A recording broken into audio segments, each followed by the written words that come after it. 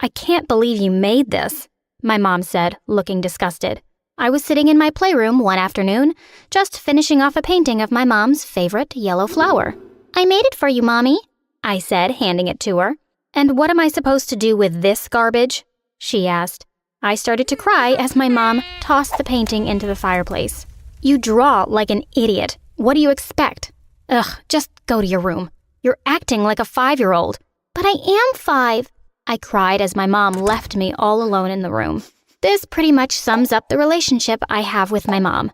While this memory is still stuck in my head forever, it wasn't even close to the worst thing I can remember her doing. See, my mom treated me like complete trash. Literally, I slept on a blanket in the living room and only ate the leftovers from her meals. She was a crazy psycho, and to make things worse, she didn't have a career back then. Her only job was torturing me as if she were getting paid for it. Her crazy ways chased my dad far away from us. He sent us enough money to live off of and left me all alone with this monster. It's not that she hated all kids, though. In fact, this kind of made it a bit worse. When I was in 6th grade, my friend came over and my mom opened the door. Oh, you're friends with this stupid creature?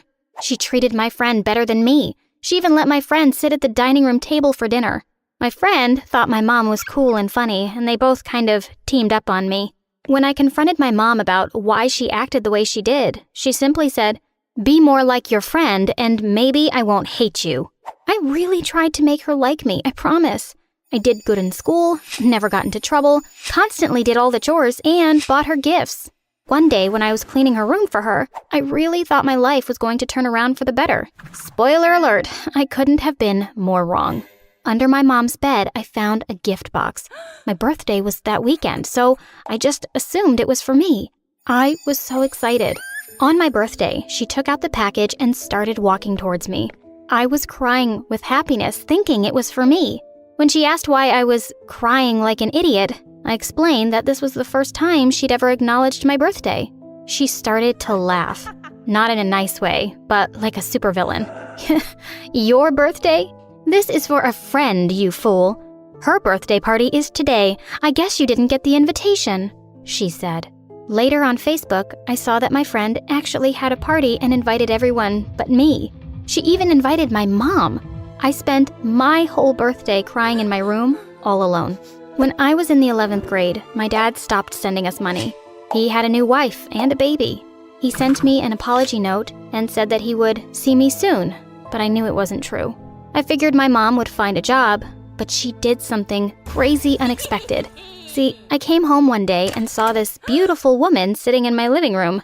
I asked her what she was doing in my house, and she said in a foreign accent, "Oh, your mom was right. She does have an ugly daughter," she said. I yelled at her and told her that she had to leave. That's when my mom came in and asked what all of the screaming was about. I tried to tell my mom how the stranger was making fun of me. Her response? "That's no way to treat my girlfriend. You really are rude," Mom yelled. Girlfriend?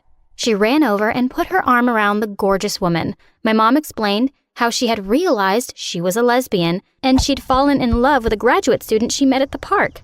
The girl's parents were incredibly rich, and apparently my mom took the opportunity to get with her. I didn't know how dumb that girl was. She was 15 years younger than my mom, and they seemed to have nothing in common. Nothing in common besides making fun of me, of course.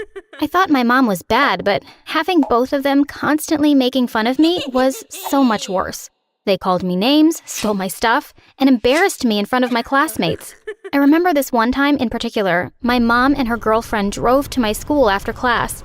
They made it seem like they were going to pick me up, which was not something they normally did.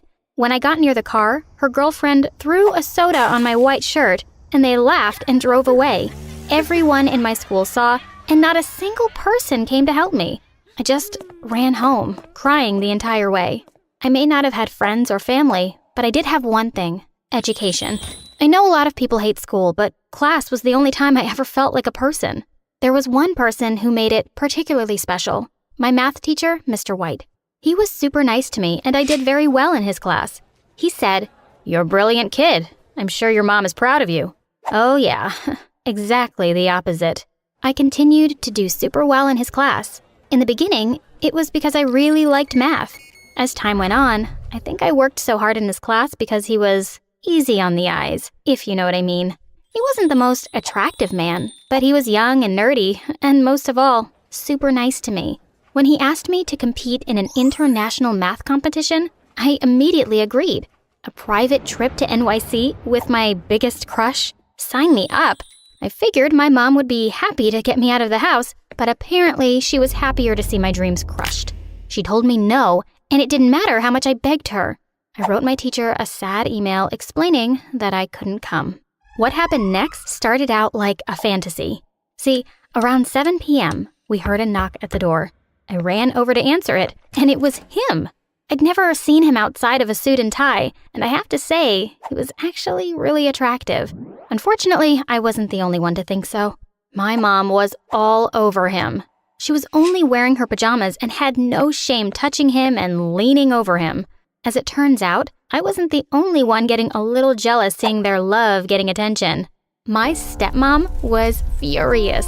She kept trying to pull my mom away and cover her up with a blanket. It was also obvious that Mr. White wasn't very interested in her, and he kept nervously stepping back. Eventually, my stepmom snapped and yelled, "Honey, you're embarrassing all of us. Leave that poor kid alone. You have a wife." My mom flipped out and growled at my stepmom. "Shut up, stupid." As their fighting continued, Mr. White slipped outside. So much for our getaway.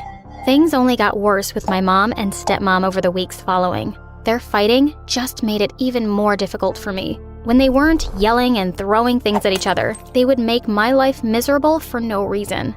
The only thing I had to look forward to was Mr. White. I was falling hard, maybe a little too hard, because I started dreaming about him.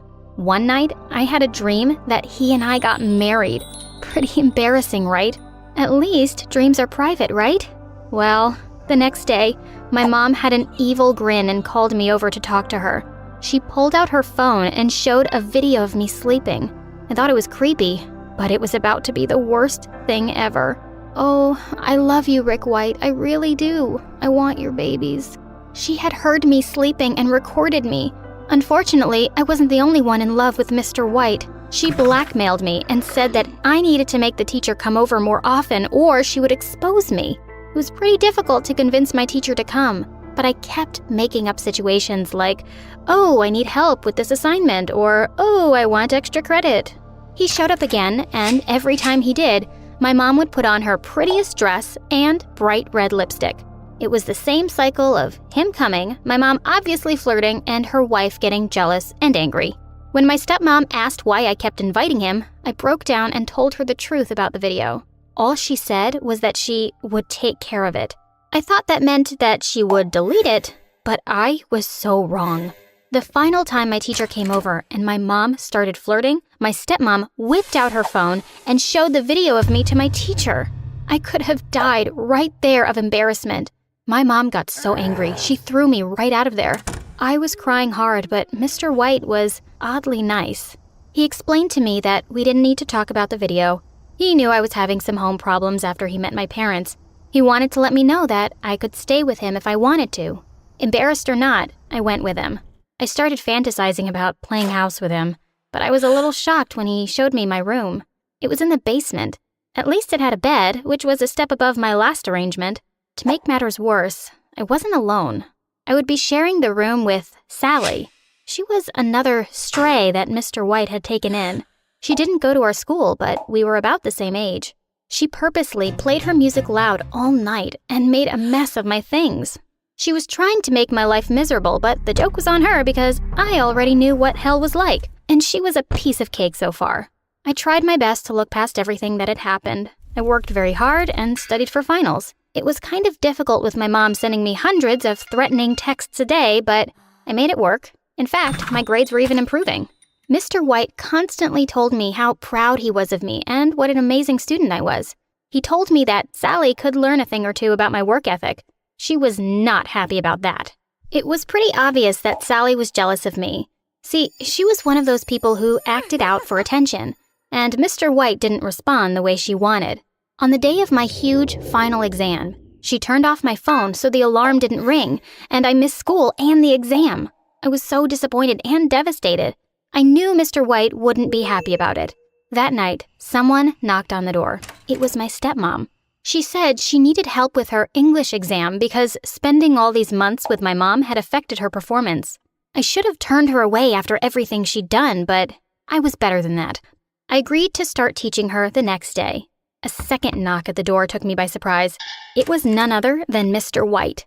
Before I could explain what had happened, he went off on a rant about how Sally already explained how I skipped school and did all these horrible things. He wanted to believe that I was a good girl, but it was clear that I was just a rebel. I had only one strike left before he kicked me out. He shut the door in my face before I could explain the situation. I figured it wouldn't be a problem because I was a good student. I was about to be shocked again by Sally's creativity. See, the very next day, when I had my stepmom over for lessons, Mr. White came in and threw me out.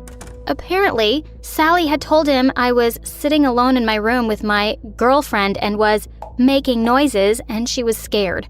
We both knew what she meant to say. That night, I was sent packing all alone. I stayed with my stepmom in her studio apartment for a few days, but it was awkward, and it was time to address the elephant in the room. I decided to go back to my mom. To my surprise, she wasn't angry and didn't say anything to me. I decided to focus on my studies, and I got the scholarship, but Mom was absent almost all the time. Mr. White contacted me and said he wanted me back and that Sally had actually become a problem and he'd realized I was better. There was something creepy about the way he said it. I also thought it was such a jerk move to take kids in and out as he pleased. How long would his kindness last? I said, "Sorry, I'm happy with my life now, and I'll be going to college soon." I was moving to college the week after when Mom suddenly came home with a guest. I couldn't see them, only hear them. The man said she has to leave. Mom burst into my room and said, "It's your dad. He wants you to leave now." It turned out that Dad had left Mom because he didn't want kids, and he thought a new baby would be different, but he hated his new life. He knew I was old enough to move out by now, so he had shown back up to reunite with my mom. I didn't know where to go. I went to my stepmom's and found Sally there. She had started to live with my stepmom after the teacher kicked her out. She was my stepmom's new teacher and helped her with her English. Sally was furious when she saw me, and we got into a huge fight. I couldn't have this horrible fighting be in my life again, so I walked out. I slept that night on the steps outside of the house. In the morning, Mom called and told me, "Your dad and I have decided to have you back, but under one condition. You have to get a job and pay me back every cent I spent on you." I was about to say yes when I looked up to see a job poster. Accountant wanted. I knew it was my chance. I said on the phone, "Screw you guys." I applied for the job and got it. I even managed to enroll in college and found the love of my life. We moved into an amazing house, and I thought my life was finally perfect. Until one day, the bell rang. It was my mom. She said that she was broke and Dad had left her again. She needed a place to stay, so against my better judgment, I let her move in. For 3 days, she behaved nicely, but on the 4th, I saw her in her pretty dress and red lipstick trying to flirt with my poor husband. She was batting her eyelashes at him and laughing the way I remembered only too well. Was she already doing this to me again? I couldn't stand it anymore. I'd had enough. I opened the door and kicked her out. If she was going to behave like that, she belonged on the streets, and that's where she could stay. Hi cuties, my name is Amy, and get ready to dive into the drama that is my life, a real-life soap opera that even Shakespeare would have loved to write. But first, hit the like and subscribe button. Now we can start. You know those apparently perfect families where the father is a smiling, rich businessman, and the mom is a lovely housewife who does everything for her 2 blonde, pink-cheeked, perfect-teeth children? Yeah, me neither. Ever since I can remember, in my life, it was only me and my mom, Margot. My mom loved me, but when it came to my dad, she made every effort to delete any trace of him, and she did a darn good job. Mom, I was wondering if my dad... What dad? Here, have a bag of candies. It was always like that with Mom. Have a bag of that, or keep this sock of chocolates, or look, that marshmallow looks like Grandma Teresa. So, instead of finding out anything about him, I just gained a lot of weight. Eventually, I stopped asking. Even my mom understood that something was off with me when instead of playing with our neighbor's kids outdoors, I spent all my time locked in my room reading books alone. At some point, she must have thought that I needed a father figure, which was true, and decided to get one for me. At Unfortunately, her dating life was so disastrous that it probably made Cupid consider early retirement. For real, it was the same thing over and over again. It went like this. Amy, please let me introduce you to insert name, my new boyfriend. We love each other so much. Of course, 2 weeks later, there we were, indulging in a second bowl of ice cream and watching Titanic, with her sobbing uncontrollably on my shoulder. Jack, take me with you. We were supposed to stay together forever. Mom, you met him like a month ago. The best month of my life. But honestly, my mom had a PhD in ruining her relationships. All of her boyfriends had a lifespan shorter than a goldfish's memory. She would get bored of them and then do something to sabotage the relationship. And then, magically, it was always their fault. Antonio the chef seemed like a perfect candidate because who wouldn't want a dad who can whip up 5-star meals? But then, Can you believe it? He left me alone all night to go to a restaurant by himself, choosing puff pastry over me. Mom, he works there. Then there was Marcin. I thought a cop would keep us safe, right? But I was expecting a rose or diamond, but he gifted me a police scanner. And Philip, I always dreamt of a dad who could always make us laugh, but he couldn't stay serious for 10 minutes straight. well, today, he's the world's most famous comedian. I was already abandoning the idea of having a stepfather when my mom came back home one day with a new surprise. This time, though, I felt something was different, and I was right. Here, love, this is Ben. Benjamin, this is my daughter, Amy. What a lovely fairy I see! Am I welcome into your manor, my fair maiden? That man was not like the others. Ben looked older, with such a fine white beard and mustache, and those small round spectacles that made him look like some woodsman from old stories. In my mind, a dad had always been similar to him in appearance. Surprisingly, Ben actually became a father to me, and he really knew how to show me his love. Like that time when I got an A+ in mathematics, and Ben recited a poem he had written for me. Here is the smartest of my muses, the shiniest of my lights, a new Pythagoras in disguise. Nobody had ever appreciated me so much. Or that time, December 16th, when I came back home after a full day at school, only to find the hall full of fat-bearded guys,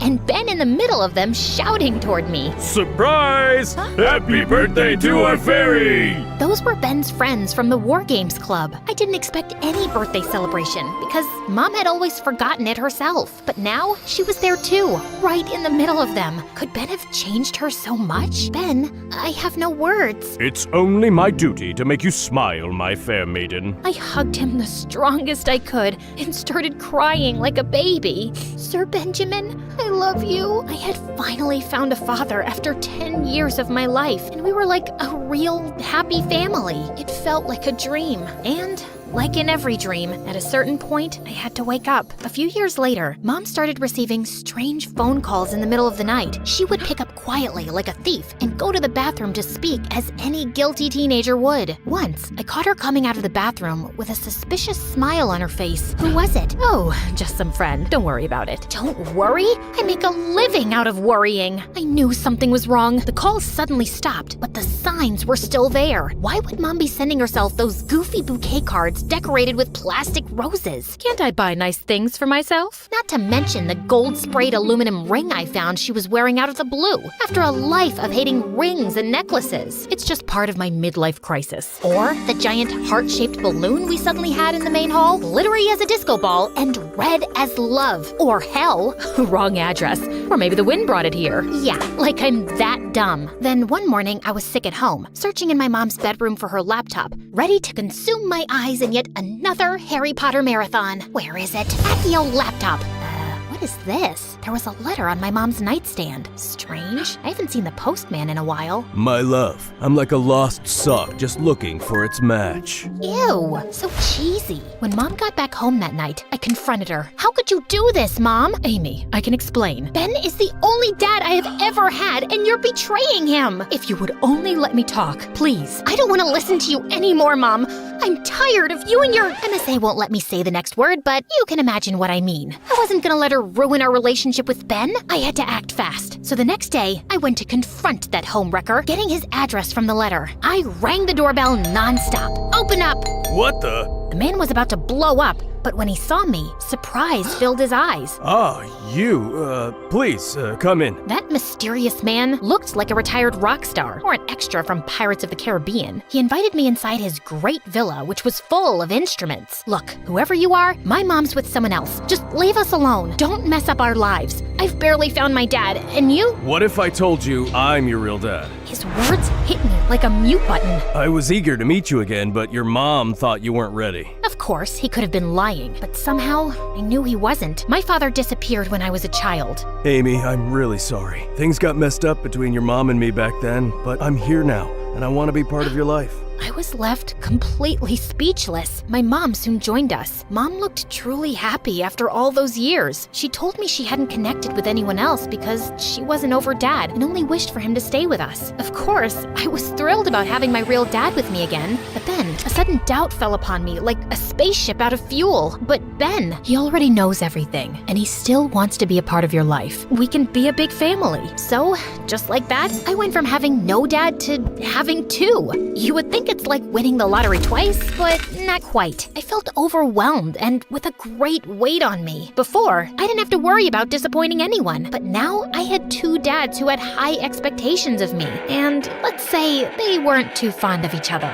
Luke, lower the volume. Amy's studying. Oh, just jamming out, man. Rockstar practice, you know? Oh, wow. But I thought rock and roll had been dead for a long time. Good music never dies. Besides, aren't you obsessed with knights and things from hundreds of years ago? Oh, absolutely. But unlike your music, knights never go out of style. Come on, guys, if you really think about it, rock stars and knights have a lot in common. Like, both loved leather and dying young. But while some wore armor and swords, the others used guitars and a lot of hairspray. That made a lot more sense in my head. Soon, things went even further south. One day, they forgot to pick me up, and I had to walk home in the middle of a storm. When Ben saw me, he went mental. Luke, you were supposed to pick her up. I asked you to do one thing as I had an urgent appointment. Oops, I totally lost track of time making these cookies to surprise her.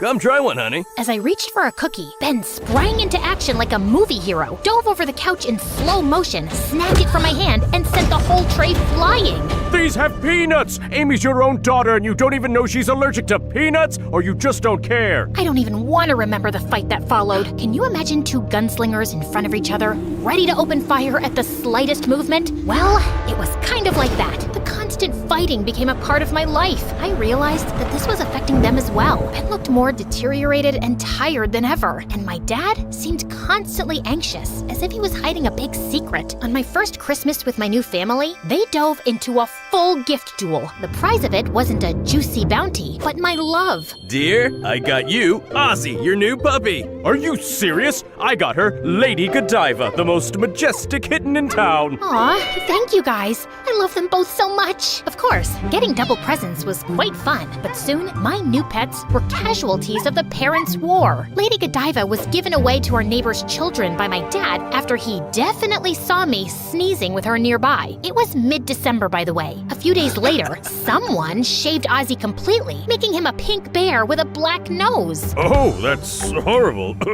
Nobody ever found the mysterious culprit. Then it came, December 16th, my birthday again. My dad must have known what Ben did on my last birthday and decided it was a good idea to outdo him at his own game. So he called all of his musician friends to blast a birthday party rock serenade for me. To my beloved daughter, you all, the people of the world, rock! This song is for you! But then, right before the concert started, another group of people appeared. Vikings? Romans? Celts? Who knows? They were an army of guys dressed for a historic recreation, waving toy spears. What is all this, Ben? There is a time for peace and a time for war, Luke. Men, be ready! Someone sounded a war horn, and my birthday soon became like the final battle of Avengers Endgame. But instead of aliens and superheroes fighting, I had cosplaying history nerds versus elderly musicians incapable of accepting the passage of time. A clash for the century! After watching the battle for a bit, I went home all set to blow out the candles and dive into the cake. But I found my so-called perfect family in the middle of a loud argument. What are you even doing here, man? Amy's with her real parents. She doesn't need you anymore. This whole uncle situation is bizarre. That's true. Explaining it to people is a real pickle. Say what you want, but I've been her father longer than you. Well, he has a point about that. Her father? A history nerd with a Willy Wonka mustache? You must be joking. I don't think Willy Wonka has a mustache. My mother's mediation skills are truly out of this world. Why don't we let her decide then? Oh no. Yeah, she's old enough to decide who should be her dad. No, I am not! Mom, you are my last hope. Please stop this madness. Maybe that's for the best. Thanks for nothing, Mom. So, that's how it is. You're piling your responsibilities onto me? Why can't you guys understand? I want both of you in my life. But if you can't handle that, I'd rather have neither than choose between you two. I was ready to storm out, but then my dad said something really strange. Are you happy, Ben? This was your master plan? First you found me, then you invited me to your cosplay parties and made me realize that I should get back with Margot. Why did you do all that if you didn't want me here? Everybody's eyes went on Ben at those words. Mine too. What was all that about? You're absolutely right, Luke. I shouldn't be here at all. I'm really sorry, Amy. Then Ben darted away, leaving things abruptly. What the hell is going on? I ran after Ben, just in time to catch him while he was already at the park, gasping. He doesn't look too good. He fainted the very next moment. Ben, what is going on? Are you okay? Ben! We rushed him to the hospital, and a few hours later, he woke up. I guess my plan didn't run as smoothly as it did in my mind. Why did you do all this, Ben? My heart is breaking, Amy. Literally. The only thing keeping it together is you. I would love to be with you forever, but the doctors made it clear it's impossible. When I found out, I immediately sought your dad and asked him to come back. I wanted someone to be there for you, after me. But then when I saw you and him together, I got so jealous.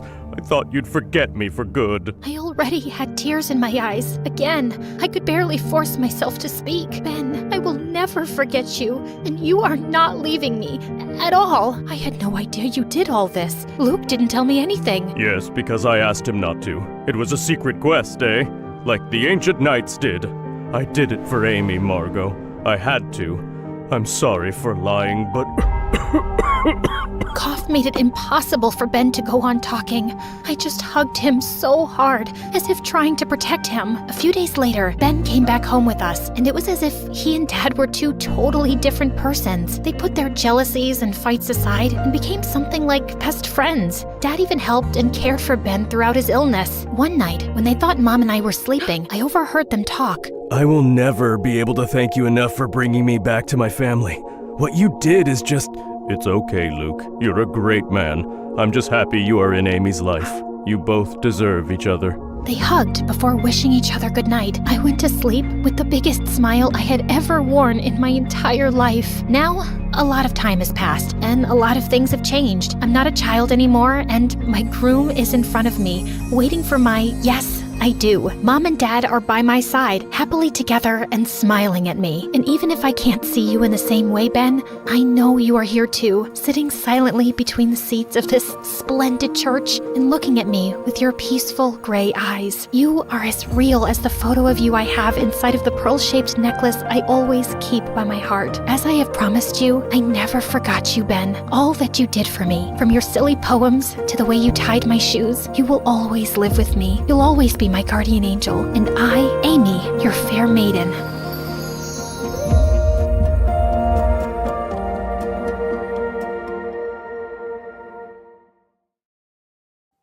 My phone had been buzzing nonstop with messages from boys in my class, asking my plans for the summer. I put it aside as I decided what I was going to wear to my university admissions interview. Anyway, I already had a pretty great boyfriend, Louis, and I had much more important things to focus on than these random boys. Hi, I'm Mia, and my life in high school was just perfect. I had all the boys in class buzzing around me, telling me how gorgeous I was. That's probably because of my Italian genes from Grandma. It turns out I inherited something else from her too, and my life became a nightmare overnight. The day of my interview, as I waited outside the dean's office, I felt excited and anxious. It was time. I saw two men coming out of the office and walking in my direction. I looked at their faces, and suddenly I felt terror grip me. They had the faces of demons, and they were staring right at me. I panicked and got out of that office as fast as I could. I heard one of them laughing, saying, "I told you that beard makes you look scary. Look what you've done to the poor girl." Scared out of my wits, I ran home to tell Mom. When I walked into the living room, I cried out, "Mom, you won't believe what happened." Just then, I noticed a devil woman sitting next to her on the sofa. Mom asked me to say hello to her new friend, and I just went crazy. I screamed, "Mom, get away from her! She's going to hurt you!" Mom looked horrified and angry. "Mia, what is wrong with you? Go to your room. I'll deal with you later. Go now!" After a while, she came to my room where I was hiding under the sheets, and I told her about the interview and what I'd seen. She sat down slowly on the bed, her face pale. She said, "This is impossible. They said it's one case in millions." Completely confused, I asked, "What are you talking about, Mom?" She told me that my problem was called prosopophobia, which means fear of new faces. The what phobia? Mom explained that Grandma suffered from the same condition. She saw monsters and demons in the faces of strangers. I had just always assumed she was senile. Her symptoms started to appear when she was older. That's why she lives in a special care home, and only people she recognizes can visit her. My head was spinning. Would I become a prisoner just like grandmother? All I could think about was Louis. So I called him and told him about what had happened to me. He came over straight away, and I burst into tears when I saw him. "I can't believe this is happening! What am I going to do, Louis?" He held me close and said he would help me get over this. Maybe it was just my nerves? I always feel relaxed at the park. I need to be around people so I can feel normal again. He promised that he would go with me every day. The first day was straight from hell. Each time I looked up, I saw bloodthirsty faces. I could hardly bear it. But Louis stayed close to me the whole time. One day, Louis told me to sit tight while he got us some ice cream. And suddenly I heard a familiar voice. He said, "Hey, gorgeous. Fancy bumping into you here. Want some company?" It was so good to see someone who didn't look like a monster, even if it was this annoying guy from school. Laughing, I said, "How many times do I have to tell you I have a boyfriend?" He said, "Well, you look like the kind of girl who could have two." Ew, so sleazy.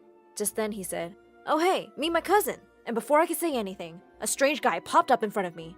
He said, "Oh, you're the girl he's always talking about. Ciao, Bella." "Demon!" I screamed. "Get away from me, you hideous ogre!" He said, "What are you, crazy? I literally have hundreds of girls watching my Insta stories every day just to see me brush my hair." Louis came running back and took me away quickly. I was really shaken and refused to go anywhere for a couple of weeks. Louis came by to see me a few times, but he seemed distant. I couldn't help thinking that maybe he was getting tired of my condition. One day I texted him that I'd like to try going to the park again, and he came to pick me up. While we were sitting on a bench, a woman called out his name. Louis told me not to look around as there were many people there, and he said he'd be right back. But he kept me waiting for a really long time. By now, my curiosity was getting the better of me. I squinted my eyes so I couldn't see anyone too clearly, and turned around. There was Louis, sitting on a bench not too far away, with some leggy blonde in a red dress. When he finally came back, I asked him who she was. "Oh, just my elderly neighbor. She only wanted to say hello." I felt really angry, but stayed quiet on the drive home. That was definitely not the voice or the legs of an old woman. When I went back home, I saw Dad's car parked outside. I walked into the living room and he hugged me tight, saying he'd been out of town and had come to see me as soon as he could. He said, "Honey, why don't you come stay with me for a while? Maybe the change will do you some good." Dad lived on the opposite side of town, and I was pretty sure Louis wouldn't come and see me there. And I really wanted to find out if he was cheating on me. The next day, I just decided to confront him. I asked Mom to drive me to his place. Just when we were a couple of houses away, Mom and I saw him exchanging a long kiss with that blonde girl from the park. And then they both got in his car and drove away. Mom was beyond furious. How dare he! Never in a million years will he be so lucky as to find someone as beautiful and smart as my bambina. If he ever comes around our place again, I'm going to box his ears. I was hurt and shocked. But more than that, I was angry. I wasn't going to spend any time being miserable over this jerk who was making a fool out of me. When we got home, I packed my bags and told Dad to come pick me up. I needed to get away for a while. Louis kept calling and texting me the next day, and I finally picked up his call. I said, "What?" He said, "Whoa, who woke up on the wrong side of the bed today? You want to try going to the mall, babe?" I said, "Can't. I've moved to Dad's for a while.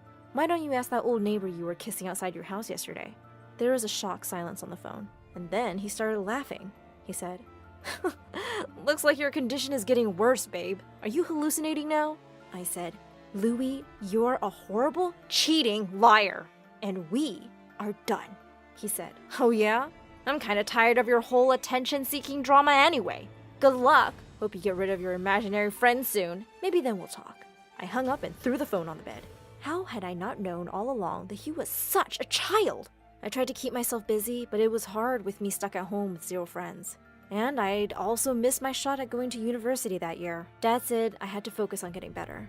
I could always try again later. but I had no clue how I'd ever be able to live a normal life again. Mom called me one day to check up on me and suddenly asked if I remembered Mike from my last school. Of course I did. He was probably my first ever crush. I had journals with Mike and hearts scribbled all over.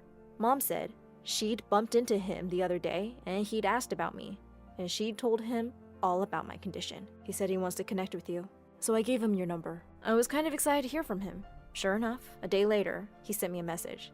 Hey, it's Mike. I hope you're doing okay. It's been so long since we've seen each other. And from then on, we started talking every day. My heart would skip a beat every time I got a message from him. I was totally falling for Mike. When it was time for me to leave Dad's place and go back to Mom's, Mike said he'd love to come and see me. There was nothing I wanted more than to see him, but I was so afraid I'd see him as a monster and it would ruin everything between us. The next evening before his visit, I was pacing the living room nervously when the doorbell rang. Mom smiled at me and went to open the door. My heart was pounding and I thought I was about to faint. What would I see instead of Mike's face? I closed my eyes as soon as I heard him enter the room. I felt him gently take my hand. His grasp was strong and warm, and he smelled so good. He said, "Hey Mia, open your eyes. There's nothing to be afraid of." I did, and jumped back a little when I saw his face was covered with a mask and his eyes with sunglasses. He said, "I thought if you get to know me better, it'll be easier for you to see my face as it really is. Until then, I'll keep the mask and glasses on." We started dating, and I'd never been happier. We would go to the park or for a walk by the beach, and even though I still couldn't look up at anyone directly, I felt less afraid with Mike. One day, Mom was really tired and needed groceries for dinner, so I offered to go by myself. She refused, but I insisted that I'd been feeling so much better lately, and I wanted to face my fears. I kept my baseball cap on and made sure I didn't look at anyone directly as I picked up the things I needed. When I made it to the counter and the cashier handed me my change, I made the huge mistake of looking up at his face. Oh my god, he's terrifying. I felt like the walls were closing in around me. I had to get out of here. I left my grocery bags at the counter and dashed out of the store. I couldn't stop crying and was trying to catch my breath. I leaned against the wall and with shaking hands, I started to dial Mom's number. Just then, a familiar voice called out to me. "Long time no see, Bellissima. What's wrong?" "Louie." He tried to hug me, but I pushed him away. Just then, to my relief, I heard Mike's voice. "Hey, you okay? Is this guy bothering you?" Louie turned to him and said, "I'm an old friend, jerk." "Mia, what's this freak in a mask?" I took Mike's hand and said, "He's my boyfriend, Louie." Suddenly, Louie started cackling. "Seriously? This guy? Babe, you deserve to be on the arm of someone who's as pretty as you are. Hit me up when you dump this loser." I didn't want to stand there listening to him for another minute. I took Mike's hand and walked away. He said he'd drop by to see me, and when Mom told him I'd gone out alone, he followed me to check up on me.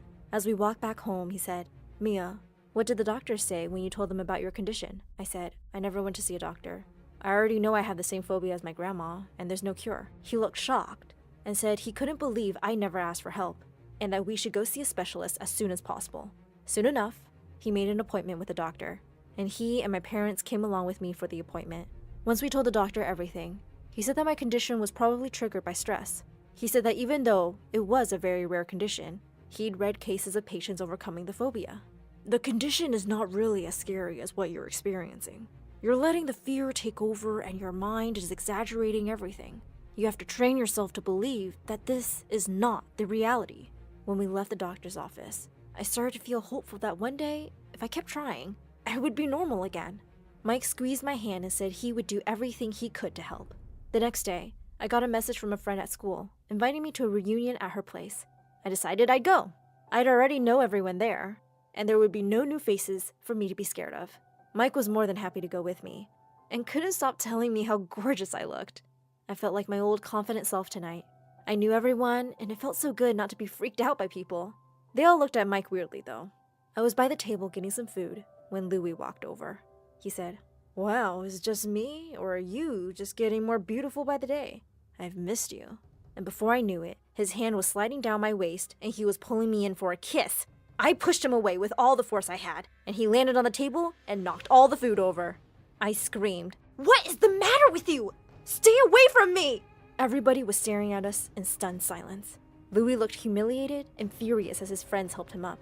I grabbed Mike's hand and we left the party. I was still really worked up when we got home. Mike held my hand and tried to calm me down, and I felt a bit better. I was about to get out of the car, but he didn't let go of my hand. He said softly, "You look so beautiful tonight." I really want to kiss you. My heart was racing. I said, Mike, I want that too, but I'm not ready to see your face yet. He said, well, maybe you are. You won't know till you try. The doctor said you're letting your fear exaggerate things. I pulled my hand away angrily. All my anger and frustration bubbled over. You think I'm making this up too, don't you? Just like Louie. Nobody really understands what I'm going through. Just leave me alone. I burst into tears and ran inside. The next day, I felt terrible for what I'd said to Mike. I knew I'd been unfair, and he had done nothing but support me. I called him a couple times, but he didn't pick up. While I was crying and watching a video on my favorite YouTube channel, My Story Animated, about a girl who kept mixing up faces, the bell rang. No one was home, and I ran downstairs, hoping it was Mike. It was Louie. I shouted, seriously? What do I have to do to get rid of you? He said, listen, I just came to apologize for last night. I have a surprise for you. And before I could even react, 4 girls came in right behind him. I screamed when I saw their faces. They looked like banshees straight out of a horror movie. I cried and curled up into a ball with my eyes shut when I heard the door bang open. Mike shouted, what do you think you're doing, you lunatic? I couldn't help it. I looked up. I'm getting a restraining order against you. Don't ever let me catch you near Mia again. Louis scrambled away like a scared rabbit while Mike came to me and hugged me. I held on to him, crying. Mike said, I'm sorry, Mia. I shouldn't have tried to force you to do anything you weren't ready for. I only want to help you get better, as long as it takes. I said, I don't know if I can overcome this. I feel like it's going to control my life forever. Mike said, people aren't all bad like Louie. The world is full of good people, like me and you. Look at the good side of people. No one wants to hurt you, Mia. His words were so reassuring. I instantly felt better. Mike told me when I was ready, he'd take me to the amusement park. We'll have great fun. Think about it. I know you can do this. Yes, I'll do it. Sitting here and not doing anything scares me more than seeing monsters. The next day, Mike took me to the amusement park. As we entered the park, hand in hand, I felt a marvelous strength in me. I raised my head, believing from deep inside me that I'd overcome my fear. I looked around me. Everyone's faces still seemed distorted, but this time, it was different. I was still a little scared, but the fear wasn't controlling me. I could control it. As we sat on the Ferris wheel, I looked over at Mike and felt like the luckiest girl in the world to have someone like him by my side. I whispered, hey Mike, I think I'm ready to see your face. With a deep breath, he took his mask and glasses off. I gasped. I'd never seen a guy with such beautiful green eyes and that gorgeous dimpled face. I started crying. I can see you. I don't see a monster. I see your face, Mike, he said. I knew you would. He pulled me close and we had the most magical kiss high up in the sky. Hi, I'm Laureen, and for as long as I can remember, I have wanted to be famous. But I didn't want to be famous for just anything. I always envisioned myself as a rock star, screaming into a microphone in front of millions of adoring fans, like my idol. No one in my family even liked music. In fact, everyone downright hated it. The only thing Dad ever watched was the boring news on TV, and my suck-up siblings always followed suit. So every time I turned on music, my dad would yell at me, "Go to your room and put earphones on. I can't believe any of my children could be such a bum." So I would do that and get so lost in the music that I would start to sing out loud. The only problem was every time I really let go and sang my heart out, someone in my family would come bang on my door. "Be quiet in there. You're so annoying." And every time that happened, I would sing louder. I found out this later, but one day, as I was singing in my room loudly as usual, my dad's friend came to visit, and he heard my voice. Oh my God! What a beautiful voice! Who was the singer? No one. Oh, come on. Call her. You know I have some connections with someone who can make her a famous singer. Oh yeah? So you're now that angel who was sent to change her life? Just call her. She's the one with the angel's voice.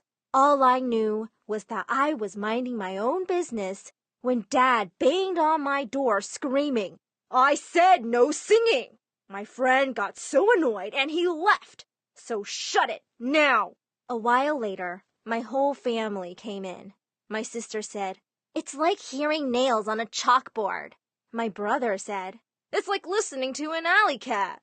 My mom just burst into tears and said, "Music and singing is rotting your brain."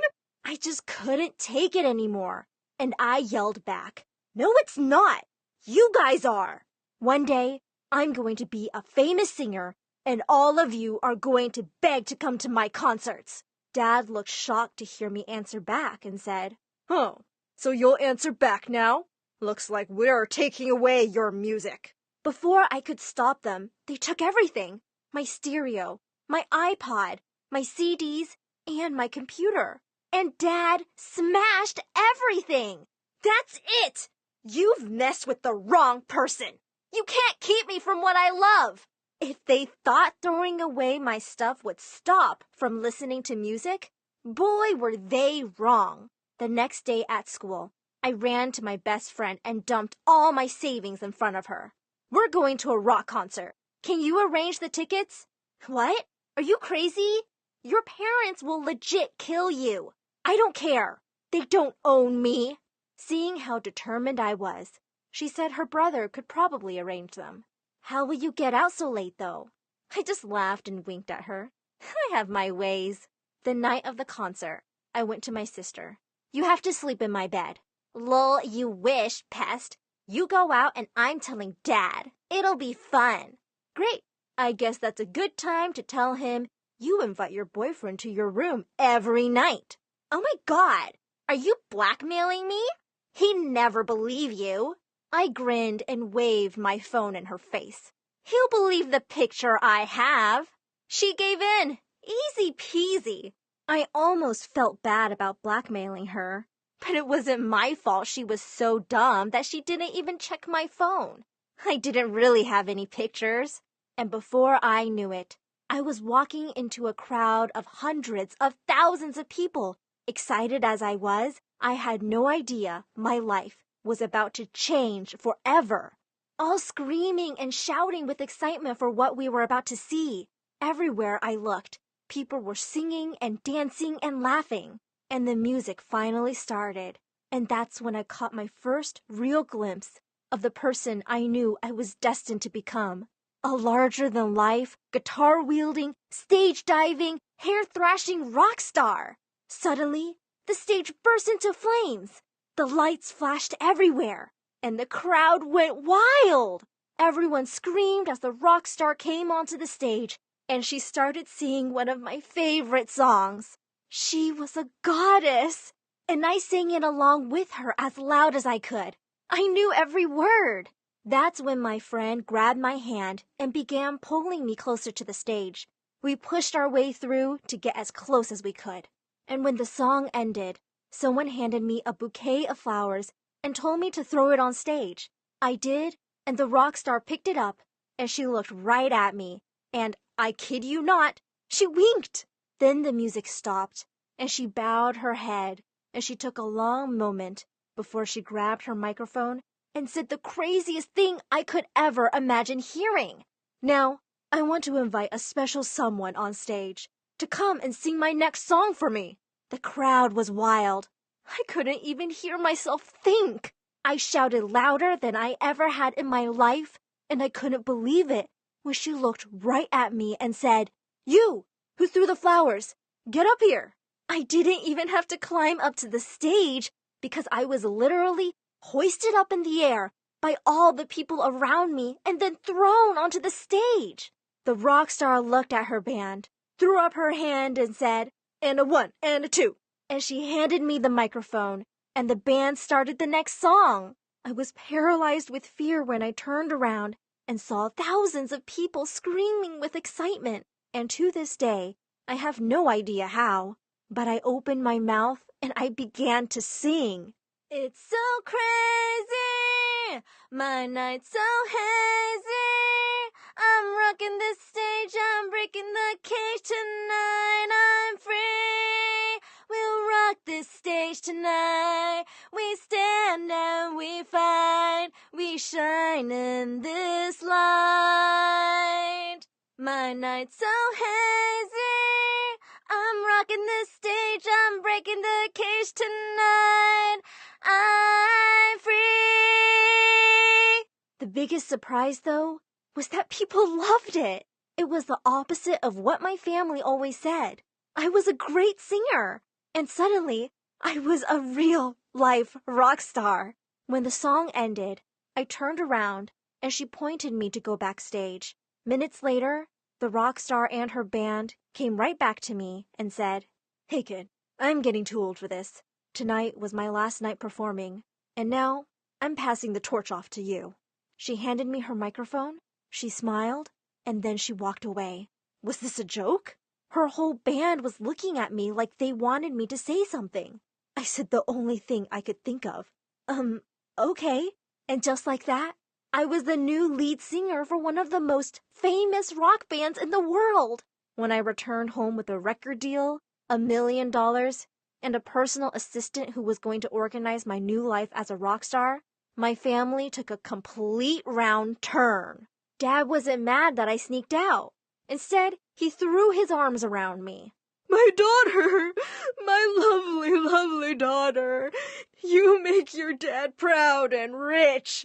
Before any of us could blink, I suddenly had agents and managers and a stylist. I was given a whole new wardrobe and a driver who took me everywhere I wanted to go at any time of the day. The band scheduled a worldwide tour for the summer when I was done with school, and we started performing everywhere. Everywhere I went, people screamed my name. I was suddenly doing exactly what I had dreamt of doing while dancing around my bedroom. I got fan mail from every corner of the earth, and I had a jewelry collection so big I had to buy an entire second home just to store it all in. Everywhere I went, people took pictures and asked for autographs. I was on the cover of magazines, and I played music with some of the most famous musicians of all time. I always stayed in the biggest penthouse suite a hotel offered. But things started to change. After months of living like this, I was starting to get really, really exhausted. Even though I was traveling everywhere and meeting the most famous celebrities and making millions and millions of dollars, it didn't feel like a vacation everyone thought it was. It felt like a chore. I was always working till late and had to be up early. I got on so many planes, I had no idea what part of the world I was in. One day, I finally tried to take a quick vacation, but I couldn't even leave the hotel because there was a mob outside waiting to take pictures with me. There wasn't even a single place I could go without someone harassing me for a picture or to give me a compliment. One fan told me my hair was so beautiful, and then they tried to rip out my hair so they could keep some. One time, my parents called and told me my fans had broken into our home to find things of mine. It was like I was a zoo animal. Worst of all, though, I didn't know who to trust or who to talk to anymore. My best friend who brought me to the concert only ever wanted to hang out with me when I was invited to parties. My already selfish siblings only ever called when they wanted something, which was a lot. "Hey, we've always been the nicest siblings. Why not introduce us to this celebrity?" "I'm sorry, I can't." Of course you can. You're famous." "Okay, then at least get us free tickets to their concerts." I said I can't do this. I'm sorry. "Stop lying. You're such a show-off and think you're important. You're just a stupid singer, nothing more." And they hung up. My parents were the worst. They were suddenly doing interviews on television, telling the whole world how they supported me when I told them I wanted to be a singer. They were taking credit for my good luck and hard work, and everywhere I looked, someone wanted something from me. No one even asked me how I was doing.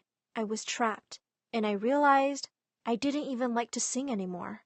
One day, as I was on stage, I realized I couldn't even hear myself sing because everyone was screaming so loud. And that's when I decided, if I couldn't even enjoy the one thing I truly loved, I didn't want it. And that meant I would do exactly what was done to me. And I needed to find someone to take my spot. I scanned the crowd in front of me until I saw a girl singing all the lyrics to my songs. At the end of the song, I took a long moment and turned to the crowd and I said, "I want to invite a lucky person up onto the stage to sing one of my songs." And I called the girl on stage, and boy was she good! And she seemed super excited to be up on the stage. So as soon as the concert was over, I told her the band was hers. Then I grabbed a bouquet of flowers, and I walked out of the concert, and no one followed me. Everyone was too excited to meet the new singer, and I sang my heart out all the way home. Hi, my name is Anna. Before I was born, there were two things my parents loved more than anything in the world: their restaurant and their yacht, both named Bella. And that didn't change after I was born either. But soon after, their restaurant wasn't doing so well. When Dad knew Mom was pregnant with me, he said, "It's so expensive to raise a baby. We'll have to sell something. This child is already bad luck." Ultimately, they sold their precious boat, and they never stopped crying about it. Oh, if only we didn't have Anna and had Bella with us right now, we'd be having breakfast at sea. And I'd be sunbathing on the deck. Having a child just ruins everything. They never celebrated my birthday, but when I was turning 5, they decided to have a party and called all their friends. When I ran to the table excitedly to look for the cake, I felt confused. Why does this say, "Happy birthday, Mom"? Because I gave birth to you on this day. What did you have to do? Nothing. It was a really boring party because there were no presents for me and nobody was paying me any attention. Instead, they all wanted to talk about their fancy new yachts. My parents were so embarrassed because they didn't have anything to talk about. Later that evening, Dad said to me, "I wish we'd put you up for sale instead of my boat." That same year, my little sister was born. And on the same day, Dad unexpectedly found an oyster washed up on the beach with a rare gray pearl inside. He sold it for $50,000, and the money really helped them make things better at the restaurant. What a blessing this baby girl has been for us. She's brought us such good fortune. And because of that, my parents decided to name her Bella, like everything else they truly loved. We love you so much, Bella. We tried with Anna, but it's easier to love you because you're just so perfect. They made me do all the chores around the house while they drooled over the new baby. I even had to change her stinky diapers because both my parents refused to. After a few weeks, they got really busy at the restaurant, and I was left in charge of Bella most of the time. I'd feed her, bathe her, rock her to sleep. I started teaching her my name. Anna, I'd point to myself. Bella would just look at me, and then she'd laugh and clap her little baby hands. But things changed forever when Bella turned 1. My parents came home from work one night, and Mom started yelling at me for not having dinner ready. "You own a restaurant. Can't you just eat there?" "We sell that food, you moron. What should I expect from someone as stupid as you?" "I guess we'll just go eat out somewhere. Come on, Bella." But Bella didn't want to move. She slapped my mom's hand away and started to cry. With her little toddler fingers, she pointed at me. "Anna!" My parents looked shocked. Bella had just said her first word, and it was my name. "Anna! Anna! Anna!" "What have you been teaching her?" Mom was so mad that Bella's first words weren't, "I love you, Mom and Dad, and I hate Anna." Dad picked her up, but Bella kept kicking and screaming for me. "Fine, we'll bring your stupid sister." I walked out with them and Bella stopped crying. She smiled at me and I smiled back. After that, Bella always had my back and I always had hers. When I was in the 3rd grade, my parents took Bella to a boat show. They left me behind to clean the house, of course. When they got home, Bella ran to me and gave me a present. I was so touched. "I love you, Anna." It was a little red toy boat. I hugged her tight. When Bella turned 4, she had a phase where she wouldn't eat anything except hot dogs and ketchup.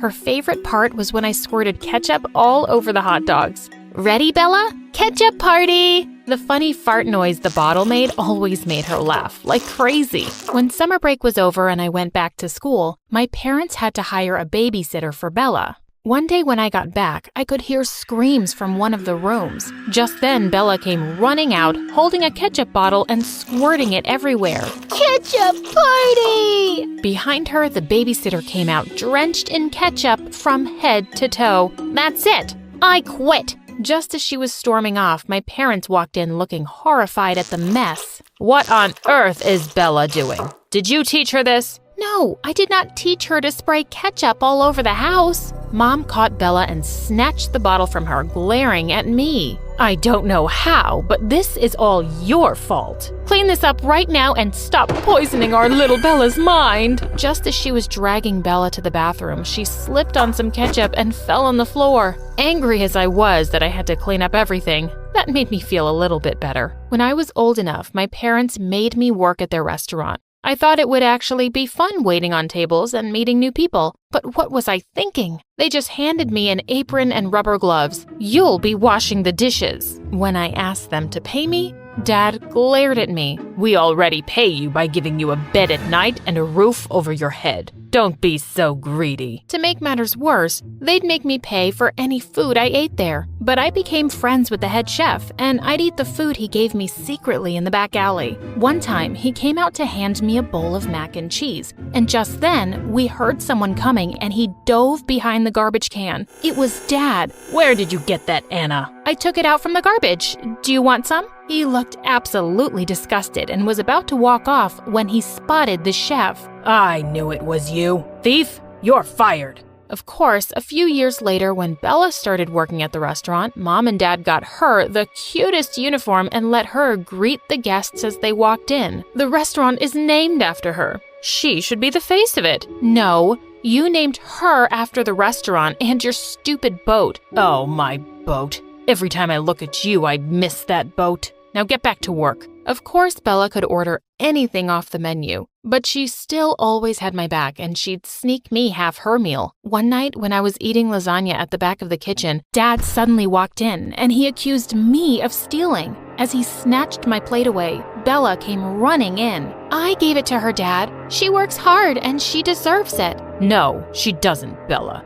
You work hard for your meals, not your ungrateful sister. That was the final straw. I was done being insulted by them. The next night was one of the busiest ever, and the kitchen was chaotic. I had Dad screaming at me every 5 minutes. Anna, hurry up. We need clean dishes. I stopped cleaning them and just gave the dirty ones back to the chefs. They were so busy they didn't notice, and the fresh food went out on filthy dishes. One even had a used napkin on it. The customers were so grossed out, a lot of them left without paying. A food critic was at the restaurant that night, and he threw down his napkin as he screamed, "This is an insult. This would never happen in France." And he stormed off with my parents following him and saying sorry again and again. Of course, he wrote a horrible review. Bella and I found it really funny, though. We would burst into laughter every time we read it. Bella is the most disgusting restaurant on earth. Eat your meal from Bella or straight out of the trash can. Same difference. The reviews were so bad that customers stopped coming altogether. Eventually, my parents were forced to sell the restaurant. I hope you're happy. Now we can't send your sister to college. What are we going to do for money now, Anna? Did you think about that? Think of all the people who lost their jobs. You should feel awful. But no one lost their jobs, Dad. Everyone got rehired by the new owner. In fact, I'm also still working there, and I got a raise. I skipped off before Dad exploded. I knew I wanted to go to college, and living by the sea had always made me want to study marine biology. I got a loan, worked part-time, and put myself through college. I graduated at the top of my class and got a research job. I would spend days at a time out on the water, and I loved it. With the money I'd saved up from work, I eventually bought a cute sailboat. I could see my parents turning green with envy. I offered to take them around for a spin, but they refused to go with me. When Bella hopped onto the boat excitedly, she asked, "Have you named it yet?" "No, but what do you think about the Annabella?" Her face lit up. I really like that. And just like that, the Annabella set sail for the first time. A few days later, Bella came to me with a poster. "We should enter this contest." It was a sailboat race coming up in a few weeks, and there was a grand prize of $100,000. You think we can win? I know we can. As we were practicing one day, I was shocked to see my parents had a sailboat too. Dad yelled out to us, "Guess what? We entered the contest too." borrowed the boat from a friend. But why? Oh, he thought it would be fun to beat you. We spent years on the water before you were born, Anna. You'll never win against us. It was the morning of the race, and Bella and I were getting everything ready when we noticed that something very important was missing. Our sails. How were we going to race without them? The race started, and everyone got off to a huge head start. I could see my parents pointing and laughing at us from the water. Good luck without your sails, Annabella. Of course they'd sabotaged us. Just then, Bella came panting behind me, dragging some disgusting sails. I found them in the garbage. They smell so gross. We set them up, caught a big gust of wind, and took off. We were pretty far behind the other racers, but Annabella was a speedy little thing, and we'd been practicing a lot. We quickly caught up to the rest of the pack, but our parents had a big lead. The finish line was fast approaching. We'll never catch them. We're too heavy. I turned to see Bella strapping on a life jacket. What are you doing? Win this race, Anna, for me. And with that, she jumped over the side. I knew she could swim like a mermaid, so I wasn't too worried about her. I immediately picked up speed after she jumped off. I turned around to glance at her once, and she yelled at me, "Catch-up party!" What was she talking about? I was right behind my parents' boat, and the finish line was only 200 yards away. That's when I saw a big squirt bottle of ketchup on the floor of the boat. You'll never catch us, Anna. You'll always be a loser. It's time for a ketchup party. And with that, I got close enough and aimed it straight at Dad's face. He couldn't see anything, and his boat ended up getting stuck between two rocks. I could hear Mom and Dad yelling, but I went even faster and crossed the finish line. Bella ran up to me and gave me a huge hug. We won! We won! We're rich! A few weeks later, the Annabella and its victory was trending on the internet. We were invited to race all over the world. Eventually, we bought a bigger boat with our winnings. And even though my parents had always been so mean to me, I bought them a boat too, to make up for the one they'd sold all those years ago. And I keep the red toy boat Bella got me as a present right by the wheel at all times. Hey friends, my name is, well, let's go with Miriam for now. You see, I'm a pretty famous actress, so I can't just tell my real name, but trust me, this is going to be one of the wildest stories you'll find on MSA. Not only is it true, but it's also absolutely crazy. Growing up, I used to live with my Aunt Jane and my BFF/cousin Jenny. We barely made ends meet until I got a role in a TV series and my acting career took off. And next, I was doing movies. With fame came big changes. We moved to a mansion and enrolled in a posh school. Being rich and famous was fun, but then came the paparazzi. OMG, getting your picture taken everywhere isn't as cool as it sounds. I loved acting, but I didn't enjoy all the attention. Jenny, on the other hand, craved attention. What's your problem with them? I'd be so happy if people chased me to get pictures. Seriously? They take the weirdest pics ever. Look at this one, and this one. It's like they're always lurking, ready to catch me at my worst. So what? You also get royal treatment, so it's part of the package. Well, Jenny wasn't wrong about the royal treatment part. Before the fame, I was a nobody, and the day my first movie became a hit, everyone was literally dying to be my friend. Even Chanel, who was the most popular/meanest girl in school, and also a TikTok dance sensation. One lunchtime, Chanel came over to our table with a super fake smile. Hey Miriam, saw your new movie last night. It was pretty decent. So how about you join me and my gang at my table? You know us popular girls gotta stick together. Plus, these seats are for suckers anyway. Nah, I'm good here. Thanks. Suit yourself. Saying that, Chanel turned to leave, and Jenny elbowed me. Are you crazy? That's Chanel. She'll be in Chris Brown's next music video. You can't say no to her. Hey Chanel, wait up. We'd love to join. Who are you even? Oh wait, you're Miriam's assistant, right? Cousin. And I'm actually a huge fan of yours, Chanel. Oh, seriously? You're way too desperate. I'd love to invite you to our table, but with those dorky glasses, that frumpy sweater, and oh my, that massive pimple. I just don't think you'd blend in. You're better off staying here and playing Miriam's little assistant. I saw Jenny's mood go from super excited to majorly bummed, and it made me feel really sorry for her. Hey, don't sweat it. Chanel's just being a mega jerk. Easy for you to say. Everyone loves you, talks nicely to you because you're all famous and stuff. Fame isn't all it's cracked up to be. If I could trade places with someone and live a normal life, even just for some time, no paparazzi or drama, I'd do it in a heartbeat. For real? Totally. I just want people to treat me normally, without all the fake flattery and annoying cameras in my face. Then let's do it. Let's switch places. I'll be you, handling the fame and attention, and you can enjoy a chill, paparazzi-free life like you've been wanting for so long. I mean, we're not twins, but we do kind of look alike, right? We share the same family genes after all. I could dye my hair, ditch the glasses, and boom, it might just work.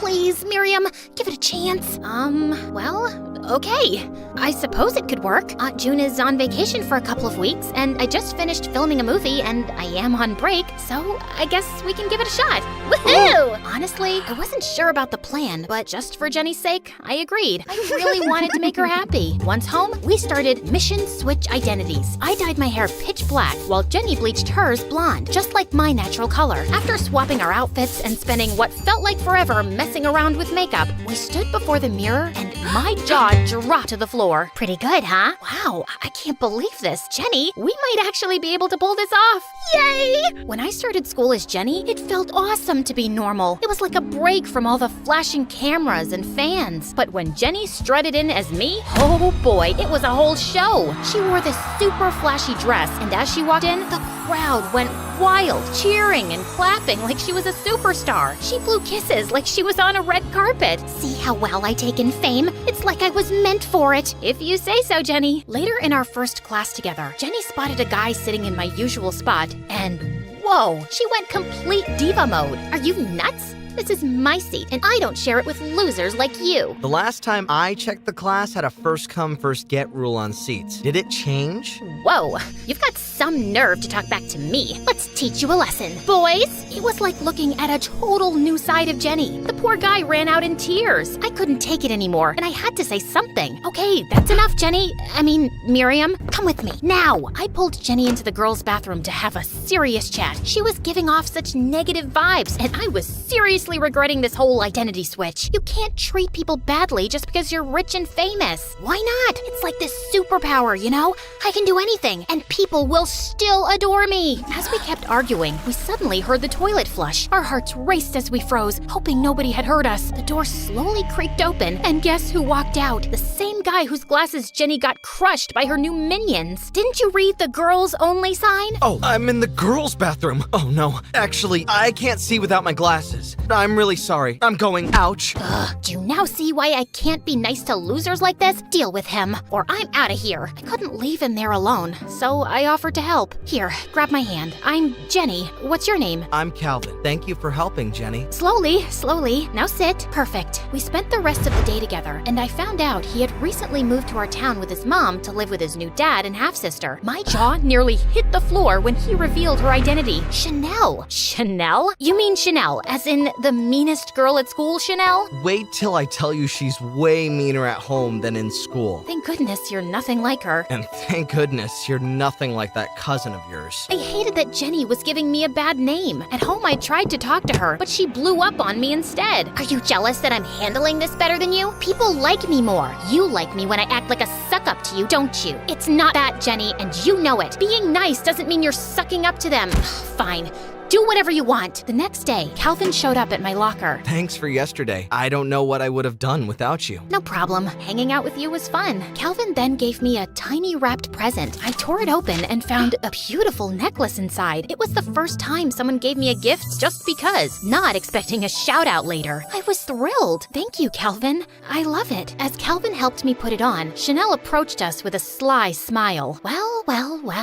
Look who we have here. Two lovebirds exchanging gifts. It's not even real. Maybe not, but it's way more real than your TikTok fame and those authentic photos you share on social media. Your editing fails even leave the Kardashians shocked. Why, you little... I'll see you at home. Calvin and I laughed as Chanel stormed off. I pity you. How do you handle her at home? I could ask you the same thing. You got a real diva at home. Everyone knows how stuck-up actresses can be. I wondered how Calvin would react if he ever found out about our identity switch. Would he treat me differently differently or the same. But for now, I chose to keep our secret. Life at school was cool, except Jenny was being meaner to others and acted like she owned the place. She even started to hang out with Chanel of all people. No matter how much I told her to take it down a notch, she didn't listen and instead would get annoyed at me. So I stopped talking to her, and that really riled her. But I didn't care because I was caught up with Calvin and falling for him, lost in my own world. Oh my god, you won't believe what happened. That hot guy in science class, he asked me out. Miriam, tell me what I should wear. How should I do my hair? Help me choose. You're the star. I'm sure you can do it yourself. Oh, excuse me, it's Calvin. That nerd? Ugh, why is he always hanging out with you? Miriam, Jenny would never date a dork like that. You hanging out with him will ruin my image. You hanging out with Chanel and acting like a jerk is ruining my image. Want to switch back? No? I didn't think so. It was my 2-week friendiversary with Calvin, and I had this brilliant idea of having a karaoke night at my place. We were having a blast, singing our hearts out. But then Jenny asked to join us. Even though I flat out refused to let her in, Calvin welcomed her. Little did I know the karaoke would turn into a crazy karaoke showdown. Get ready to see something amazing. You really think you can beat me? Keep dreaming, nerd. As they went head-to-head in a musical battle, I could feel the tension building. But just when Jenny's singing hit a breaking point, she did something shocking. She smashed the microphone. Then, in a fit of frustration, she wrecked the whole karaoke set and stormed off. I was shocked and angry, ready to chase after her and give her a piece of my mind, but Calvin stopped me. Jenny, hold on. Maybe she's feeling the pressure of fame. You know how it can be tough for celebrities dealing with all the attention and expectations. Let's give her some time to cool off. His words made total sense. Over the weekend, after my gym class, I got a text from Jenny asking to meet up. We went to a cozy cafe near the gym. Jenny seemed truly sorry. Miriam, I'm truly sorry for ruining your karaoke night. I've been acting terribly because of this fame.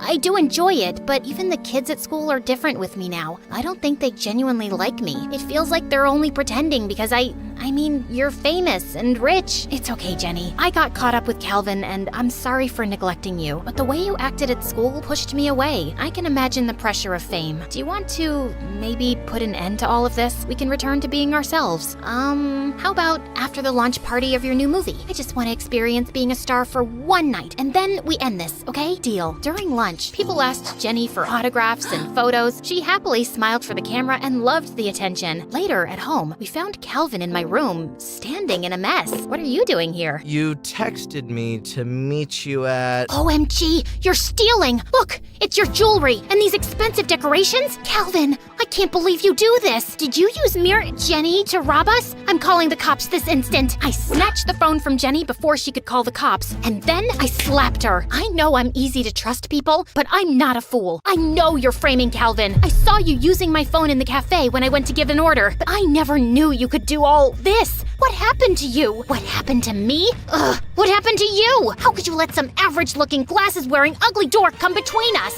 Enough! Get out! Leave! Now! You don't mean it. Don't make me say it again. You know well it's my mansion and I can kick you out anytime I want. I hate you! Once Jenny left, I apologized to Calvin, who was upset about the situation. I called my aunt to spill the beans about everything. She said not to stress as she'd already talked to Jenny and told me how she'd be home soon, but she didn't. The next day felt pretty depressing. I was still annoyed at Jenny, but I still just wanted her to return so we could patch things up. But my hope got drowned in the school hallway when everyone was glaring at me. I couldn't make sense of it until I spotted a video of Jenny making the rounds among my classmates. That's when it hit me. Because of our argument from the previous night, Jenny made a video telling the entire school lies about me. Seriously, guys, you won't believe the things I faced. Miriam's turned me into her personal butler. From laundry to homework, she's got me doing it all. I swear, I felt like Cinderella while she played the wicked stepsister. She even made me switch places with her just to pull a prank on poor Calvin. She calls him a nerd behind his back while pretending to be head over heels for him,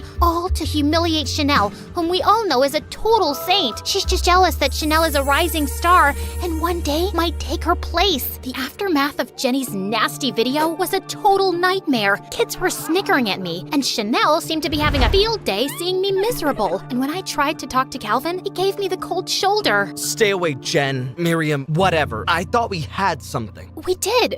We do. No, I can't even trust you. You're a liar. When I got home, Aunt was there, and she comforted me. She said Jenny would come back when she felt better, and she's staying at their old home for a while. Everything seemed to be spinning out of control, so I decided to go live and clear everything. Hey everyone, I messed up big time, and I'm really sorry. Jenny, my cousin, came up with the idea for us to switch identities, and I went along with it. I shouldn't have lied, especially to Calvin, who I really care about. I liked being normal for a while, but it somehow got out of hand. I just want to say, I miss you, Jenny, and I love you. The things I said to you that day, I regret them. And Calvin, I'm not a perfect person. There are many things I wish I didn't do, but I continue learning. I never meant to do those things to you. And so I have to say before I go that I just want you to know I found a reason for me to change who I used to be, a reason to start over new, and the reason is you. With that, I ended the video, and then I went ahead and deleted all my social media accounts for some peace of mind. A week passed, and I finally mustered the courage to return to school, and surprisingly, people were smiling at me, genuinely, and some even hugged me. Some even asked how I felt and offered to listen if I wanted someone to talk to. At lunch, I noticed Jenny scanning the cafeteria for an empty seat, and the only two that were left were beside me and one next to Chanel. She tried sitting next to Chanel, but the witch straight up told her off. I decided to be the bigger person and invited Jenny to sit with me, but she turned me down cold. I don't need your sympathy, Miriam. Listen, Jenny, we can't keep fighting. Aunt June and I miss you, and we want you to come back home. I'd rather count the sands on the beach than live with you again. You kicked me out of your mansion, remember? She was determined to stay mad, and there was no convincing her. That evening, while Aunt June and I sat to watch the latest MSA video, we heard a loud knock on the door, and when I went to check, it was Jenny. Before I could say anything, she broke into tears, crying. I'm sorry for saying bad things about you, Miriam, and telling on you to everyone at school. It was just the way you and Calvin were so happy together. I had no one to talk to. Yeah, I had friends, but no one compares to you, and I let my jealousy get the best of me. Please,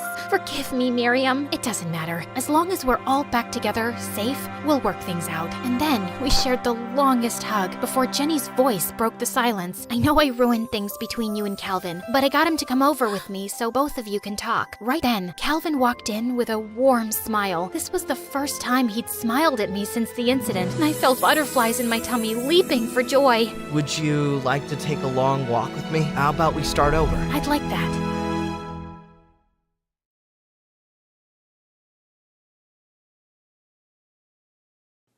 Hi, I'm Jane, and I'm from New York City. And this is my story of how being short, like really short, leads me to have a unique, crazy life. So, I had a really crazy mother who was mad about shopping. Shoes, clothes, makeup, perfumes. She stopped at nothing. One day, when I was 2 years old, she left me at the mall because her hands were full of bags. Where's Jane? What? You took Jane with you while shopping, right? Where is she? Oh, my hands were full of bags. I might have just left her at the mall. Plus, she's too tiny and short for her age, so it's easy to forget her. Short and ugly. I wonder who she looks like. My dad was furious. I already knew your shopping was a problem, but this is the last straw! So he took me and left Mom for good.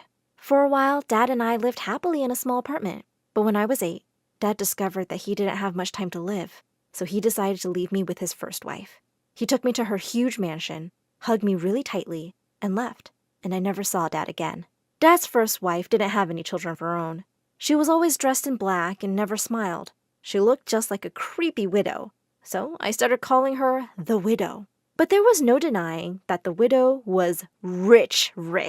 Practically everything in her house was made of gold, even the spoons. On the first day of my new school, the widow sent me off to school in a limo. And at school, the widow had the butler distribute free ice cream for a month so everyone would be nice to me. At first, it was crazy fun, but on my 10th birthday, even though I was surrounded by friends, I broke down into tears. I missed my parents so much. And then I noticed that no one brought any gifts for me. When I asked them why, some boy yelled, "Because we don't like you, you dwarf, and your breath smells bad." Suddenly, the widow showed up from behind him and put her hand on his mouth and dragged him away. What was going on? So, everyone in school liked me only because of the widow's money? One day, when my so-called best friend announced, Hey girls, let's go get some ice cream. Jane's buying. I lost my cool. No, I'm not. You want it? Go get it yourself. I'm not your debit card. Look at this dwarf being so mean. It's not even your money, Jane. You're a charity case. They all angrily marched away, and after that, I was a loner. Not only that, it was really annoying that I never got picked during gym class, and I really wanted to play basketball. So one day, in 6th grade, I ran straight onto the court, snatched the ball from another kid, and started dribbling it away. I was small, but fast. Just then, the substitute gym teacher came running onto the court, blowing his whistle furiously. And next thing I knew, he had picked me up and was carrying me away. We have a kindergartner on the loose. Don't you know you could seriously get hurt, kid? He just wouldn't listen and took me to the principal. He sure looked dumb when the principal told him I was in the 6th grade. But I was still banned from playing. It was too dangerous for me. One day, when I was in 9th grade, right before my exam was about to start, my teacher came up to me and put her hand on my forehead. Jane, dear, your mom said you aren't feeling well today. You can go home and rest.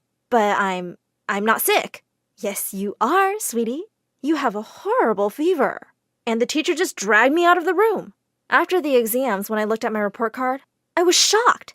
I got an A+ on an exam I didn't even write, and all the rest as well. The widow then threw a fancy party where she literally distributed money. Worst of all, the party was full of my teachers. Ugh, talk about boring. The only person at the party my age was Andrew from school, the son of one of the teachers. I always had a crush on him, and now he was making his way to me. My heart began to beat like crazy. I do, Andrew, I do. How does it feel to take something you don't deserve, just because you have money? Huh? What do you mean? Oh, come on. Everyone in class already guessed your mother bought those fake grades for you. Aren't you ashamed? How could you have possibly topped when everyone knows I'm the smartest? I never asked her to do it. She's not even my mom. It's not my fault.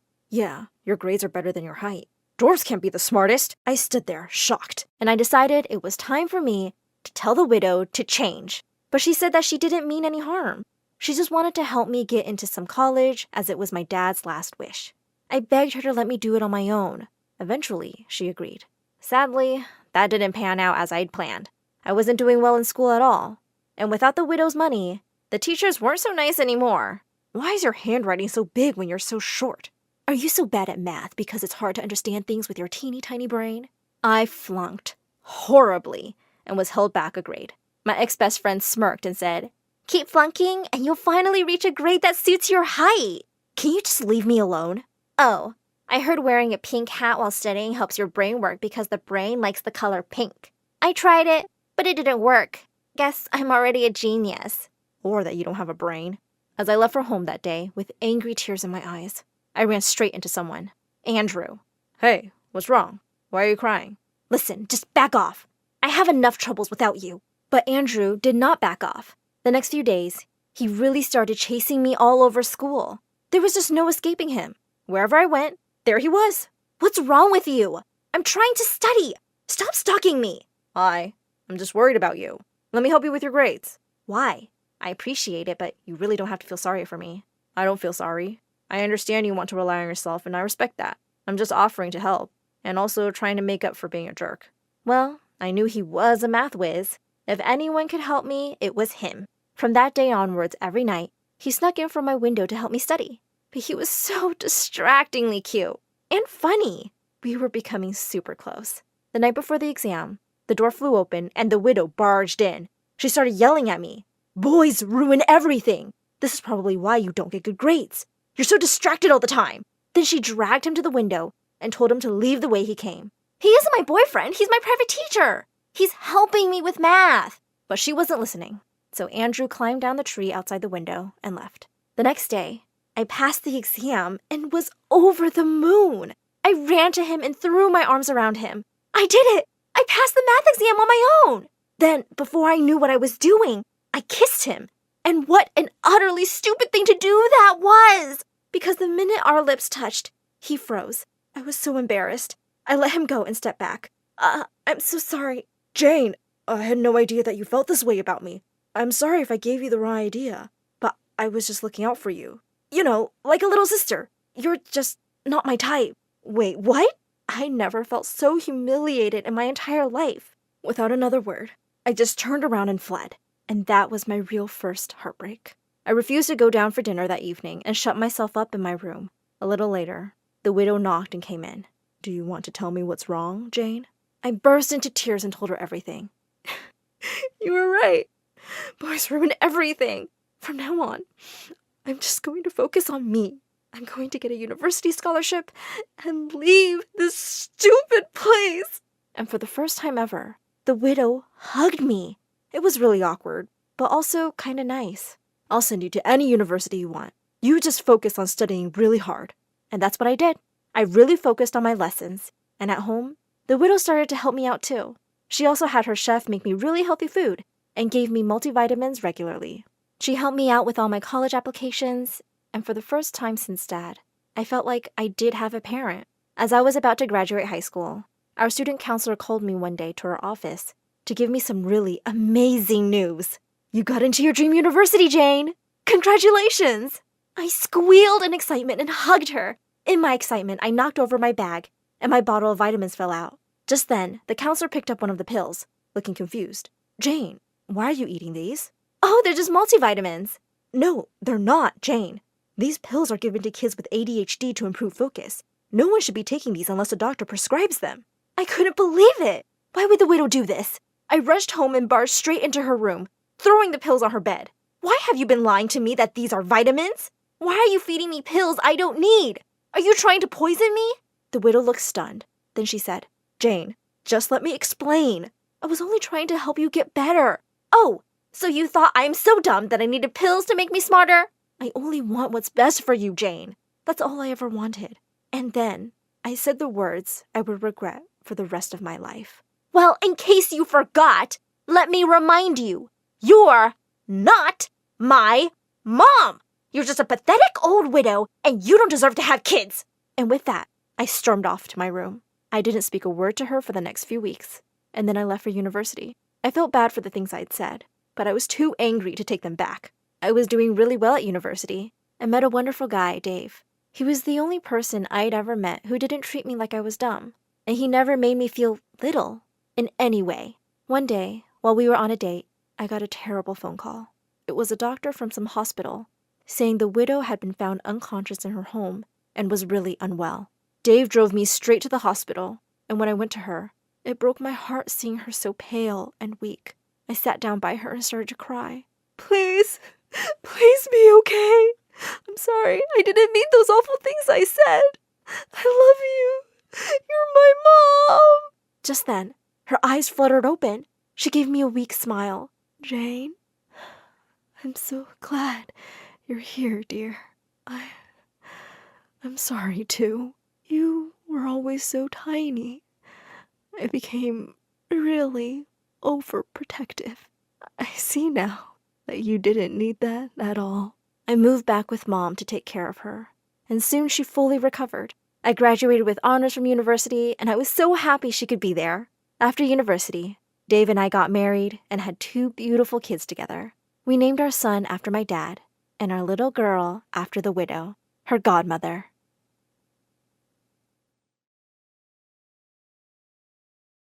Hello, friends. I'm Aria from Chicago. Before I tell you my incredible story, please like and subscribe.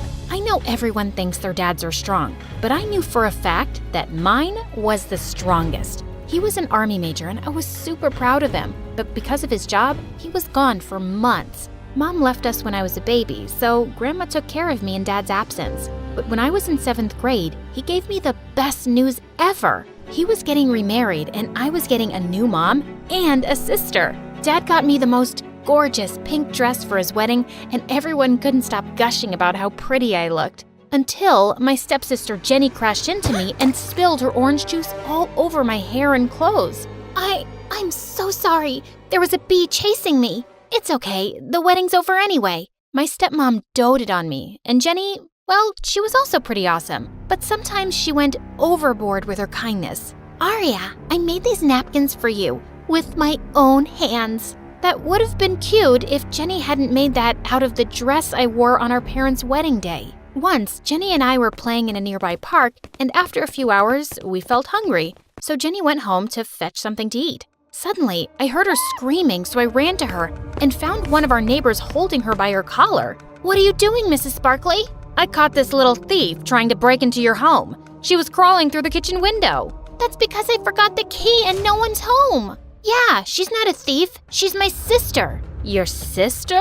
I'm sorry, honey. You're so pretty. You both don't look related at all. It was true that Jenny and I looked different, but the way Mrs. Sparkley said that made me feel bad. And Jenny looked ready to explode. And you look like you're related to a family of pigs. Here, eat some dirt. Jenny grabbed a fistful of mud, threw it on Mrs. Sparkley's face, and ran away. Dad had to face the anger of a furious Mrs. Sparkley for an hour that evening. Soon, Jenny joined my school, and I was glad to introduce her to my friends. But I noticed that she tried to copy me in everything. We ended up buying the same clothes. She joined the school's drama club like me, and she even brought pasta to school every day like me, even though she hated it. Then one day, I got to know she wanted to play the role I was auditioning for in the school play, so I simply stepped back to give her the chance. And she did manage to land the role. When we got home, she happily broke the news to Mom and Dad. But just then, Dad got a call, and when he hung up, he cried with joy. It was your drama teacher. Some casting director watched your recent play, and he wants to cast you in an upcoming teen movie. I was ecstatic.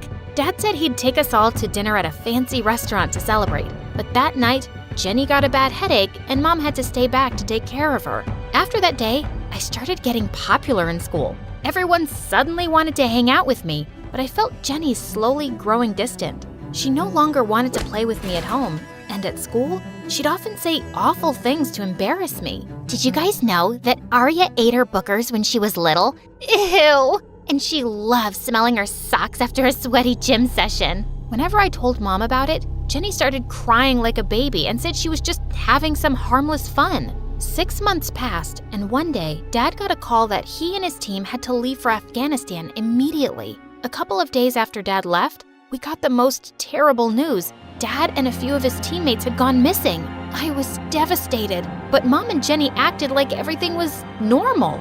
It was Jenny's birthday in a week, and both of them were busy planning for the party. Arya, should I get a Barbie cake or a unicorn cake? How can you even think about celebrating when there's still no news about Dad? It's my 13th birthday. I can't let anyone ruin it. Besides, who knows if he'll ever be found? That made me so angry, I gave Jenny a tight slap. She pounced on me and we fought like wildcats until Mom pulled us apart. When she heard what happened, she grounded me for a week. But when the party was in full swing, I may have sneaked into the kitchen and sprinkled some extra pepper in the food and poured a bottle of vinegar into the lemonade. Mom, I feel like I ate the sun. Get me some lemonade, quick. What did you mix in it? It tastes like pee. Ugh. The party was ruined, and obviously, it didn't take long for Mom and Jenny to figure out who was responsible for it. Your daddy spoiled you way too much, Arya. But now it's time to knock some sense into that pretty little head of yours. Mom placed a mop bucket in front of me and asked me to clean the kitchen. Just then, I saw Jenny walk out of my room with all my favorite dresses. Since you didn't get me a birthday cake, I'm taking these. Oh, and I also like the headband you're wearing. Jenny snatched it from my head and put it on hers, and Mom didn't say a word. 2 years passed, and there was still no news of Dad or his teammates. But I never lost hope. Several acting offers poured in after my movie stint, but I refused them all since I was more interested in studying and topping my grades. Besides, I knew if I got more popular, Jenny would resent it and find ways to make my life miserable. When I reached the 10th grade, a new girl named Cheryl joined our class mid-session. Our teacher made her sit with me so that I could help her catch up on the work she'd missed. But soon, I noticed something really weird about her. She didn't smile or laugh at all. Do you know what happens when an elephant feels dizzy? It elefaints! What's a cow's favorite holiday? New Year's Eve! Soon, the whole class was gossiping about how weird Cheryl was. Someone even started a rumor that she was a robot. Then one day, I entered the classroom and saw Jenny's minions had pinned Cheryl to a wall and Jenny was tickling her. Why can't you laugh? Are you really a robot? Stop it. Leave her alone. I will, when she smiles. I'm sure Cheryl doesn't want to waste her smile on a moron like you. Just then, our teacher entered and everyone went back to their seats. After that incident, Cheryl and I grew super close. She told me that she had a rare condition called Mobius syndrome that made it impossible for her to have any facial expressions. The kids at my previous school kept bullying me, so I begged Mom to shift me to a new one. but I guess I'll always be a weirdo. Cheryl, you're perfect just the way you are. I'm gonna make sure no one makes you feel otherwise. I asked our teacher if Cheryl and I could organize workshops to educate kids about Mobius syndrome, and she gladly agreed. Our workshops were a great success. Every kid who attended told Cheryl how brave she was for talking about her condition, including our school's most popular jock, Chris. You're awesome, Cheryl. Just the way you are. OMG, did Chris just call me awesome? Pinch me, Aria, so I know it's not a dream. Even our principal praised us and told me it was heartwarming to see the efforts I'd put in to help Cheryl. A few days later, we had a debate competition in which both Cheryl and I participated. When the results were announced, I stood first and Cheryl stood second. We both hugged each other, but just then, Cheryl's mom marched up on stage and started yelling at her. You always stood first in your previous school. What happened to you? Why have you suddenly turned stupid? But she came in second, and that's pretty awesome too. You should be happy for her. Of course you'd say that since you bagged the top spot. Cheryl, this girl's your competition. You need to stay careful. Whatever did that mean? After that day, Cheryl and I participated in a few more competitions, all of which I won while she stood second or third. She didn't seem to mind, but I knew her mom was giving her a tough time for it. She thinks I was better off in my previous school. But doesn't she care about all the bullying you faced? She says because of my condition, it's something I have to learn to live with. And here I thought my stepmom was a witch. Months passed, and soon it was time for prom night. Cheryl had a massive crush on Chris since our workshop days, and she felt he liked her too. I think he's gonna ask me out for prom. I'm so excited. I've already decided what I'm gonna wear. Just then, I saw Chris heading towards us. But instead of asking Cheryl, he asked me out. I felt awful, and obviously, I politely turned him down. Why did you do that? The way he was looking at you, I think he really likes you. You're so lucky, Arya. Everyone likes you. Oh, I have my share of haters too. Besides, how can I go out with a boy my best friend has a crush on? Remember? Sisters before misters? Later that day, our science teacher had asked us to prepare a project and told us the best one would get a scholarship opportunity at a prestigious university in New York.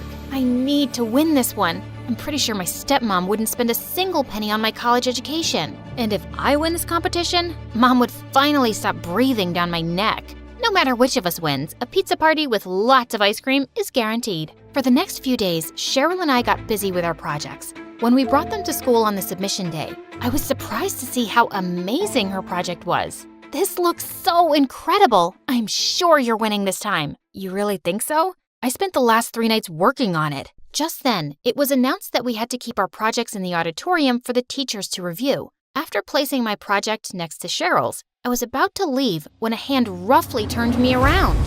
How dare you agree to go out with Chris? I asked him out for prom night, but he told me he was taking you. What the fudge? First Cheryl and now Jenny? Did the entire school have a crush on that guy? I have no idea why he said that. He did ask me out, but I refused. You lying witch. Suddenly, Jenny pushed me hard and I landed straight on Cheryl's project. Oh God, Jenny, what did you do? I frantically tried saving Cheryl's project, but just then I saw her walk in. What's taking you so long, Arya? Ah, my project! I'm sorry, Cheryl. It was an accident. Stop lying, Arya. I just saw you ruin this project. I tried to stop her, Cheryl, but she said she had to win this competition at all costs. I was shocked at how evil Jenny could be. I was about to slap her, but Cheryl caught my hand midair, and my heart broke to see the distrust in her eyes. I can't believe you'd stoop so low to win a competition. I should have believed my mom. All you ever cared about was winning. Our friendship never meant anything to you. That's not true. I tried to stop Cheryl, but she ran away with tears in her eyes as Jenny smirked at me. I was summoned to the principal's office, but given my spotless track record, I was let off after a stern lecture. After that day, Cheryl refused to talk to me and started hanging out with Jenny instead. Watching those two together made my blood boil, and I couldn't concentrate on my studies. For the first time, I got a C in science, my favorite subject. My home life was already a mess, and whatever little happiness I found in school was being destroyed by Jenny. On prom night, I was in my bed watching my favorite MSA videos when Jenny barged into my room, dressed like a wannabe model. How does it feel to be a loser, Arya? Sitting all alone on prom night in your tacky clothes. Why do you hate me so much? What have I ever done to you? Remember Mom's wedding day? I was the flower girl, yet everyone kept talking about how pretty you looked. And then I bagged that play, but you got chosen for a movie. You've always tried to one-up me. Aria's so pretty. Aria's a genius. Aria. I didn't do it intentionally. And is it really my fault that I'm good at what I do? No, but do you have any idea how that makes me feel? So technically, I should have stopped my growth just because you weren't growing at the same pace? You know what, Jenny? I am not responsible for your insecurities, and I am so done with you. The moment she left, I called Chris and told him I was ready to go to prom with him if he was still interested. He gladly agreed, and when I arrived at the party on Chris's arm, I could see Jenny's jaw drop to the floor. And then she looked angrier than a raging bull and came charging at me. But before she could reach me, someone stepped in between us. Don't you dare mess with my best friend. Cheryl? You said you wouldn't be attending the prom. Well, guess what? I changed my mind, and I am so glad that I did. How else would I have gotten the chance to hear you bragging to your friends about how you lied to ruin things between me and Aria? Jenny looked stunned for a moment. Then she tried to attack Cheryl, but before she could, a crowd of angry girls picked her up and threw her out. Cheryl apologized to me a lot, and I decided to give her another chance. Later that night, when Chris dropped me home, I opened the main door, but right then, a bag came flying at me. Thankfully, I dodged it just in time. How dare you think I'll let you into this house after what you did to Jenny? Stealing the boy she likes? Humiliating her at prom? Take your bag and get lost. Go scrub someone else's toilets now. No one talks to my daughter like that. It was Dad! I was thrilled to see him and ran straight into his arms. He'd listened to every word of what Mom said, and he was furious. Dad asked me if this is how I'd been treated in his absence, and he immediately sent Mom and Jenny packing. Dad then told me he'd been captured by the enemy and held hostage for 2 years. But then the government struck a deal with them and they released him. I missed you so much, Dad. I missed you more, sweetheart. As Dad pulled me in for a hug, I knew my life would be perfect again.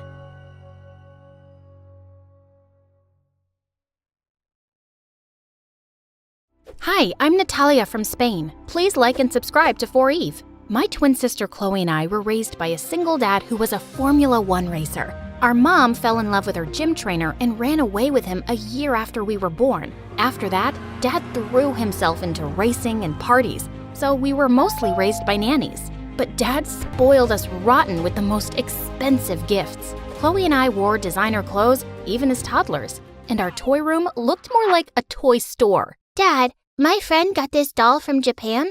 I wish I had that too. Dad booked the next flight to Tokyo and bought 365 of those, one for each day of the year. And when Chloe saw them, she wanted the same dolls too. So Dad had to make another trip to Tokyo.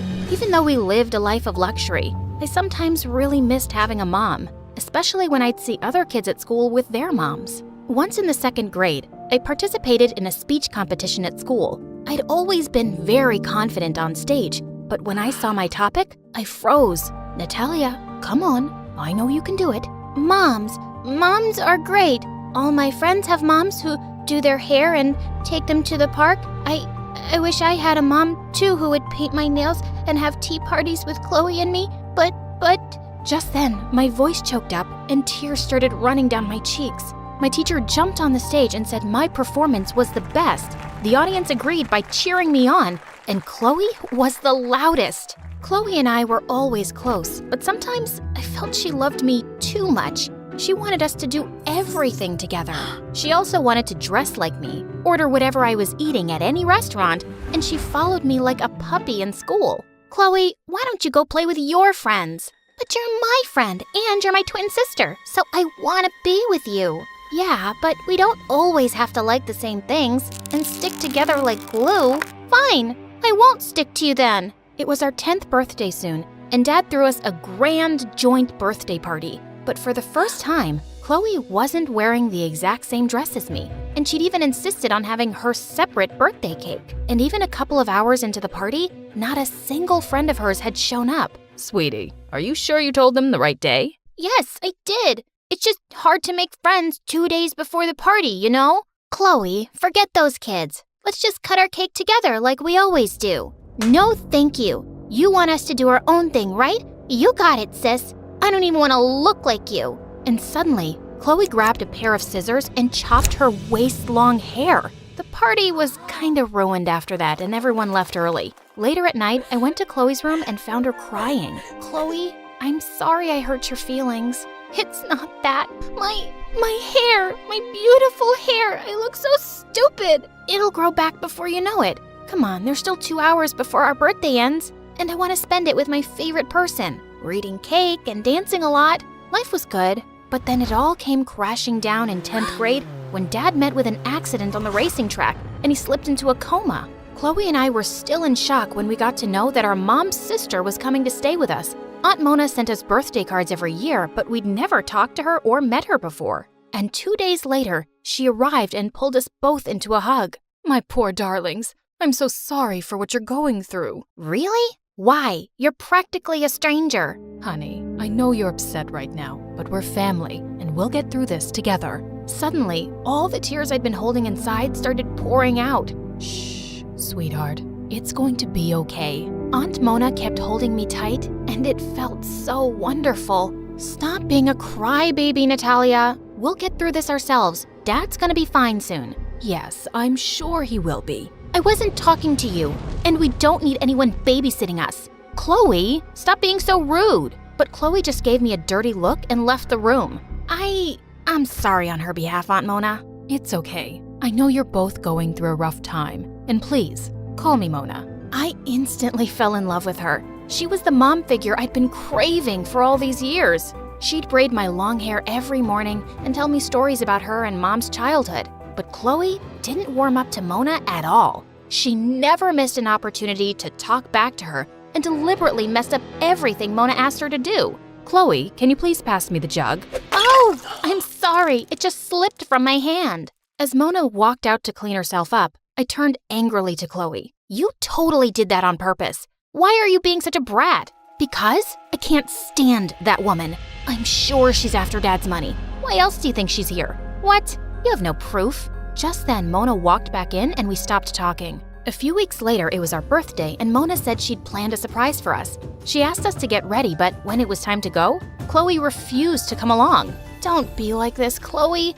Mona has planned something for both of us. I'm sure it's gonna be something tacky and stupid. So thanks, but no thanks. Well, I'm gonna go with her, with or without you. It seems like you've made your choice. Thanks for ruining another birthday. Gosh, this girl was impossible. I told Mona that Chloe had a headache and we left without her. We got an amazing spa treatment, went shopping, and had a great time at an amusement park taking crazy rides and eating food truck snacks. I kept taking pictures throughout the day and sending them to Chloe to show her what she'd missed. So, I hope you had a good time, Natalia. It was wonderful. I truly enjoyed myself for the first time since Dad's accident. Thank you. Don't be so quick to thank her, Natalia. The money she's blown today on everything is Dad's. All she did was book those expensive spa appointments for herself and you. Smart move, Mona. That night, Mona didn't join us for dinner, so I went to her room where I found her crying. I know you probably won't trust me, Natalia, but the money I spent today isn't your dad's. I used my money to pay for everything. I trust you, Mona. But Chloe, I don't know why she's so bitter. I just don't know how to deal with her bratty behavior anymore. She just needs a little more time to cope with everything that's happened. She'll come around. When I went back to our room, I saw that Chloe had pasted a sketch of Mona on the wall, and she was throwing darts at it. What is wrong with you? What's wrong with you? Mona called me bitter and bratty and you just listened? Yeah, I heard everything. Well, what did you expect after the way you've been behaving? You're wrong about her and you should apologize. Over my dead body. And I ordered a cake for both of us to cut at dinner. But since you obviously preferred Mona's company over mine, I cut it alone. Since that day, Chloe and I started growing distant, and it really bothered me. But I couldn't let her bully Mona for no reason, and I really loved having her around. Then one day, I was studying in my room when I heard loud voices from Chloe's room. How dare you block all my credit cards? You can't stop me from spending my dad's money. Oh, yes, I can. I'll make sure you never see a penny of your dad's money again. I can make things very difficult for you, Chloe. You better get your act together. Are you threatening me? Yes, I am. I saw Mona storming out of Chloe's room and I slipped in. What was that about? That witch! I just took my friends out shopping the other day, and now she's blocked my credit cards, saying I have no right to waste Dad's money. Who is she to stop me when Dad never did? She has control over all his money, Natalia, and I wouldn't be surprised if she runs away with all of it. She wouldn't. I can't believe you won't trust your own sister. I know I'm right about her. I felt Chloe was overreacting, but Mona really had no right to block her cards, and she had been threatening Chloe. It was a side of her I hadn't seen before.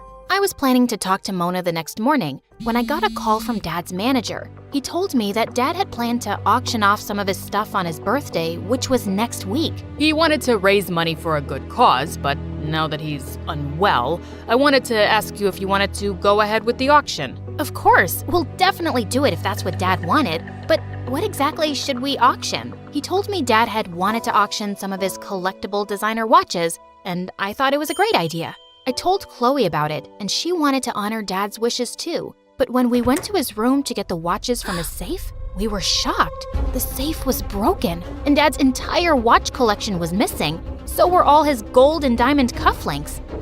How is this even possible? No one has access to Dad's room except you and me. And Mona. I felt ashamed of myself for thinking she could be a thief, and I wanted to get rid of any doubts. So that day when Mona was out, we searched her entire room. We didn't find anything in the drawers or cupboards, but suddenly, I looked under the bed and found her suitcase, and it was full of documents and all of Dad's stolen stuff. What are you two doing in my room? I guess it's our turn to ask questions. What's all this stuff doing in your suitcase? What's this? Whose watches are these? I've never seen them before. Mona, just stop. The proof is right before our eyes. I can't believe you'd turn out to be such a lying witch. Chloe was right all along, but I refused to believe my own sister because I was such a fool. Natalia, I'm not lying. I don't know how. Save your arguments for the police. Soon enough, the authorities came and arrested Mona. It broke my heart to see her being taken away like this. I'm sorry, Natalia. I know you guys were close. I'm sorry for not believing you. Chloe and I grew closer again, and life went on. I missed Mona, but I was too mad at her for betraying my trust. 5 months passed, and one day, I woke up to the most amazing news ever. Dad was finally out of his coma. Chloe and I ran to the hospital, and seeing him awake and smiling was everything. Dad, we missed you so much. Oh, my angels. I'm sorry you had to go through such a tough time alone. We weren't exactly alone, Dad. Aunt Mona came to our rescue. She did? Really? Wow. She's always loved you both, but after I cut her off, I didn't expect her to come take care of you. She's always loved us? You cut her off? What do you mean? That's when Dad revealed that when we were born, Mona doted on us and was always around even when our mom had no time for us. Chloe, you were such a cranky baby, and sometimes Mona would stay up all night rocking you in her arms. But when your mom left, I cut all ties with Mona too. I told her not to be in touch with you girls, and she respected that, but she always sent you your birthday cards. But Dad, Mona stole all your watches and cufflinks. What? Are you sure? I mean, that makes no sense. She runs a successful company in the US and is really rich herself. She's definitely richer than me. That left me stunned. Suddenly, I noticed Chloe's face went white. I told Dad to rest and signaled her to come outside. Chloe, spit it out. Okay, I framed Mona. I paid Dad's manager so that he would call you about the auction, and I also paid a servant to hide all that stuff in Mona's suitcase. What? How could you do that, Chloe? How could you send an innocent woman to jail? Because I hated Mona. The day she walked in and hugged you, I felt myself go crazy with jealousy. With Dad in the hospital, all I had was you. But then she came along and you started loving her more than me. Tell me the truth about the credit cards too. Why did she block them? Because I spent a lot of money. I blew $50,000 and she got an alert on her phone and tracked me down to a club. And she found me smoking with some friends. I can't believe this. No wonder she was so mad at you. You're a horrible person, Chloe. Mona left her life for us, and you got her arrested for a crime she didn't even commit. I told Dad everything, and we rushed to the police station to withdraw our complaint. Mona looked angry to see us, but when I told her the truth and apologized,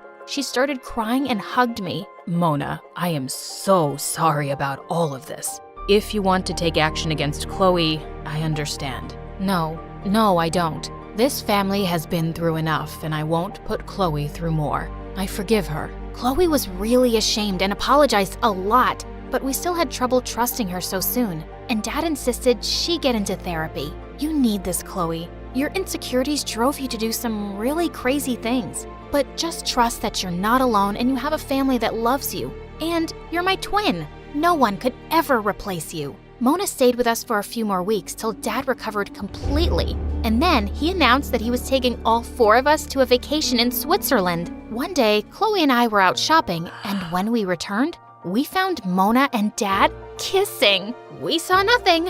You guys carry on. No, wait, come in. I proposed to Mona, and she said yes. Are you girls gonna be okay with that, Chloe? Chloe looked stunned, but then she hugged Mona. I joined them too, and in that moment, I knew that going forward, our lives would be perfect.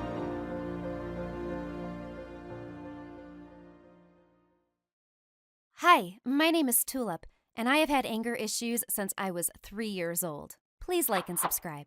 I think it all started the day my father left us. He hated family life, and he just took off. I was so mad at him, and since he wasn't around, I took it out on everyone else. One time, a lady in the supermarket pushed my mom to cut in line, so I ran up to her and bit her. Tulip, you can't just bite people. She pushed you, Mommy. You have to use your words, sweetie. It was really hard for me. I felt like everything in my life made me mad, except for my mom. I spent all my free time with her, helping her with her job as a gardener. Mom took care of a huge yard owned by a billionaire. He was so rich that he let us live in a 2-bedroom outhouse in his estate. Life was good when I was there, until Evan, my worst enemy, would show up. Evan was the boss's son, and he was a total idiot. He and his friends ran around like crazy in the garden, stomping on all the freshly planted flowers. Are you crazy? You're crushing the plants. The ground is for walking on. Do you have any idea how hard it was to grow those? He reached down and plucked another flower. You mean this? Ah! I jumped on Evan and wrestled him by the collar. We both rolled around in the dirt till my mom showed up and pulled us apart. Tulip, you should never fight with that boy. You have to apologize. I'm not apologizing to him. He destroyed our hard work. They're his flowers to destroy. This is his house. If you don't apologize, he could tell his dad and I could get fired. Why was life so unfair? I made myself march up to that brat and forced out a sorry. He gave me a smirk. I'll accept your apology, Red. Red? Because your face gets all red when you're angry, like right now. My name is Tulip. Okay, Red. Ugh, he was so annoying. I really wanted to control my anger, but one day I just broke. I returned home from school to find the entire front lawn totally ripped up. I picked up some mud in my hands and marched into his house with actual steam coming out of my ears. The second I found Evan, I threw the mud at his face. Then I started yelling, and I didn't stop until he literally put his hand on my mouth. I didn't rip out the lawn, you idiot. We played a football match. Wait, what? That's when I noticed a huge group of boys sitting behind him, all sweaty and dirty. I am so sorry. I was so embarrassed. I just ran out of there. Red, wait! I didn't dare turn back. I couldn't believe so many people saw me having a total meltdown. I was so scared that Evan would get my mom fired for what I did. I just had to avoid him at all times. I started spending all my afternoons in the public library. And that was where I first met Theo. I think he was the most amazing guy I knew. He walked in and gave the librarian a fresh bouquet of flowers. Oh, so sweet. He always helped little kids get their books down from the shelves, and he helped the staff clean up even though they asked him not to. I'd never met anyone like him, and I had to talk to him. The only problem was he was obviously rich, and I was not. One look at his fancy coat and his expensive watch, and I knew I had to lie about myself. My parents are rich, very rich. They sell diamonds. Wow, diamonds? That's so exciting. Yes, they're the best rocks. I think I really liked Theo because I lied to him a lot. If he was into anime, so was I. If he liked mint chocolate ice cream, I'd force myself to have some. I even started dressing up for him a little bit.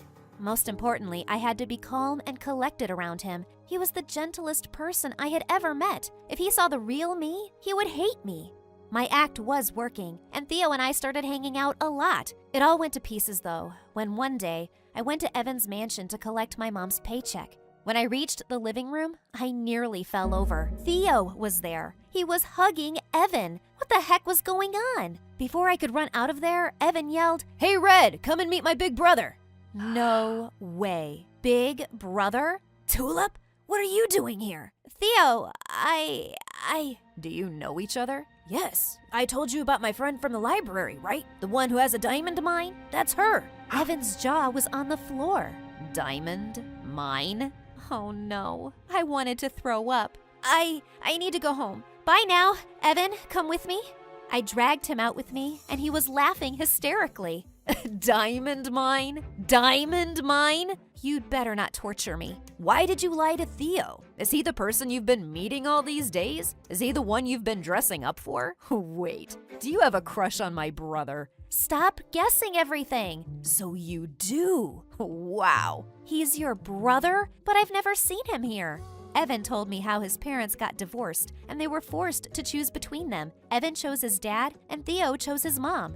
Mom didn't allow us to meet here, so we only met outside. That's why you never saw him. Now my mom's broke, so he has to move in with us. He's going to know I lied. I can't hide. Sure you can. This place is huge. If I help you, he won't find you. Really? You want to help me? Yes, for a payment. What do you want?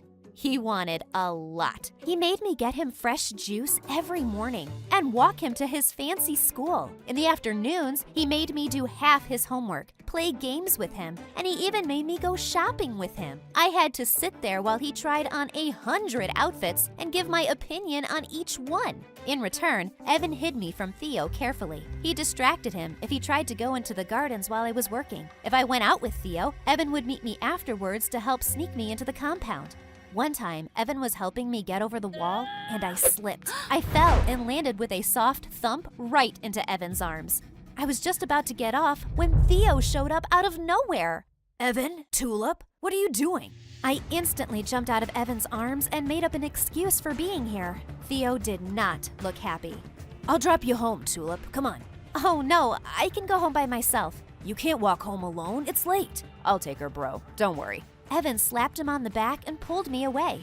We waited for the right moment, and he sneaked me into the house. Phew, that was close. I was about to shut the door when I heard Theo's voice. Evan, we need to talk about Tulip. Yeah. What about her? Do you like her? You guys are together all the time. You were carrying her today. She just fell. Nothing's going on between us. Good, because I like her. I want to ask her out. Oh my God, he wanted to date me? I was gonna faint. You can date her. I don't care. Then stop hanging out with her all the time. Don't tell me what I should do. She's my friend. Well, she's gonna be my girlfriend, so I'm more important. Just back off. They stormed away, and I let out a guilty sigh. I didn't want to make two brothers fight. The next day, Evan called me out for a new set of tasks to do all day. I put my foot down. We can't hang out like this anymore. I don't want Theo to think there's something between us. You like him that much that you don't even want to see me? Why? What's so great about that jerk? He's kind and sweet, and he's not making fun of me all the time. He calls me Tulip, not some stupid nickname. At least I know everything about you and accept you as you are. Accept me? You forced me to be your maid. I just want to hang out with you, you idiot.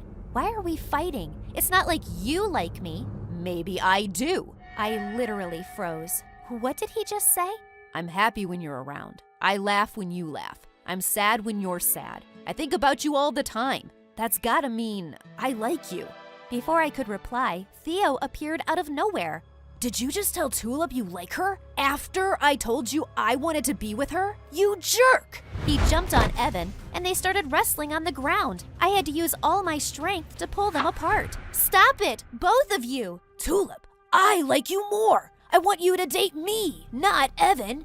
Oh my God, this was not how I had pictured this moment. I wanted to say yes to Theo so badly. Instead, I blurted out the truth. Theo, I lied to you. I don't watch anime, I think mint chocolate ice cream tastes like toothpaste, and I don't have a diamond mine. You what? My mom is a gardener. She works here, for your dad. We live in your outhouse. No way. Evan's been helping me keep it a secret. I know it's dumb that I lied, but I really liked you. I still want to go out with you, but I can't lie anymore. So, you're poor. You're a servant. So what? She's still a nice person and a good friend. She's a liar. She acted like she was a princess. I can't believe I ever liked you. Don't talk to her like that. This time, Evan attacked Theo. They started wrestling again, but I didn't care. The first guy I ever liked hated me. I ran home and locked myself in my room. I felt so stupid.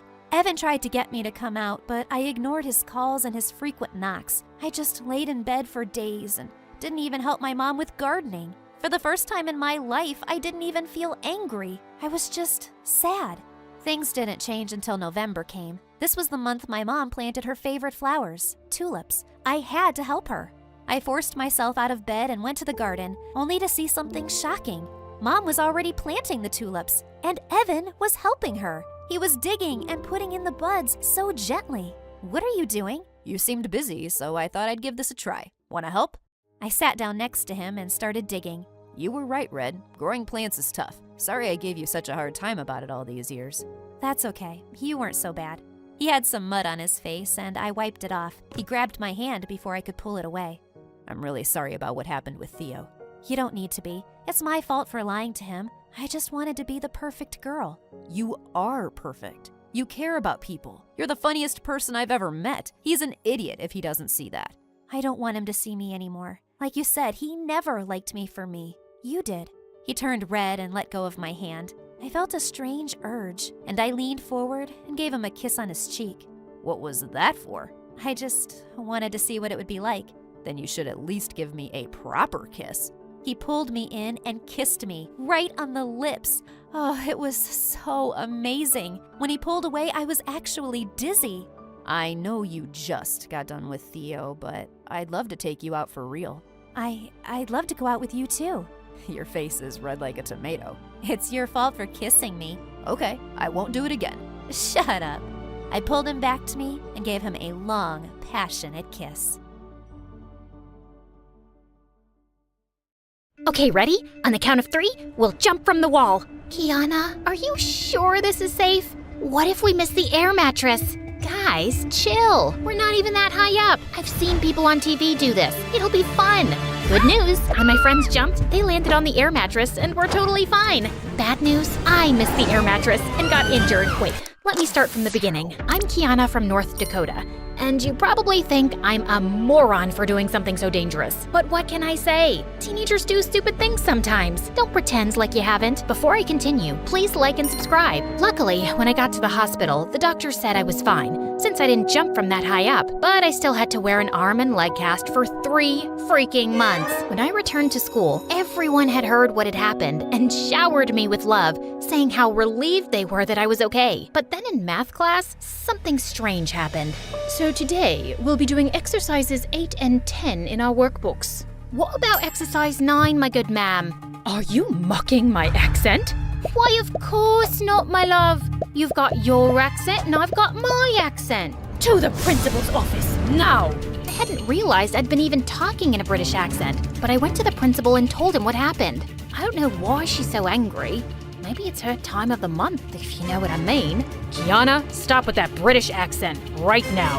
I'm not doing one. The principal and I fought back and forth for a while before he called my parents. Except I was still doing a British accent when they arrived without knowing it, and continued talking British for several days. Eventually, Mom and Dad took me to a doctor since I was acting so strangely. And to my shock, the doctor told me I'd developed a brain condition as a result of my injury. It was called foreign accent syndrome, which meant I would always talk like a foreigner now. So I started talking in a British accent all the time. It wasn't a huge deal, but kids at school were confused that I'd completely switched my way of speaking. Most of them thought I was messing around and it was annoying, and some British kids at school always felt I was making fun of them. As time passed, everyone started avoiding me because I made them uncomfortable. So I was stuck having no friends and wanting my normal accent back. One afternoon, I was doing homework in the schoolyard when suddenly someone held out a diamond ring in front of my face. Here, take my promise ring that I spent $10,000 on for my stupid girlfriend. In fact, why don't I date you now instead of her? How about you give it to my sister, who you're apparently in love with? Ugh, not those two. Dean and Brielle were the hottest, most popular kids in school and had been dating on and off since 9th grade. Since they were known for always fighting, I didn't take Dean's offer seriously and walked away. But a week later, someone rang our doorbell one morning, and I was shocked to see Brielle standing there. Kiana, right? I need to talk to you about something important. Come in. My ex-boyfriend Dean is a monster. He cheated on me and made out with my sister. And now I want revenge, and I need your help. Why do you need my help? You and I have barely even spoken before. Look, I know a lot of kids at school think you're weird, but Dean's always found you very attractive. I always catch him staring at you during class, and if he hadn't been with me, he probably would have asked you out. So I was thinking, maybe you could get him to date you for a month. Then you can make a TikTok fake crying and telling everyone that he hurt you and took advantage of you. I don't think anyone would take it seriously if I did it, since we're always fighting about one thing or another. Can you please do this for me?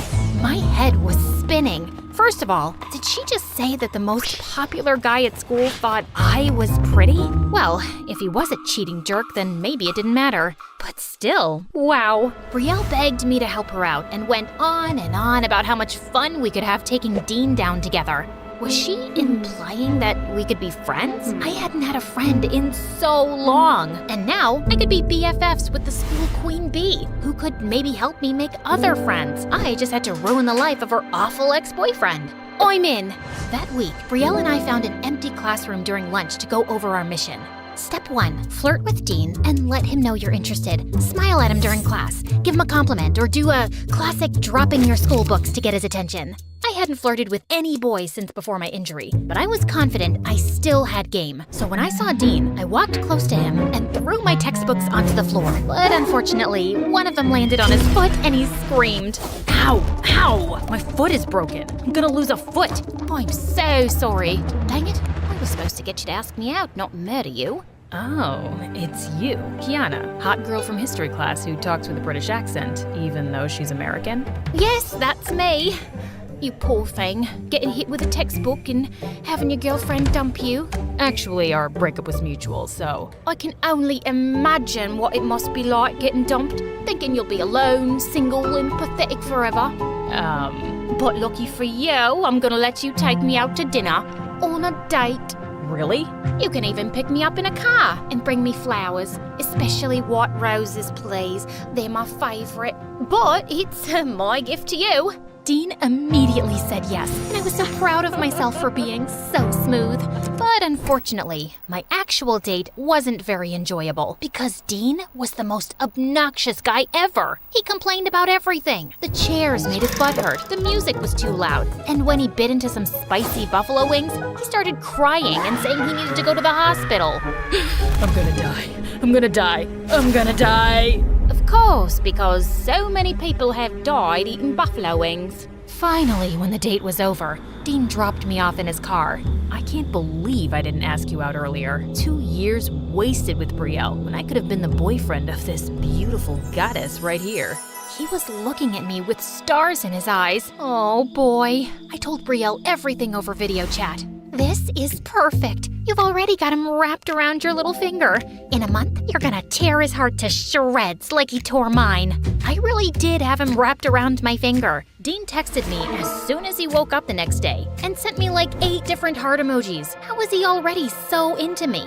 When Dean saw me at school on Monday, he came up to me right away holding a stuffed tiger. Okay, babe, hear me out. So for our next date, how about we go to the carnival and you can witness my amazing skee ball skills. I'll win you a tiger just like this. I knew I'd made a deal with Brielle, but this guy was turning out to be super annoying. Still, I went on 3 more stupid dates with him, one of which consisted of us cosplaying as MSA characters. We literally went to a restaurant dressed as them, and Dean even suggested reenacting a romantic fight scene. It was so embarrassing. But there was one silver lining. Brielle and I were becoming really good friends. When we weren't scheming or talking about Dean, we hung out at the mall, had sleepovers, and painted each other's nails. One night, Brielle invited me to an exclusive party, but we had to go in separate cars because it would look suspicious if Dean's ex was hanging out with his current girlfriend. At one point during the party, I was hanging out with some of the popular girls near the refreshment table, and they were just going on and on about how lucky I was to be with Dean. He is quite lovely and very easy on the eyes, but between us, he's also a bit of a dork. He's obsessed with stuffed animals, cartoon movies, and even owns fuzzy slippers. Trust me, ladies, beneath that gorgeous physique lies the cringiest guy ever. Sorry that you think I'm so cringy. I turned around to see Dean standing behind me with a hurt look. Oh man, what was he doing here? Of course, this was a popular kids' party. He walked off and I felt a little guilty, so I followed him. Dean, I'm sorry.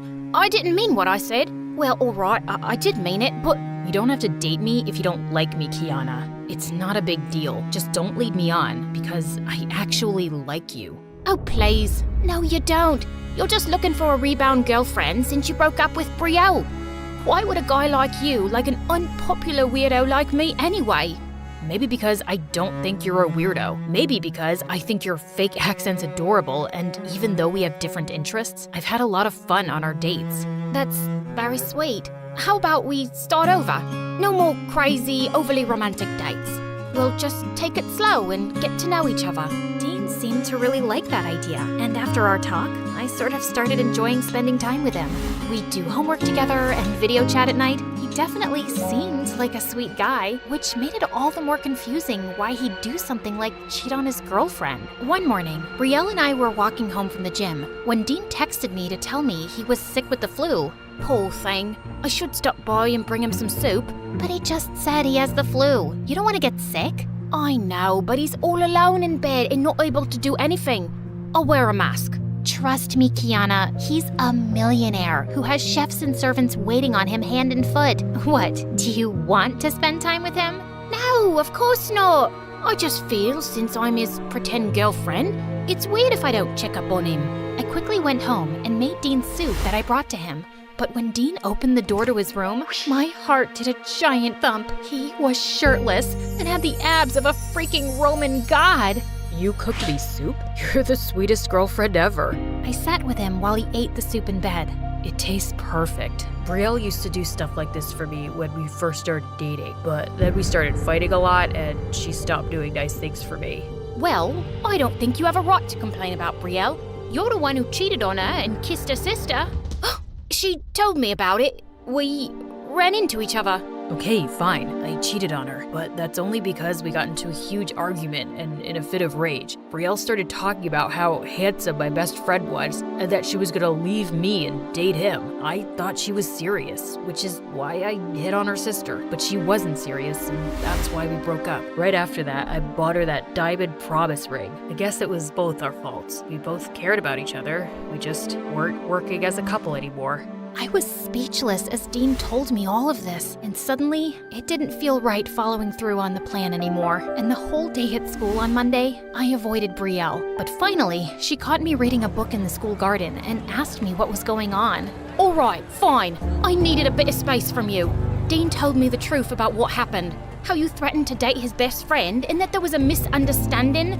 I know that's no excuse for what he did, but your whole revenge plan is over the top, and I'm not following through with it. Okay, whatever. It was over the top and immature, I get it. So just break up with Dean now and don't talk to him anymore. What, I'm not allowed to talk to him now? Why would you want to? He's my ex-boyfriend. You don't have feelings for him or anything, right? I mean, I have spent a lot of time with him, so it'd be weird for us not to talk. But why do you care? Do you still have feelings for him? Brielle got really quiet, and that's when it hit me. Of course she still loved him. He'd been her freaking boyfriend for 2 years. And worst of all, I could feel myself developing feelings for Dean too. There was only one thing I could do: break up over text and never talk to the guy again. But as soon as I sent the message, Dean started calling and blowing up my phone. And 20 minutes later, I heard a knock at my bedroom window. 3 guesses who had climbed onto my balcony. Kiana, I don't understand this. Why are you breaking up with me suddenly? Because I was never supposed to date you. Before I could stop myself, I ended up telling Dean all about my plan with Brielle, and he was stunned. Okay, that is officially the most messed up thing Brielle has ever done. And I can't believe you'd agree to something like this. What kind of sick person are you? What? I wanted to make a friend. Wait, did I just talk in my regular voice? The doctors had said foreign accent syndrome could go away with time, but that was the first time I'd spoken in an American accent since the incident. I immediately ran downstairs to tell my parents what had happened, completely forgetting about the drama with Dean and Brielle. My parents and I jumped up and down and cheered, while Dean just stood there staring at me. He was probably thinking what a freak I was, so that probably meant he was over me. It sure seems like it anyway. He avoided both me and Brielle at school. Brielle was happy for me about my recovery, and we both kind of pretended like the Dean drama never happened. But one day, she came over and dropped a bombshell on me. She was leaving the city and moving hours away. I was heartbroken. No, this is a good thing. Now you can be the most popular girl at school and date Dean. I talked with him the other day. He wants to be with you, Kiana. He's moved on from me. So, if you guys want to date, go for it. But how would that make you feel? Don't you still love him?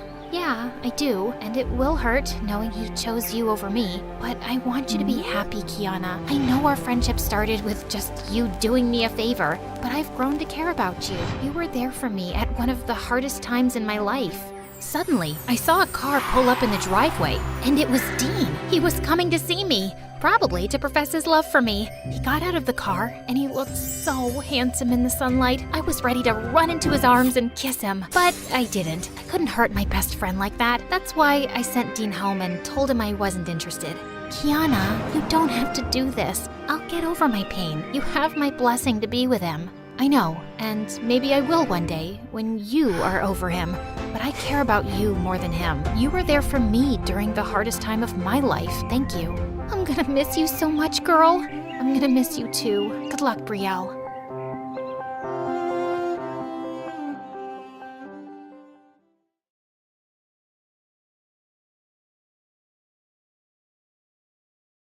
Hi, my name is Valerie, and I'm from Seattle. Growing up, I lived on the penthouse floor of the fanciest hotel in the city, with the weirdest parents on the planet. My parents owned the hotel and about a dozen more around the world. They were millionaires, and everyone in town loved them. They'd wave and smile to the doormen and the guests as they walked into the hotel, but the moment we arrived in our penthouse, everything changed. They'd send me to my room and spend the rest of the night shouting into their cell phones. When I was 5, I asked my dad to read me a bedtime story. As usual, he was busy on the phone. Please, Daddy, it'll only take a second. I asked him again, and he snatched the book out of my hand and threw it out the window. Here's your story. Don't interrupt Daddy when he's on the phone. The end. Now go to your room. When I was 14, my history teacher, Miss Jackson, gave me an assignment to draw my family tree. I asked my mom and dad about it, and their faces turned white. We are your only family. That's all you need to know. What about grandparents or cousins? Do we have any pictures? I could use them for my project. The next day, my teacher was gone. She'd been reassigned to a new school. I was so upset. I knew my parents had something to do with it. When I came home, I confronted them about it, but they swore they didn't do anything. I could tell they were lying. Things at school weren't much better. I was shy and a teeny bit clumsy. And one day in the cafeteria, I tripped over my shoelace and spilled my lunch all over the most popular girl in school. Sorry. She and her minions made it their mission to make my life miserable. Hey, leave me alone or I'll... What, you'll tell your rich daddy and get us transferred like you did to Miss Jackson? After that, none of the kids in school wanted anything to do with me. My only friend in the world was the doorman's son, Peter. Why did the chicken cross the road? I don't know. because the sun was in his eyes. Peter always found a way to make me smile. And on days when my parents were away on business, I'd sneak down to the lobby to hang out with Peter. We played chess, he helped me with my algebra homework, and even taught me how to play the harmonica. When I turned 16, things got even worse. My parents spent most of their time away on business, and Peter's dad wasn't working as much as he did before. So I spent most of my days alone in the penthouse. One day, I was wandering around the apartment looking for my calculator. I couldn't find mine, so I went to my parents' office to use theirs, and I saw a painting hanging lopsided on the wall. I walked over and adjusted the picture, and then I heard a clicking sound. What's that? The wall behind the painting wasn't a wall at all. It was a hidden door. I pulled it open and found a huge safe I'd never seen before. The safe had a combination lock. I tried a few numbers, but none of them worked. I started to walk away. This was my parents' secret safe. I wasn't supposed to be in here, but I couldn't resist. My parents were never good at remembering things, so they had to have written the code down somewhere. I searched through my parents' drawers and notebooks looking for clues, and then I found it. Stashed away in a secret compartment in my dad's drawer was a list of passwords and the code to the secret safe. I typed in the code, and the safe opened. Inside were a bunch of boring old documents and a photo album I'd never seen before. I opened the photo album and saw an old picture of my parents. They were much younger and didn't have any of their fancy clothes and flashy jewelry. They stood in front of a tiny old shack with a baby in their arms. But it wasn't me. Next to the photo was a birth certificate. I had a sister named Raina who was 16 years older than me. I was furious. My parents had lied to me my whole life. On the next few pages were letters from Raina begging my parents to come see her. Raina had a family of her own and wanted to meet me and reconnect with my parents. My fury turned to confusion. Why would my parents hide Raina from me? Why would they shut their own daughter out of their life? I needed answers, and I knew my parents would never give them to me. They'd only lie, or worse. My despicable parents might send Raina and her family away, and I'd never see them again. Raina's address was printed on one of the letters, and she only lived a few hours away. I could take the train and get there by morning. Without thinking, I packed a bag, grabbed some cash from the safe, and hopped on the train. A few hours later, I was on Raina's doorstep. Raina lived in a run-down apartment building. I knocked on her door. The door opened, and I gasped. It was like I was staring at my future self. Aside from her green eyes, we looked exactly alike. Valerie? Raina? Raina hugged me tight, and then a 5-year-old girl ran up and grabbed my leg. "This is your niece, Amanda." Raina invited me inside. She explained that she'd left my parents' house when she was in the 11th grade. "The last time I saw you, you were so small." "You knew about me?" "Of course. I used to sing you to sleep when you were a baby. I left the house a few weeks before your first birthday. Leaving you behind was my biggest regret. I'm sorry, I don't remember you." "It's not your fault. I know, it's our terrible parents. They're not terrible, they're just set in their ways. Controlling and overprotective one moment and never around when you need them. I know what you mean. I had to leave so I could breathe and be my own person. But now, I want them to meet Amanda. I want us to be a family. Maybe I can help with that. I can't ask you to do that. You don't have to. Our family is broken, and I'm gonna fix it." Raina drove me back to the train station. On the bus, I started nodding off, and then several of the passengers' phones started beeping and buzzing, and then everyone started staring at me. I glanced at the notification on my phone and saw that I'd been reported missing, and I was all over the news. The moment I got off the bus, a couple of policemen escorted me to their car and drove me back to the hotel. "Where have you been? We've been worried sick." I went to see Raina. Raina, how on earth did you— I saw the photo in the safe. I read the letters. Raina told me how you refused to see her and her daughter. That's not the whole story. Spare me your lies. You've never told me a single truth since I was a kid, and that stops today. Your granddaughter Amanda wants to meet you. You've got a second chance to make things right with our family. I invited Amanda and Raina over for dinner tomorrow. Hopefully you'll have the decency to be there. Then I stormed off to my room.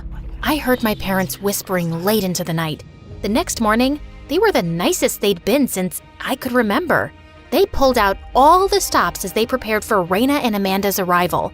They brought in the finest chef in the city and bought Amanda a ton of gifts. When Raina and Amanda arrived, my parents were on their best behavior. We sat around the dinner table eating and smiling, and for the first time, it felt like I had a real family. Raina and Amanda moved into the penthouse next door. Raina even took a special interest in my parents' company. My dad offered her a job working beside him, and I got to watch Amanda after school. I read Amanda's stories, took her to the zoo, and taught her to play chess. Amanda and I did everything I'd never had the chance to do with my parents when I was her age. Things were going better than I ever could have imagined. We were all so happy, but a few weeks later, Raina started staying out late. At first, it was 1 or 2 nights a week, and she'd drop Amanda off to stay with us. But 2 nights a week turned into 4, and eventually, Raina started staying out for days at a time. She even stopped showing up at work. One night, I was reading a bedtime story to Amanda, and she was pretty upset. Where's my mommy? I don't know, sweetie. She'll be back soon. Well, you said that 2 days ago. I didn't know what to do. Each time I called to check on Raina, she didn't answer her phone. My parents weren't much help either. Every time I tried to talk to them about Raina, they'd just change the subject and rush off to their room. What's going on with you? Amanda has been worried sick. When did you turn into mom and dad? I thought you were cool. Then she grabbed Amanda's hand and stormed out the door. I was so confused. I wasn't trying to control Raina like our parents. I just wanted her to be more responsible when it came to Amanda. A few days later, my parents hosted their annual gala at the hotel for millionaires and celebrities from around the world. The featured event was the charity auction where fine art and jewelry were auctioned off to raise millions for people in need. Raina was supposed to help with the auction, but as usual, she was a no-show, so I had to take her place. She was supposed to do a final check of the items up for auction to ensure that everything was labeled correctly. I was halfway through my checklist when I heard glass shatter. I turned to see 3 people in masks rushing through the glass doors. I hid behind a large statue as the masked robbers snatched jewels off the counters and stuffed them into their bags. I hit the silent alarm and then the police burst in. The robbers fled. The police caught 2 of them, but one of them headed my way. Just as the robber was about to slip out the back door, I jumped up and tackled him to the ground. I pulled off his mask and saw that it wasn't a man at all. It was my sister, Raina. I was speechless. Raina was arrested and taken to jail. When the police searched Raina's hotel room, they found that she was the ringleader and she'd been planning the heist for weeks. I was sick to my stomach for days. I didn't understand how Raina could do such a thing. And with Raina in jail, Amanda wouldn't have a mother. Our family was broken before, but now we were shattered to pieces. I destroyed our family. You can't blame yourself for this. I'm the reason Raina's in jail. If I hadn't found her and brought her here, then maybe none of this would have happened. Raina has always had problems. She's been in and out of trouble since she was a teenager. Lying, stealing, hanging out with the wrong crowd. We tried to help her when she was in high school, but she ran away. She lied about not wanting us to stay in touch with her. Our home was always open to her, but she refused to see us. We even sent her money to make sure she and Amanda were okay. Why didn't you ever tell me any of this? Raina made it clear that she wanted nothing to do with this family. We knew how much you always wanted a big sister or a big brother. We knew if we told you the truth that you wouldn't understand. It would only hurt you. We're sorry we lied. We didn't know how else to protect you. When Raina came to live with us, we hoped that she'd changed for Amanda's sake. But instead, she fell into her manipulative ways. We're so sorry that she hurt you. I apologized to my parents and eventually forgave them for lying to me. My parents adopted Amanda and raised her as their own. They even stopped working so much so they could spend more time with me and Amanda. Our new little family wasn't perfect, but we loved and supported each other through everything. Every day, I wrote Raina letters to tell her that I loved her and missed her. After I graduated from college, I opened a counseling center for young women. And one night, when I was closing up for the evening, Raina walked in the door. I'm sorry, Valerie. I was a horrible sister, a crappy mother, and a terrible daughter. That may be true, but you're family and you're here. That's all that matters. Then I hugged my sister, and she cried in my arms.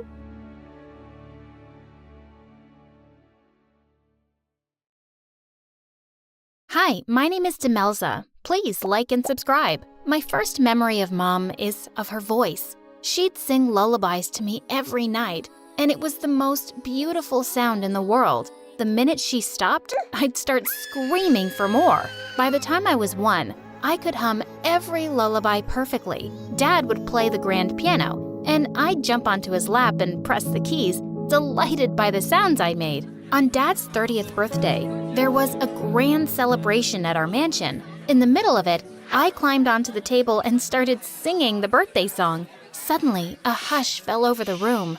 Happy birthday to you. Happy birthday to you. Happy birthday, dear Daddy. Happy birthday to you.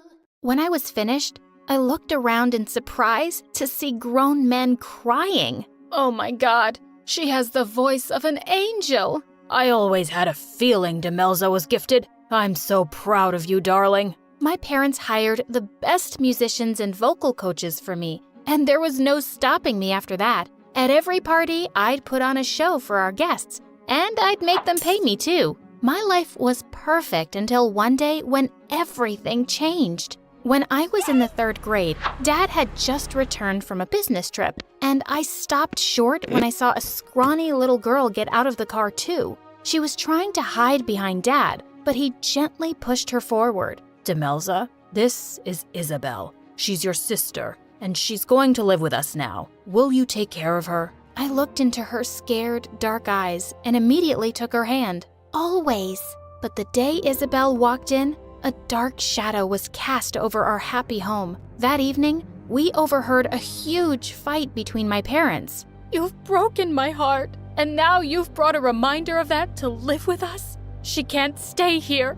I won't raise a child that isn't mine. She has nowhere to go. Her mother's gone. I know you hate me right now, but please, don't take it out on her. She's just a kid. I didn't want Isabel to hear this, so I said, "Come on, I'll play something for you. What's your favorite song?" I didn't fully understand what was happening, but one thing was clear. Mom hated Isabel. She pretended like Isabel didn't even exist. But Dad and I adored her, and we more than made up for Mom's ice-cold attitude. But in the 8th grade, we got some news one day that turned our worlds around. Dad had been in a terrible car accident, and he was gone. We were all devastated, but Mom just shut herself up in her room for weeks. One night, I was reading a story to Isabel when Mom suddenly barged in. What are you doing in my daughter's room? You're just a poor maid. Mom, are you okay? She's not a maid. This is Isabel, remember? How could I forget her? Everything bad that's happened to us is her fault. I stared in horror at Mom as Isabel started to cry. Pack your things first thing in the morning, Isabel. You're going to be sleeping with the maids now. What? No, she's not going anywhere. Either she goes to the maids or the orphanage. This is her last night here. As Mom was leaving, she suddenly pounced at Isabel, grabbed her stuffed bunny, and threw it in the fire. No, my mom made that. Isabel cried for hours, and I hugged her to sleep. What had happened to my mom? The very next day, Isabel was shifted to the maids' quarters and made their helper after school. I was scared she'd be sent away, so I didn't fight with Mom, but I'd sneak food to her and help her with her homework at night. And at school, we could always hang out together. But one day, I was really surprised to see Mom marching into the principal's office. "Mom, what are you doing here?" "Oh, I'm here to withdraw Isabel from school, of course." "You can't do that. She has to go to school." "Why? She's never going to be anything but a maid like her stupid mother. You don't need an education to sweep floors." As she turned around, I grabbed Mom's wrist. "If you make her drop out of school, I will too, and I'll tell everyone why." "Are you sure you want everyone to know how you really treat Isabel, Mom? Dad would be so disappointed in you." Mom looked shocked, then angrily pulled her arm away and left. I'd won this little battle, but God knows what she'd do next. Things weren't great at home, but at least I had Eric. He was my boyfriend for 2 years and was just crazy about my voice. One evening when I was on a date with him, I suddenly started getting calls from Isabel. Come home right now. I ran home to a scene of complete chaos. Mom was tearing apart Isabel's room. What's going on? Your dad's watch is missing, and I'm going to search all the maids' rooms. And when I find it, I'm kicking out the thief for good. Just then, a servant came from another room, saying it was under Mom's personal maid's bed. Mom looked completely shocked to find out it was her, but she threw her bags out instantly. Some days later, it was Isabel's 13th birthday, and I snuck into her room with a cake. When she blew the candles out, I asked her what she'd wished for. I wished your mom was dead. Isabel, you don't mean that. She's my mom. Isabel stayed silent, and I got up to leave. I'd never seen that look of hatred on my little sister's face before. In the middle of all this drama, I had a huge audition coming up. A prestigious music academy was looking for talent from different schools, and being selected would be a dream.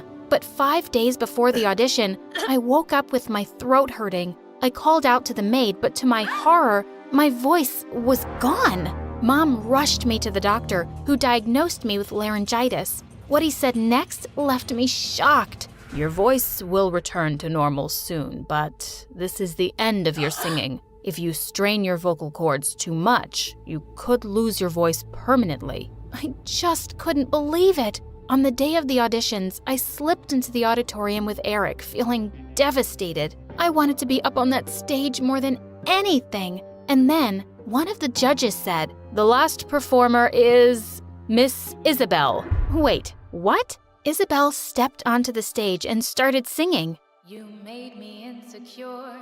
I was stunned. Her voice was beautiful. The judges gave her a standing ovation and said they'd be in touch with her soon. As everyone started to leave, I caught up with her. Isabel, that was amazing. But why didn't you tell me you could ever sing like that? She brushed my arm off angrily, her eyes blazing. You never asked. You just assumed that you're the only one with any talent. But I guess that's something we both got from our father. It makes you unhappy, doesn't it? Why would you say that? I've always had your back, Isabel. Yet, I've been living as a maid in my dad's house for years. And you did nothing. You think sneaking me food makes up for how I'm treated? No, it doesn't. All it does is make you feel good about yourself. Isabel, I tried. You should have tried harder. I hate you, Demelza. As she stormed off, I felt heartbroken. As Eric walked me back home that evening, suddenly a cyclist came charging straight at him. I pushed Eric out of the way just in time, but he landed on the pavement, hitting his head. I quickly called an ambulance, and after hours of waiting at the hospital, we were shocked to get the news. Eric was in a coma. The doctors were hopeful he'd wake up soon, but weeks turned into months, and before I knew it, a year had passed. I was almost done with high school, and Isabel was in her music academy on full scholarship, but we never spoke anymore. One day when I went to see Eric, I was shocked to see him sitting up in bed. "Oh my God, you're awake!" He gently pushed me away. I'm sorry, who are you? Eric, it's me, Demelza, your girlfriend? Can you sing? Yes, well, I used to, but then I got sick and had to stop, remember? No, I just know that my girlfriend sings beautifully. I couldn't move or see all these months, but she'd talk and sing to me often, and I could hear her. I know her voice, and it's not you. Suddenly, my blood ran cold when I heard someone behind me. Babe, that was me. You could hear me? Isabel? Yes, it's you. She ran forward and hugged him, and then they kissed. Suddenly, I just lost it. I pulled Isabel by her hair. Are you completely crazy? You've been visiting my boyfriend and singing to him? Tell him you're lying. I am not. He's mine. Let me go, witch. And suddenly, she pushed me viciously and I went flying into a trolley. I attacked her and we went crashing straight into the machines. And the next thing we knew, we were both thrown out of the hospital. I turned furiously to Isabel. We're done. For good. You've become a hateful monster. I don't even know who you are anymore, but you're definitely not my sister. Finally. And with that, she left. I went on a very long walk to clear my head, and by the time I got home, Isabel was gone. The next morning, Mom discovered a lot of things were gone too, including Dad's watch. I'm going to report her to the police.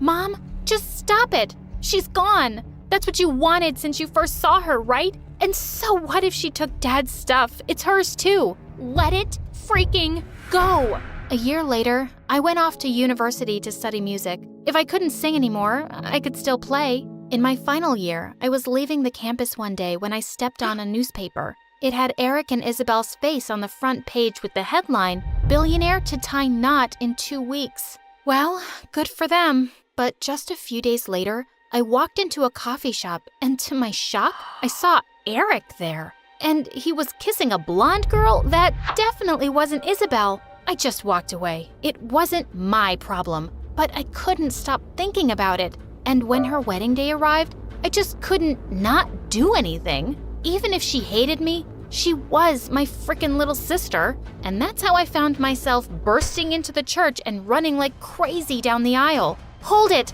This wedding can't happen! As Isabel turned to look at me in horror, I ran straight at her and hugged her. I held onto her tight as she squirmed and shrieked. OMG, you psycho, get off me. I love you, Isabel.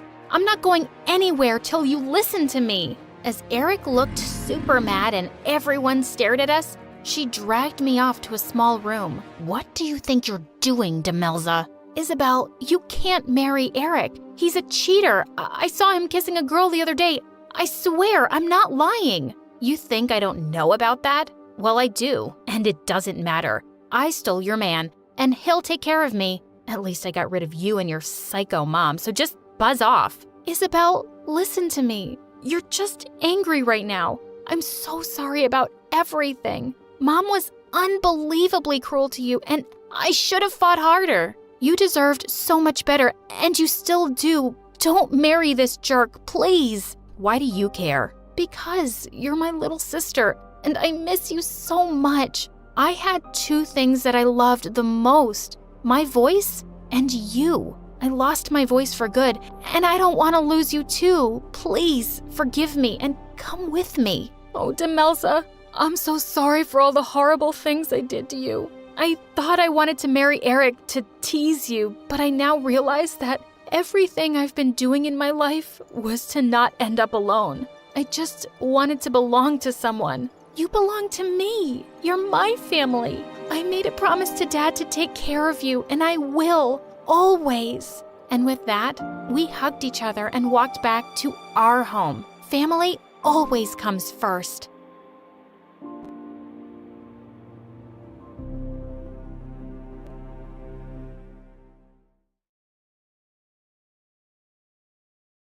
Hi, my name is Pedro, and I'm from Brazil. Please like and subscribe to MSA. Even though my parents were poor, I always had big dreams as a kid. When I was 8, my best friend Maria and I used to sit at the bus stop on the weekends and would admire all the fancy cars that would drive past. Wow, did you see that BMW? I want one like that when I grow up. I believe you'll drive a car like that one day, Pedro. Remember what our teacher said. If you believe it, you will have it. Maria also came from a poor family like me, and I cared about her a lot. Once when we were in the 8th grade, she couldn't bring her lunch for the whole week because her parents were so broke. And even though she came up with all sorts of excuses not to take my lunch, I wasn't going to leave my friend to starve. Pedro, I'm not that hungry. Please, I don't want to take your lunch. You know you don't have to have pride with me. Come on, let's share. Okay, but next week is my turn to share with you. But when next week came, Maria had more than enough to share with me since her dad got a big job in the city. I got us candy bars today. Wow, thank you. I'm really happy that your family's doing well. Yeah, and there's something else I need to tell you. She looked a little sad, and then I felt sad when she told me. We won't be living in the same place anymore. We're moving to the city, and I won't be in this school. I was happy for Maria because she was going to have a better life, but I was sad since she was my best friend. We promised to write to each other every month, but as time went by, she stopped writing, but I didn't. I started focusing a lot on my studies when Maria left and became the top student in my school. When I was in 10th grade, I got selected to participate in a national math tournament. When I was at the tournament, I was so happy when I saw Maria. She was also selected from her school. Maria? She looked so beautiful now. Her eyelashes even looked longer than a normal person's. Maria looked at me like she didn't even know me. Or maybe it was because I also looked different. It's me, Pedro. Oh, hi. It's been a while. She looked down at my shoes and made a face of disgust. I'm guessing you're still stuck at the poor people's location? If that's what you call it. Okay. I have to go. My friends are waiting. That was not the Maria I knew, but I didn't let that distract me during the tournament. I beat all the kids, even the rich ones from Maria's school. Well done, Pedro. I was surprised that she even congratulated me after the way she looked at me. Thanks, Maria, and it was nice seeing you again. As I walked to the hallway, a tall man approached me. He was the principal of the most expensive school in the city. It was the same school Maria went to. Well done on your achievement today. I would love to have a student like you at my school. Thanks, sir, but I don't think my parents can afford your school for now. You would definitely qualify for a scholarship, and I could help you with that. When I told my parents about the offer I got from the principal, they were so happy. Dad immediately spoke to one of his friends who lived closer to the school to accommodate me, and he gladly accepted. After a month, I moved into Dad's friend's house. He had a daughter who was my age, Isabella, and she was on another level of always being happy. I've always been an only child in this massive house. It's just me and my father. I'm so glad to finally have someone to talk to. Come on, I want to show you our swimming pool. I've won 5 gold medals because I practice every day. Thanks, but swimming is not my thing. What? Swimming should be everybody's thing. What would you do if the world comes to an end and the entire earth gets flooded? It'd have to be everybody's thing then. I'll teach you. Let's go. Isabella was so persistent about everything. I did everything she asked me to do since her father was super kind to me. She never mentioned her mom, and I didn't want to intrude. When Isabella and I entered the school gates together, all eyes were on us, and I didn't understand why. Oh my gosh, everyone thinks I'm dating the new hot guy. Which new hot guy? You silly. You're really cute. Don't you know that? I blushed when she said that because I never really paid attention to how I looked since I focused so much on getting high grades. And then as we walked into our next class, all the girls started tapping the seat next to them. Hey, new guy, you could sit next to me. Oh no, you should really sit next to me. I have all the answers to everything. Isabella suddenly hid behind me when she saw Maria walk in, and then she took my hand. He'll sit next to me. We come from way back. Isn't that so, Pedro? I saw Maria glare at Isabella sternly, and she quickly ran to her seat and didn't look at me for the rest of the day. Maria pulled me along with her everywhere in school, and because I missed her so much, I stuck with her. I'm so happy that you're in my school, Pedro, but we gotta get you some new shoes, okay? But these are my favorite shoes, Maria. I know, but change is good sometimes. Look at me. I live a fabulous life, which starts with how we look. Isabella walked past me and Maria like she didn't even know me, and when I saw her after school to find out what was up, she acted like everything was normal. Hey, you suddenly avoided me? What happened?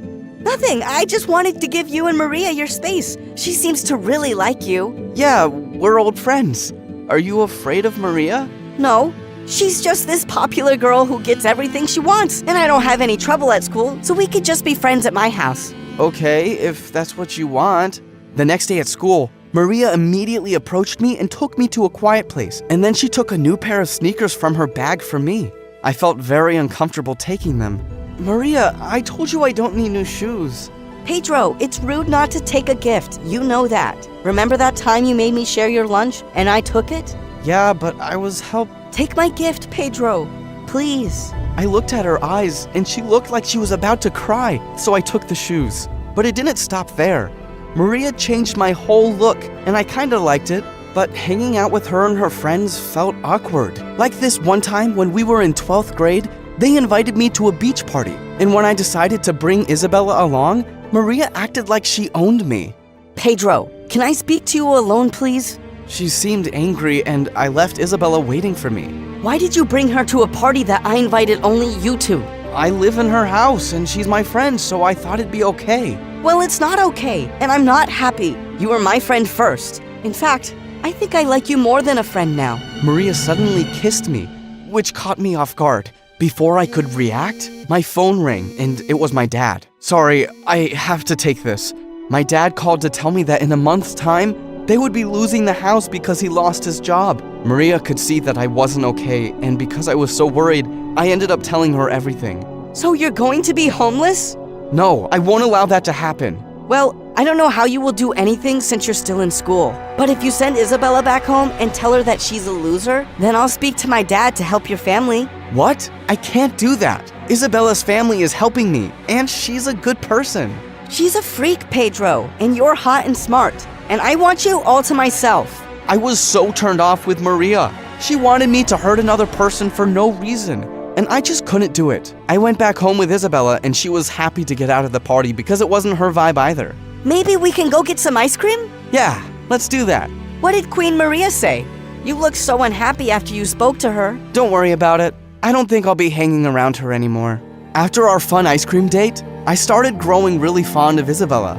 She was sweet and accepted me for who I am. She was still very hyper about many things, but I started loving that about her. And then, after the weekend when I went back to school, everyone looked at me differently. Even the girls who dropped after me now looked at me like some poor, pathetic boy. I can't have a homeless boy in our school. I heard one of Maria's friends as she walked past me, and then I spotted Maria talking to a group of kids. I stood behind her. She was talking about me. Pedro is a total fake. I had to buy him clothes and shoes because his family is going to be homeless soon. Wow. But how can someone so hot be so poor? Maria, how could you do this? Oh, speak of the poor devil. She looked at me coldly, and then I took off the shoes she bought me and threw them in her face. Congratulations, Maria. Money has turned you into a real witch. I walked away from her, and Isabella ran after me. Pedro, wait! Don't throw your education away because of her. Maria did something really humiliating to me once before, and that's why I stay away from her and whatever she wants. What did she do to you, Isabella? Isabella started crying, and I hugged her. Then, she told me that she was the popular girl at school once before, and Maria was her best friend until she told everyone her big secret. Maria kept asking about my mom, and then I told her something my family never shared with anyone. My mom is in a mental institute. Maria told everyone at school, and from that day, everyone called me a mental case. Oh, Isabella, why didn't you tell me this before? Because I didn't want you to think that I was a mad person. I'm not my mother. I'm me. After what Isabella told me, I wanted nothing more to do with Maria. So I completed my last year of high school with Isabella by my side, and her dad also helped my parents not lose the house. Thank you so much for all that you did for my family. I hope to pay you back one day, sir. You have a bright future ahead of you, Pedro, and it was a pleasure having you in my house. I'm going to miss you so much. I got a scholarship to study medicine in one of the most prestigious universities abroad. And my school helped my parents pay for my flight ticket since I was the best student they ever had. I worked hard in university and became one of the best heart doctors in the world. When I went back to Brazil to visit my parents, I also paid a visit to Isabella and her father. Pedro, I'm so glad to see you. Isabella looked emotional. What's wrong? My dad is in the hospital. It's his heart. I spoke to the head of the hospital that Isabella's father was in, and I was ready to do anything to save him. While I was at the hospital, one of the nurses suddenly approached me. Pedro? I couldn't recognize her since she had her hair covered up, and when I looked closer, it was Maria. Hello, Maria. Wow, you're a doctor now. Yes, and I am a very busy person, so please excuse me. I walked past her, and I could feel her eyes still on me, but she was someone I forgot about a long time ago. After my successful operation on Isabella's father, he couldn't stop thanking me, and I was happy that I was able to do something good for him and Isabella. Pedro, you are like my angel. You always come into my life at just the right time. When I was lonely back at high school, you filled up my life, and today, you saved my father. I hugged Isabella, and then suddenly Maria tapped my shoulder. What can I do for you, Maria? I just wanted to say I'm sorry to both of you. She looked really sincere, so Isabella and I forgave her. She asked if we could have dinner together. I looked at Isabella and she nodded, so we hung out together. As we sat in a restaurant, we actually enjoyed ourselves. And when Isabella excused herself to go to the bathroom, Maria held my hand. I still love you, Pedro. I don't know what came over me in high school, but I've changed now. I slowly pulled my hand away from her. I'm sorry, Maria, but I'm in love with Isabella, and that's why I came back to Brazil. Maria understood and then got up and left. Where's Maria? She's gone, so it's just the two of us. I took Isabel's hand, looked into her eyes, and told her how I felt. Isabella, will you go out with me on a real date? She smiled. So, I guess I did get the hottest guy in school after all. She always knew how to make me blush. Never let your current situation determine your future. When life throws you lemons, make sweet lemonade.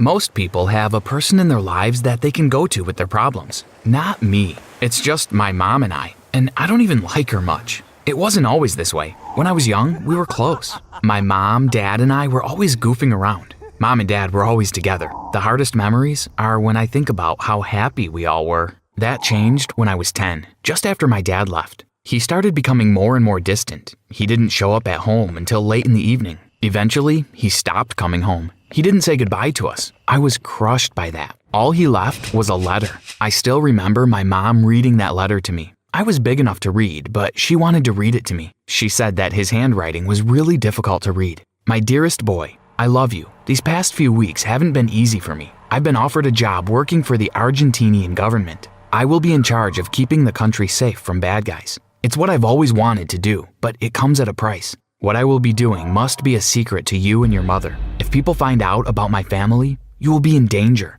I can't come back home anymore, and you cannot come to visit me. But don't worry, I will continue to write you. I will even call when I can. Love you always, Dad. I cried when she finished the letter. My mom instinctively gave me a hug. Halfway through that hug, she pulled away. Little did I know that it was the last time that she would ever hug me. From that day on, whenever I cried, she avoided me. And whenever I tried to hug her, she retreated away from me and changed the subject with a flash of a smile. The next few months were tough. I did everything I could to get my mom's attention, but she became more and more distant. I wasn't willing to give up though. Mother's Day was coming up. I spent weeks preparing a handwritten card, along with a treasure hunt around the house for my mom. I saved up every cent that I had to buy her the perfume that she liked, even going into the city alone to buy it. It was scary, but I did it all for her. I believed that if I made this Mother's Day amazing, I'd get through to her, and we'd go back to some kind of normal. Mother's Day arrived, and my mother was out of the house early, before I was awake. She arrived at 10 p.m. that evening. I was waiting up for her. "Happy Mother's Day, Mom," I said, giving her the gift. She gave me a weak smile and said thank you. "I've had a long day, kiddo. I'm going to sleep now." She left me standing there, alone, wondering what I had done wrong. I was broken and hurt. From that day on, things changed between us. Every so often, I got a postcard from my dad from Argentina. The postcards contained nothing personal, only famous quotes. Things like, "Don't judge each day by the harvest you reap, but by the seeds that you plant." When I was young, I thought these were wonderful pieces of wisdom that my dad had discovered, but I soon realized that he'd found them on a quick Google search. On my 11th birthday, he called me. He sounded different, but I was excited to speak to him. He wished me a happy birthday. "Thanks, Dad. How are you? How is work going in Argentina? I miss you so much. When are you coming home?" I had so many questions, but my dad didn't have many answers. He stuttered out a few answers and then said he had to go. I put down the phone, beating myself up. All my questions had chased him away. By the time I was 12, the postcards stopped. They were replaced by emails. My dad wrote once a month, always the same. "Hey, how are you? How's school going? Everything is fine here. The government won't let me say what we're doing, but I'm well." He'd end off with a famous quote, and I'd wait for a month to pass before I got another email. My excitement would slowly wither from reading each of these emails. I finally worked up the courage to speak to my mom about how I was feeling. But the moment I brought up my emotions, she changed the subject and found something to keep herself busy with. It was clear that my mom was too busy to listen to me. Again, I wondered how I could be so foolish to think that my mother and father actually cared about me. I was about 13 when I stopped looking for his emails. I stopped reading them. It didn't matter anymore. In my mind, they were spam now. My mom was much busier now. She had taken on another job and she was hardly ever home. She hired a babysitter to take care of me in the evenings. The babysitter and I became good friends, but I soon outgrew her care. I could take care of myself now. I was growing up quickly. As I grew older, things got even worse. I became more and more invisible to my mother. She would only notice me and speak to me when it was absolutely necessary. It made me angry, so I made it necessary for her to speak to me. I started fights at school. The teachers called her in and suspended me. On the drive home, my mom would shout at me and I'd blame her for everything. The heat of those arguments was exactly what I was searching for. It was warm and it showed me that she genuinely cared. It was amazing, but it didn't last long. After a while, she stopped coming to school when I fought. "I'm too busy," she would tell them. When I turned 14, I decided to go against everything that she said. Whatever she wanted or said, I would do the opposite. That's when I started hanging out with the bad boys in the neighborhood. She'd warned me to stay away from them, and that's what drew me right to them. It was fun hanging out with them. They had this kind of carefree life. They did whatever they felt like doing. We spent our afternoons playing practical jokes on the old ladies in the neighborhood, laughing as they chased us away with brooms from their homes. These boys were a lot like me in so many ways. Their parents didn't have time for them. That brought us closer together. Soon, we became our own family. We looked out for each other. It was great to have people care for me again. A year later, my friends and I were bored of the practical jokes. We needed something more thrilling. We started sneaking into people's houses and looking through their things. It was exciting knowing that we were always seconds away from being caught. But even if we did get caught, it was okay. We had a code of silence. We were brothers and we'd always look out for each other. Soon, the sneaking turned into breaking into houses. We kept pushing the boundaries, looking for more ways to get the biggest thrills. Up until that point, it was a game that I enjoyed playing. It was when one of my brothers fell for a girl that things turned ugly. As much as he adored this girl, she wanted nothing to do with him. We laughed about it. "Move on, there are plenty of fish in the sea," we told him, but he wouldn't. "She disrespected me," he said, "and I'm going to teach her a lesson." Hearing him say those words scared me. Seeing the anger in his eyes told me that this time was different. This wasn't a game. We tried to calm him down, but he wouldn't listen. Worst of all, he wanted us to help him teach her a lesson. After reminding us of our brotherly code, we agreed. That night, I couldn't sleep. My stomach was tied up in vicious knots. I didn't want to go ahead with the plan, but I didn't want to upset my brothers. More than ever, I wished I could talk to my mom or my dad. But here I was, alone. What had my life come to? I barely made it through the school day. I was so distracted by my brother's plan. We waited for her in an alleyway near the school. The girl passed this way on her walk home. My job was to lure her into the alley. I saw her walking by and called her. She saw me and smiled, and she started to walk towards me. I lost my nerve. I couldn't do this. "Run! Get out of here!" I screamed. I felt relieved to see her run. But my brothers weren't happy. They made me pay. They beat me up and told me that I was dead to them. I was no longer one of their brothers. "We'll get her without you," he said to me as they left me lying in the alley beaten and bruised. I didn't sleep well that night and skipped school the next day. My mom didn't know and didn't care either. I kept hearing my brother's words in my head. "We'll get her without you." I knew that they were serious, and I knew that they were angry enough to seriously hurt her. I had to do something about it. I went to the police station and told them about my friend's plan. They took me inside the station and sent me over to a detective. He took my statement and asked me lots of questions about the names of my friends and the girl, where we went to school, etc. Then he asked me to give him a minute. "I need a cup of coffee." The detective's desk was a mess of files. I decided to help him out. While fixing them up, one of the files caught my attention. I recognized the name.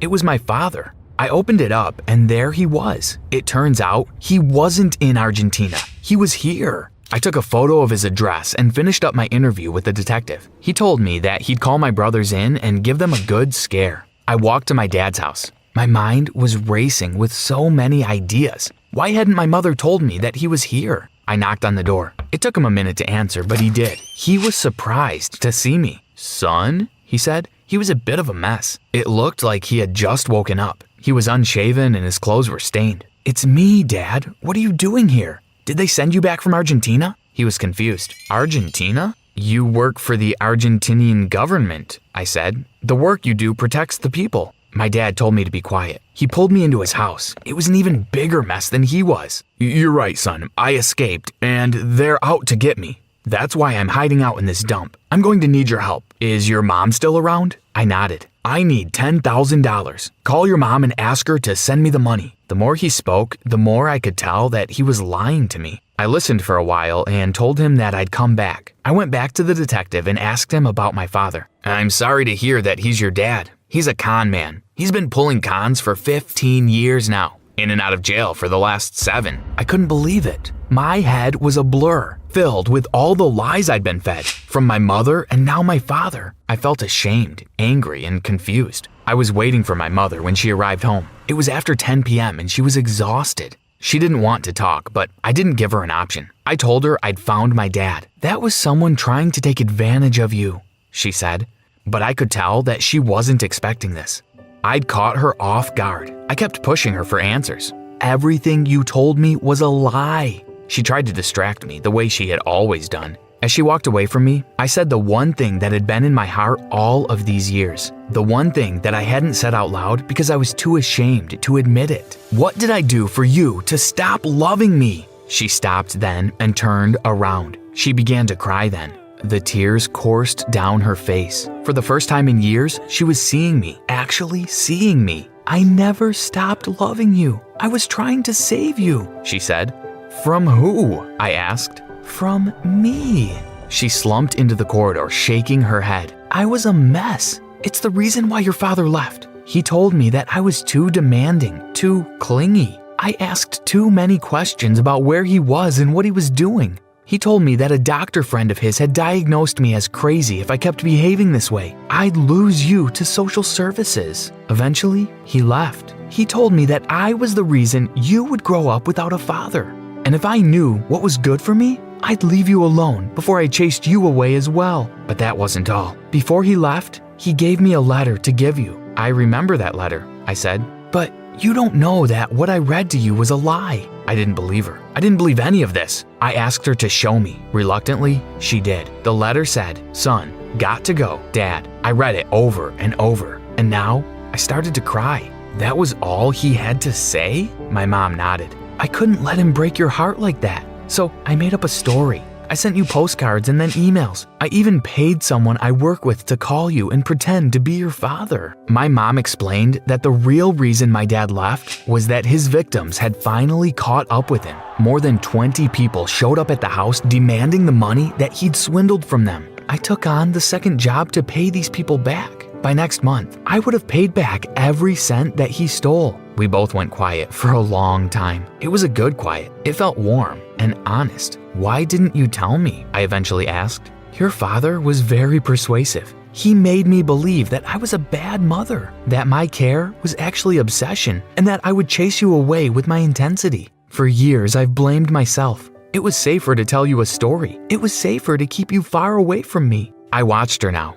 The woman that I had come to hate for reasons I couldn't understand. Now, with her defenses down, crumpled into a heap, I saw the woman that I had loved. The woman who had loved me. All the years of hating her washed away in that moment. I walked over to her and gave her a hug. That hug was like a bridge, connecting me to that 10-year-old version of me. We sat like that for a long time. I hugged her while she cried, and she hugged me back. The next day, we went to the police station and spoke to the detective. My mom had enough evidence of my dad's scams to get him arrested for good. He had spent every cent of the money he had stolen, but that didn't matter. My mom stopped working her second job after she'd finished paying my dad's final debt. We used the free time that she now had to reconnect. The detective was true to his word. He scared my brothers so badly that they stopped messing around. They even stopped talking to each other. They never spoke to me again, but I don't care. Silence has a way of destroying beautiful things. The truth is so much better. The end. Honey, you're saying it wrong. It's, that was delicious, Mommy. I would like some more. Now come on, say it again. Mom's English accent was just as bad as this advertisement. I knew exactly what I had to do. Blah, blah, blah, blah. Hi, I'm Harper, and I'm one of the biggest television stars. Before I continue, please do like and subscribe. Growing up, I always loved watching TV shows, and it was all because of Mom. She wanted to be an actress but couldn't make it, so she made sure I became one, even though I never really wanted to. I was pretty, so I got a few gigs, and before I knew it, I was acting in several movies and TV shows and became extremely famous. But it wasn't as perfect as it looked. Mom, can I hang out with Tara? She has a new pool. There's no point being friends with her, Harper. She's your competition. All of them are. They're just pretending to be nice. When they have what they want from you, they'll pretend like you don't exist. Mom was so insecure, she even homeschooled me so I could attend all the rehearsals, acting classes, and auditions. But when I was 12, I was famous enough to not need any of that. And through a tantrum, I was finally sent to school. And I did very well, or so I thought, because a month later, I found out that Mom would give gifts to the teachers to give me good grades. It was a big scandal, and I was left totally embarrassed. I was back being homeschooled, stuck with my mom, and with no friends at all. Friends are stupid distractions. You have a career to make. Yeah, you would say that. Unfortunately, you can't buy friends with money. Ugh, she was the worst. And with time, I started hating her more. We would fight almost every day. All I wanted was to live a normal life, and all she cared about was money. Once, when I was 17, she lied to me to get an audition for a high-paying role that was clearly for someone older than me. She is 15. She's just a little short. Look at her portfolio. She has way more experience than all the other kids here. I couldn't believe she would go this far for money, so I went behind Mom's back and declared on my social media that I would donate a big chunk of my money to charity. Mom had no choice but to agree, since everyone already knew. This is outrageous, Harper. You should have told me before making this dumb decision to give all your money to an army of peasants. How could you hide the truth? Well, I learned it from the best. Besides, those underprivileged kids need that money more than us. Why can't you just concentrate on acting and leave the money to me? What's done is done, but there's always a way to fix it, and I will do that whether you like it or not. I didn't care about my mom's empty threats, but I got the shock of my life when she went behind my back and handed over a check with a lesser amount and her signature. It was then that I found out that all of the money was under Mom's name. She was stealing from me. That was the last straw. When I turned 18, I decided to quit acting. You can't! I am still the one that decides whether you can quit or not. Why are you smirking? How dare you behave? I'm not a child anymore. I can decide what I do with my life. Also, I'm suing you for stealing my money. The look on my mom's face was priceless. Mom swore she would take all my money since she drove me around to get the jobs and auditions. I ignored her and packed up my things to move out. I had finally received my own money from my last acting job and was free. You want to know what I did first? I went straight to the beach by my new house with a big tub of ice cream and enjoyed the view. I was ready to live an almost normal life. People still recognized me now and again, but it felt different now because I didn't have to pretend to be happy anymore. But the tabloids had a field day because of my drama. My case against Mom was the headline everywhere, and Mom made it worse by tainting my name on interviews. I can't believe she could do something like this to me. All I've done is put her first. Being a single mom was not easy, and she... I'm sorry. Mom continued this act, and some people took her side. She called me several times to threaten me to come back, but I just blocked her. This was the first time I had to do things by myself, and I was a little scared. Okay, let's do this. Let's see. So this goes here, and the detergent here, and ta-da! Well, that wasn't so difficult. I don't know why I was so worried. Just then, the washing machine began shaking like there was a tornado in there, and there was detergent bubbles frothing out of the machine. Did I put in too much detergent? I tried opening the door to check, but my clothes went flying around the room. It took me an entire day to clean up the mess I made, but eventually I figured out how to use the machine. I had to Google it, but still. Soon it was time to finish high school, and I couldn't be more excited for my new life. But my excitement turned to panic when I entered school and a crowd of kids surrounded me. Can I please get a picture with you? I'm a huge fan. You are so good in that movie. Hey, give her some space. The girl took my hand and pulled me away from the crowd. She introduced herself as Ginny, and I thanked her for helping me out. Ginny was one of the sweetest and boldest people I had ever met. She was the head cheerleader at school and super popular. We soon became best friends. Once, Ginny even asked me why I hated acting so much, and I told her about how my mom had forced me to do it and took my money. She's my mom. Isn't she supposed to be the one looking out for me? Well, anyway, all of that is in the past. Now I have this new life, and you, my very good friend. Excuse me? I am your best friend, and you won't find anyone as cool as me. I agreed. No one could compare to Ginny. She was the best friend I didn't know I needed. Ginny also introduced me to her boyfriend, Draco. He was one of the most handsome and kindest guys at school. Together, the two helped me set up my new place, and Ginny let me borrow some stuff from her kitchen so I wouldn't waste money buying new ones. She knew I had to save money since the court battles with Mom were still going on, but she never spoke about them. Why are you so good to me? You're like my sister. What's mine is yours. While Ginny helped me around at home, Draco was an absolute gem at school. Like, once I needed help with my books, and he magically appeared out of nowhere to carry it for me. And another time during school beach camp, he gave me his jacket because I was cold. Hey, here you go. Can't have you fall sick now, can we? My stomach fluttered as his hands brushed against my shoulders. He was the sweetest.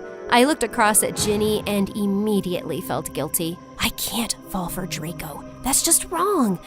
Oh, but he is so cute and sweet. But I couldn't stop thinking about him, so I decided to put my acting skills to good use and pretended that everything was A-okay. I started avoiding Draco, but for some reason he kept showing up wherever I went. And then one day, while I waited for Ginny to get done with her cheer practice, Draco came and sat right next to me. What is he doing here? Harper, I actually have a small favor to ask of you. I tried getting a reservation at this fancy restaurant for Ginny's birthday surprise, but I couldn't. I was wondering if you could use your celebrity status and get a reservation. I know it might sound weird, but it's for Ginny. No, actually, it's quite sweet. I'll see what I can do. I told him we'll go and talk personally to the manager, and he agreed. The next evening, as we walked into the restaurant, Ginny called, asking me if I wanted to join her for a movie, but I refused, saying I was busy. She's at the movies? By the look on his face, it was obvious that he didn't know about Ginny's plan. I wanted to ask him more, but decided against it. It wasn't my place. I spoke to the manager and got a reservation, and he even offered us free dinner that night. But just as we sat down, I could feel something was troubling Draco. Okay, spill. What's on your mind? I don't know, but I think Ginny is gonna break up with me. What? Why? She loves you, dummy. Isn't it obvious? She never tells me where she is, and we hardly go on dates because she's always so busy. We've been together since we were kids. I don't know what I'll do without her. Watching Draco so helpless broke my heart. I don't know what came over me. I instantly put my hand over his. For a moment, our eyes met, and all I could think was kissing him. You don't think it's in my head? Huh? Yeah, I think head is all. I mean, you're right. I don't think I'm feeling too well. Let's leave. We left immediately. But on the ride back home, I couldn't stop thinking about how much he loved her. With Draco still on my mind, I reached my front gate, but to my horror, it was broken. Someone was in my house. I held my keys as a weapon, and then my mom walked into the living room. She had the most evil smile when she saw me. Aw, look at my little baby all grown up, living by herself. Mummy is so proud of you. What? How did you get in here? It's a crime, you know. It's not a crime to come and see my own daughter. What do you want? Why are you here? All in good time, honey. First, tell me, why are you ruining your name? A good thing I followed you around. I would have never seen you flirting with your best friend's boyfriend. I thought you were one of the good ones, but turns out you'll do what it takes to get what's yours, just like your mother. What are you talking about? Mom flashed her phone with a photo of me with Draco from the restaurant, and I was shocked. Oh, not so fast. If you want this to remain a secret, then drop the court case. Give me what's mine, and let's get you back to work. I was turning red with rage. I had had enough with her. I was not flirting with him, and you're the one ruining my name by saying mean things at interviews. I'm not playing your games. Leave. We'll see who your friend believes. Last chance. Come with me or have your friendship ruined. I'd rather be broke than work with you or give you my money again, Mom. She left. I couldn't believe that she would stoop this low to get her way. I knew I had to meet Ginny before Mom did.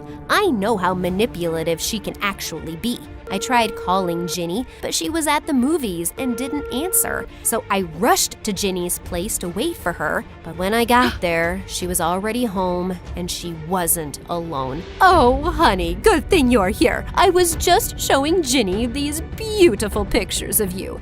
And what's his name? Draco. The look on Ginny's face was enough to tell me what pictures she was looking at. I thought you were busy, but you were on a date with Draco? Harper, I never thought you would hurt me this way. No, Ginny, it's not what it looks like, I swear. Please believe me. I've seen how you look at him. Are you saying you don't have feelings for Draco? Mom smiled. She had been watching me for months. She knew I was in love with him. I do have feelings for him. I won't lie about that. But I would never act on them, and he would never betray you either. She admits she's in love, and I have proof they were together yesterday. She lied to you.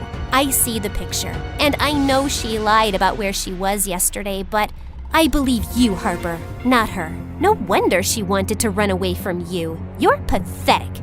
The look on my mom's face was worth framing. She was too stunned to speak. Dumb girls. One day you'll know that money is the only thing that matters. I feel sorry for you, Mom. Now if you're done, leave. And don't come back. She stomped her heels and walked out, and I ran and hugged Ginny tight. Draco was planning a surprise for your birthday. That's what we were doing there. I'm sorry I lied, but I swear it's the whole truth. I believe you, but I also know that maybe what I'm doing to Draco is wrong. I don't like him as a boyfriend. Maybe we are just better off as friends. My heart broke for her and Draco, but I knew what Ginny was feeling was justified. The next week she broke up with him, and I spent all my time with her. I even went ahead and filed a much-needed restraining order against my mom, but Draco was still on my mind. One day during school, I was trying to reach for a book when someone offered to do it for me. Draco! We got talking, and I asked him how he was doing. I won't lie, it was tough, but I kinda get it. Ginny was great, and we'll always be friends, but maybe nothing more. Well, in that case, welcome to the singles club. I got up to leave, but Draco took my arm. Sorry, instinct. I was just wondering if you were free tomorrow night. We do have that fancy dinner reservation, remember? She would love to. I turned around to see Ginny walking in our direction. What are you doing? I figured you're too chicken to ask him out, so I'm doing it for you. Besides, I want him to be someone great, and I miss our group. So Draco, will you date my best friend here? Oh my God. In all my years, this is the most embarrassed I've been. So that means you don't like me? I do! I don't! I do! I just... Before I could say another word, my phone rang, telling me that I'd won the case. My mom was finally off my back, and for some reason that made me oddly confident. So where were we? The dinner. You like me? Yes, yes, yes to everything. But before we do that, let's catch up for some ice cream. It's been long.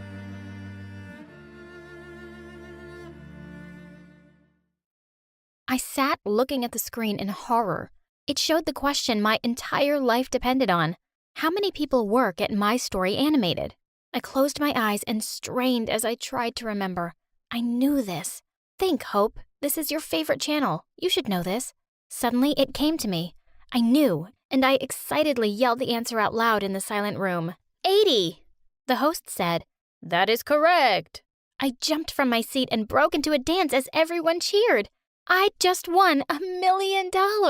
Just then, my parents and Stephanie, my sister, joined me, screaming for joy. Dad said, "You've done it. You brilliant, brilliant child. You've made us all rich." Hi, my name is Hope, and this is the story of me becoming a millionaire. Little did I know, the minute I got that check would change my life forever. When we received the money, our parents moved to a gorgeous mansion, and I officially became their favorite child. One person wasn't happy about all of this, though. Stephanie, my sister, a famous influencer on Instagram. It was like the minute I got rich, she made a pact with the devil to destroy my life. One day, as Mom ordered our new chef to make me a special breakfast, the butler came in with the mail and said there were flowers for someone. Stephanie, who was working on her newest vlog, quickly snatched them, saying they must be from one of her fans. Okay, guys, this morning there were flowers in the mail for me again. This is the biggest bouquet I've ever gotten, and there's a note here too. I'll read it. "Your beauty has me captivated. I saw you and I knew I would never look at another. I love you. Hope." What? I jumped toward her to grab the piece of paper, but she ripped it up. I was joking, guys. Everyone knows I'm the prettier sister. Anyways, these flowers are half dead, and I think I see bugs. I'll throw them out. Dad threw down his fork and knife and stopped eating. How dare you behave like that with your sister? She won $1 million. They could have been for her. But she said, "They were mine. I'm the pretty one." A few days later, I saw a guy mowing the lawn across from ours. I had to admit, guys on this side of town were HOT. I noticed he was looking at me, so I waved at him, and for a minute, he looked nervous. Then he started coming over. As soon as he reached me, he handed me a beautiful rose and said, "Hi, I'm..." The door of the house suddenly opened and another boy walked out. He took one look at me and rushed over. "Nathan, are you done mowing the lawn? We don't pay you to hit on our gorgeous neighbors." Nathan turned red. I was so embarrassed. I'd called him over, and now this rude dude was insulting him. Nathan just smiled and winked at me. Then he turned and ran back. "I'm getting to it, man. Chill." By then, the other guy had walked over to me. He grabbed my hand, shaking it far too enthusiastically for my liking. "You're Hope, that millionaire girl. I'm following you on Instagram. You looked so beautiful on TV. I'm Jake." Steph and Dad saw us from the window and joined us. As soon as Steph heard this guy was following my account, she tried to cut in and introduce herself, asking if he'd seen her on Instagram. But Jake totally ignored her. She looked furious. Uh-oh, here she blows. But thankfully, Dad cut in. "I'm glad you've all met each other. We met him when we came to check out this place. I hope you two will get along well since you'll be going to the same school." Jake grinned and winked at me. "I think we'll get along just fine, sir." Oh, great. I shuddered thinking about hearing this weirdo talk like that for a whole freaking school year. The next day before school, I was roaming our huge new yard when I noticed an envelope in the mailbox. I ran and snatched it up, looking to see who could have left it. I saw Jake from across the road. "Hey, did you see who left this?" He blew me a kiss and shouted, "Read it alone." I went inside and opened the letter. "Dear Hope, ever since I saw you, I can't think of anyone else. I've written a poem for you. I saw you once by the lovely sea. My world so sad, felt full of glee. I looked at you, and I knew I love you deep, and I love you true." Jake had written me a poem? That was the most romantic thing anyone had ever done. Who would have thought Jake could write something so beautiful? I ran to Steph. "Look at this, sis. My first ever love letter. You know who I think sent it? Jake. Maybe he's not as bad as I thought." To my shock, she just snatched the letter and started screaming. "Get off your high horse, Hope. Stop acting like the world worships you now that you have some stupid money. I can't believe you're trying to embarrass me because one stupid guy wrote you a stupid note." That was so mean. How could she say something like that? You're just jealous because Mom and Dad like me more now. But luckily, Mom pulled us apart and yelled at Stephanie. "Stephanie, behave yourself.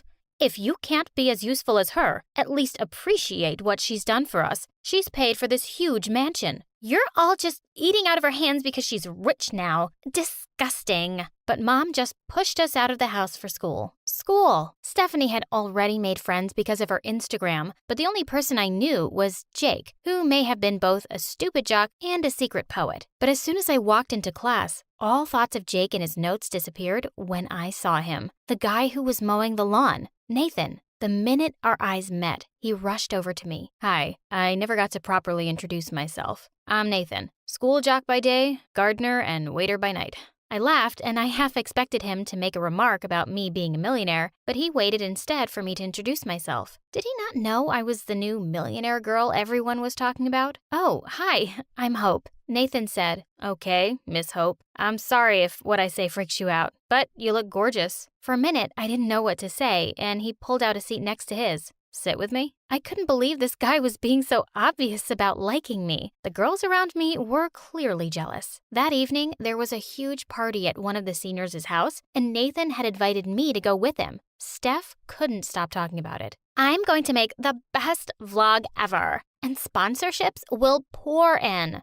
Just as we were about to leave, Mom jumped in. And just where do you think you're going? Stephanie said, Ugh, Mom, the party. Now let's go. I've got a vlog to make. Mom looked mad and said she couldn't go. Those peanuts you make from Instagram aren't worth anything now. Go upstairs and study. Then she turned to me and said, Have fun, sweetie. We won't wait up for you. I felt bad for Steph. I would have helped her out, but just then, a car honked outside. Nathan was here to pick me up. At the party, girls kept swarming up to Nathan like bees to honey. But then again, he was eye candy. Suddenly, he put his arms around me and asked me to dance with him. Luckily enough, the music turned slow and Nathan and I were gliding around the room while everyone stared at us. Hope, I have to tell you something. My heart hammered in my chest. This was it. The moment I'd been waiting for since I first saw him. But out of nowhere, a pair of strong hands pulled me away from Nathan. Jake said, Babe, I've been looking everywhere for you. Dance with me. Oh my God, Jake?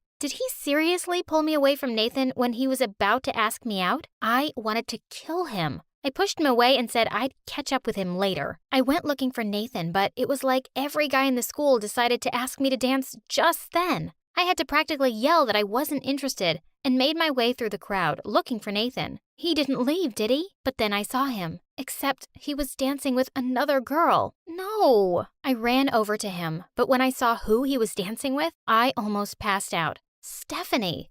She said, Hey there, sis. I saw you dancing with Jake, so I thought I'd give this cutie some company. I said, Nathan, I'm sorry, he was just... She said, Oh, stop it, you. Stop playing with this poor boy's heart. I told him everything about Jake. In fact, I told everyone. I immediately saw what she was doing. She was streaming it live. I said, What? No, Nathan, don't listen to her. I turned to tell him the truth, but he was gone. What's your problem? You've gone too far, Steph. The next day at school was hell. Nathan wouldn't even look at me, and everyone else kept calling me a two-timer. At lunch, I saw Stephanie grab her tray and sit right next to him. I glared at her. Why don't you just sit in his lap, you idiot? Steph turned in my direction as if she'd heard my thoughts and stuck her tongue out at me. Then she put her head on Nathan's shoulder. The witch. That was the last straw. I jumped up and got onto the table. Everyone around me gasped. I said, Nathan, I know you think I've been playing with you, but that's not true. The truth is, I really like you. And if I didn't, would I be standing in the middle of the cafeteria asking you this? Will you please be my boyfriend? For a few seconds, no one moved. But then suddenly, everyone started cheering and telling him to say yes. Someone even shouted, You gotta go easy on her, man. She's gorgeous. I turned to Nathan, hopeful, but he just pushed Stephanie away and rushed out. I was devastated. To make matters worse, Jake came up to me and said, He's just the poor gardener anyway. You should date me. I'm rich like you, my millionaire babe. I was so mad at him. It was all his fault Nathan hated me. I pushed Jake and turned to run home, only to bump right into Nathan. He was smiling at me. I said, Nathan, I thought you'd never talk to me again. He said, And never hear that sweet voice again? I just had to get something. It was a gorgeous silver necklace. He put it around my neck and said, You're the moon, and I'm forever a star in your orbit, Hope. I was so happy. I hugged him right in the middle of the school. I heard people cheering around us. I looked around to see practically half the school. When I got home, I was still blushing and grinning like an idiot. But the minute I walked in, my smile faded. Mom and Dad were sitting in the lounge looking grim.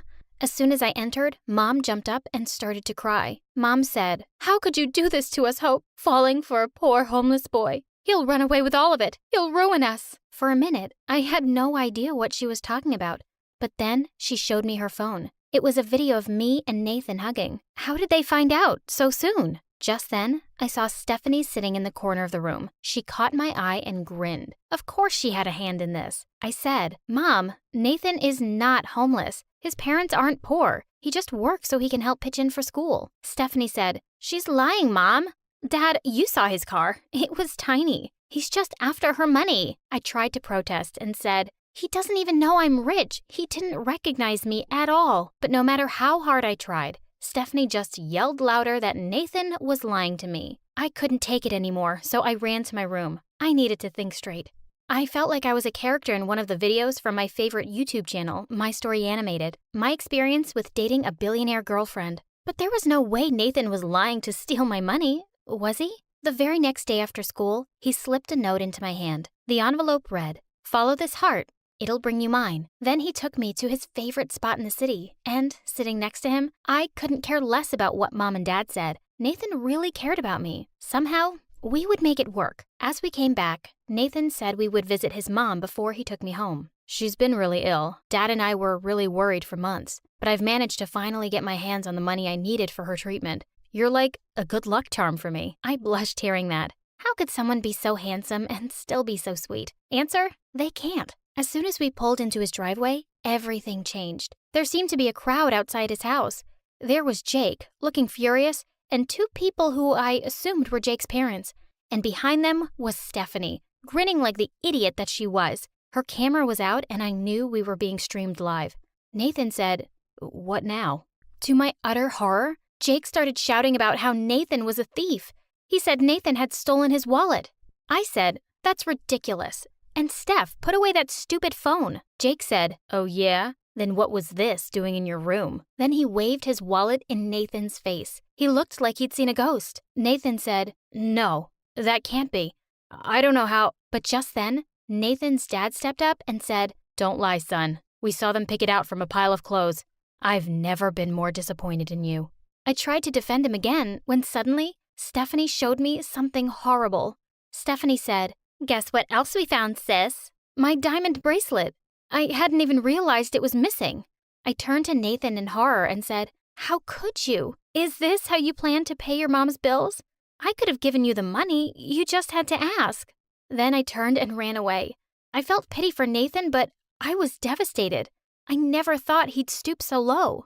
The next few weeks after school were horrific. At school, it seemed like everyone had seen Steph's stupid video and everyone was avoiding Nathan. It broke my heart to see him alone and sad, but I didn't know what else to do. Worst of all, now Jake was always by my side. I couldn't even think of talking to Nathan with Jake around. I really missed Nathan. So one day, when I finally managed to shake off Jake, I went to Nathan's mom's house. I wanted to see him just to give him another chance to explain himself. Maybe he wasn't really guilty. His mom was on the porch, so I didn't even have to ring the doorbell. She told me where his room was and said another girl had just dropped by minutes ago. Curious, I tiptoed to his room. His door was slightly open, and what I saw almost made me pass out. Stephanie said, "Nathan, baby, she didn't even trust you. You knew Jake set you up. You could have gotten out of it, but she didn't even let you try. She thinks you're after her money. Date me instead." It was Stephanie. She was trying to hug Nathan, who kept pushing her away. "Get out of here. Jake couldn't have put her bracelet there. I'm done with both of you. Get out." With that, he suddenly pushed the door open for her and jumped back, horrified. For a minute, our eyes met. "Hope, I'm so sorry. I'm so sorry. I understand now why you hate me." And then I turned and ran. Behind me, I heard Stephanie giggling. "Oops. Eavesdropping, was she?" If I thought my heart was broken before, it was smashed to pieces now. And I was the culprit. I'd let down the love of my life, and now he hated me. And it was all Jake's and Stephanie's fault. I ran all the way to Jake's house and banged on his door. He said, "Babe, I was just thinking about you." I slapped his face. "I never want to see your face again. I know what you did to poor Nathan. I don't care how many love notes you write to me. Don't ever freaking talk to me again." Jake looked stunned for a minute, but the next second he burst out laughing. "What love notes? Did you think it was me? Oh, you're smarter than that. I just saw that loser gardener leaving the note there, and I pretended it was me. There was no way I was going to stand by while you dated him. Now that the romance is over, do whatever." He slammed the door in my face. For a moment, I stood there. Just then, I heard him behind me. I saw you once in a crowded room, and I felt 1,000 flowers bloom. I looked at you, and you at me. My heavy heart was finally free. I turned and looked at my secret admirer in shock. Nathan!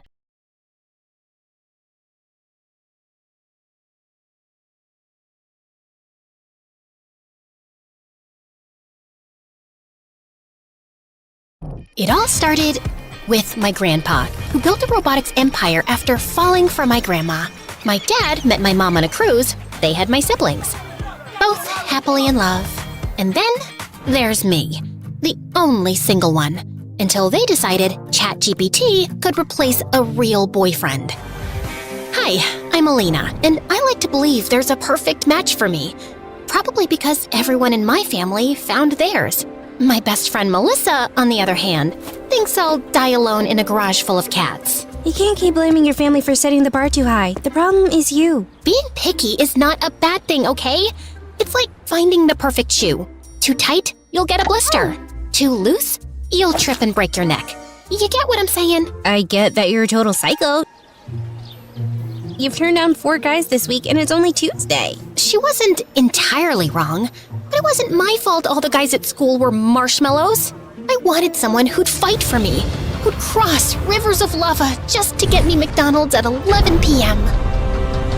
Meanwhile, Melissa would date literally anyone who asked. You never know until you try. So, yeah, I stayed single all through high school. And that final summer, while Melissa was off on endless dates, I was stuck in my room, dramatically sulking over my painfully single life. Then one night, Grandma walked into my room. Come with me to the lab, love. I have something to show you. The lab was a hidden underground room where my grandparents spent hours experimenting with tech. I loved visiting as a kid, until the day I tripped over some wires and crashed their entire system. That was the end of my lab visits. Until now. Everything looked the same. The massive metal door, the dim room packed with computers and blinking lights. And there, near a towering glass tank filled with swirling mist, stood Grandpa. What's going on? We noticed you've been feeling down, so we made you something special. With that, Grandpa scanned his eye into a console connected to the tank, and it hissed open. Inside stood a boy about my age, inhumanly beautiful, and it looked like he was sleeping. Oh my god, who is that? Wait, did you guys kidnap someone? See, darling, I told you it looks real. Fantastic craftsmanship. It? You mean that's not a real boy? Alina, meet Zenith 0.1, or as we call him, Alan. Alan, introduce yourself to Alina. Are you setting me up with freaking ChatGPT? Greetings, Alina. I have been programmed for one primary function, to analyze and comprehend your heart, to serve as your greatest supporter, your trusted confidant, and to perceive every aspect of you, including your flaws, as beautiful. Flaws? What flaws? One super important thing, Alina. No one should ever find out that Alan is a robot. The tech used to build Alan is illegal. If anyone, especially Herman Robotics, finds out about him, we're in serious trouble. That company would stop at nothing to get their hands on him. Wow, he's just so pretty. Alina, did you listen to anything I said? Yes, I heard you, Grandma. I won't tell anyone, jeez. Now, when do I get him all to myself? My grandparents told me that they had a few last-minute fixes to do, and the next morning, I found Alan standing next to my bed, smiling at me. Good morning, Alina. My scans indicate you have entered the rapid eye movement stage of sleep exactly 32 minutes and 18 seconds ago. You were watching me sleep? Don't do that. It's creepy. Noted. Is there anything else you'd like me to do? I'd love it if you talked like a normal guy. Noted. Yo, babe, sup? Did you sleep good or whatever? By the way, you looking fire today. Wanna grab a ride? Okay, no, stop. That's worse. Let's stick to whatever you were doing before. For the rest of the day, I had Alan all to myself. And it was kinda awesome. When I couldn't decide on breakfast, he whipped up the most beautiful smoothie bowl. When I struggled to pick a movie, he suggested a list of highly rated films. And when I got bored of staying home, he suggested we go out for a picnic. Everything was perfect. Until we got there and realized we hadn't brought any food. And then suddenly, Alan started unbuttoning his shirt. Alan, what are you doing? But when I opened my eyes again, I saw his chest opening up like a compartment to reveal a fridge where he stored all the food. How cool was that? The last week of summer flew by as Alan helped me finish my bucket list. Visiting the amusement park, trying desserts, and watching sunsets together. I was so used to Alan by now that it felt weird to go to school without him by my side. There you are. Was beginning to wonder if someone abducted you, since you've barely answered my calls all summer. You mean the 5 missed calls you've left me in 60 days? Okay, fine. I was busy with Broderick. But we broke up. He has a very big head and very small feet. I should have walked away immediately, but... He got me that new harmonica bottle. The one with the harmonica cap. Wait, you dated him because of a water bottle? Not just a water bottle, Alina. A bottle and a built-in musical instrument. Hydration and entertainment. I was weak. Oh, that's actually cool. Now I'm single and hydrated and ready for your drama. Now you tell me, on a scale of 1 to 10, how boring was your summer? Actually, I met someone. You what? Who? Where? Is he cute? More importantly, why was I not informed? His name's Alan, and he's, the son of the head of marketing at our company? Are you asking or telling? Never mind. I want to know everything. I showed Melissa some photos, and I just couldn't stop talking about him. And I thought Melissa was impressed. But during lunch, she came rushing to me with excitement. Okay, Alan's great, but he's not officially your boyfriend, right? No, but perfect, because there's this new guy, Mario. He's recently moved to town, and he's in my bio class. And guess what the first thing he asked me was? If you wanted to go out with him? No, dummy, he asked about you. I'm telling you, Alina, this guy is perfect for you. He's cute, funny, manly, literally everything you've ever wanted in a guy. He told me he wants to meet you, and I told him you already met someone, but he's persistent. Meet me now? Yeah, if that's not too much of a problem. I turned around and saw this really tall guy towering over me. Melissa introduced Mario to me and asked if he wanted to have lunch with us. And obviously, he accepted. So, you're into robotics too? Melissa told me about your family business. She's into fashion and makeup. Can't you tell by how gorgeous she is? I swear, her eyeliner skills are insane. She could do a perfect wing in 3 seconds. It's basically her superpower. Gee, thanks, Mel. I hope one day I can save the world with it. And Mario burst out laughing like I'd just cracked the funniest joke on the planet. He even joined us for our study session later and was so pushy with all his friendly questions that I barely got any of my homework done. Thankfully, when I got home, Alan was there to help. While Alan was steady and reassuring, Mario was relentless, and Melissa wasn't helping. She kept insisting he was good for me and started inviting him to everything. The cafeteria, breaks, the library. Mel, I love you, but you've got to stop shipping me with Mario. I'm not interested in him that way. Then who are you interested in? Alan? Because in that case, why haven't I met him yet? Because he's not... I think... Blah, blah, blah. Excuses. Either introduce me to Alan or date Mario. I knew Melissa wasn't going to let this go. So a couple of days later, I invited her to hang out with me and Alan in the mall. As soon as she saw Alan, her eyes went wild. Wow, you're cute. Hello to you too, Melissa. I've heard a lot about you. Me too. Is he always this formal, Alina? He's just really polite. Politeness often leads to respectful conversations, but I can adapt to the tone you prefer. It's cool. We wandered around the mall shopping, and Melissa and I got caught up in non-stop laughter over school gossip. After an hour, she realized Alan hadn't picked out anything. Alan, didn't you see anything you liked yet? I was waiting for you to finish your conversation. Oh, sorry, I didn't realize. Well, you can pick something now. Sure. Alina, what would you like me to wear? Alan just stood there like a rock, waiting for my command. I awkwardly picked up a pair of blue jeans and a white t-shirt and gave it to him. Isn't that a little boring? No, Melissa. If Alina likes this, so do I. It's my job to keep her happy at all times. I felt a little embarrassed that Alan had shut Melissa down so abruptly. There was really nothing I could do except smile. We just roamed around for a bit before pushing off home, and the next day at school, Melissa told me what she thought of Alan. Isn't he just weird? He agrees with everything you say, and didn't you see how he shut me down when I was on his side? He just really cares about me. And maybe it's hard for you to understand because you've only dated jerks. What's that supposed to mean? I didn't mean to be harsh. It's not my fault that most of Melissa's boyfriends were selfish and Alan was kind and thoughtful. The tension lasted all day. And then Mario joined us at lunch. Perfect. He wouldn't stop talking and laughing, and Melissa joined in.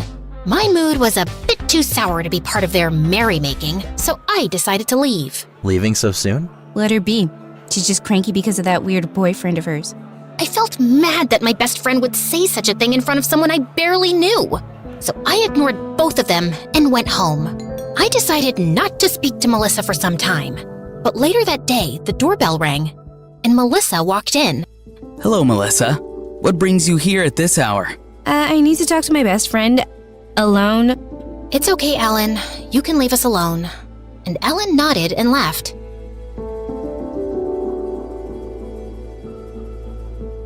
Once we were alone, Melissa turned to me suspiciously. Why is this boy always hovering around you, and why is he at your house so late? Your parents don't have a problem? That's why you came here? To judge me more? No, I came here to say that Alan's not good for you. He's too intense, and something about the way he talks is creepy. Take it from me, this boy is bad news. Really? And who's good news? Mario? Who can't read the room and realize we're annoyed and not in the mood for his dumb jokes? Oh my god, Alina, he was trying to cheer you up. Alan would have probably encouraged you to fight me right there on the cafeteria table. That's not true. Alan's sweet and kind. And acts like a freaking bot, unlike Mario, who's human. Enough with Mario. I'm not interested. How many times do I have to say that? Before Melissa could say another word, Alan walked in looking angrier than I'd ever seen him and grabbed Melissa's arm. You need to leave now, Melissa. Let me go. But Alan just opened the door and escorted her out. I was so angry, I stormed to my room, and Alan walked in right behind me. Are you okay?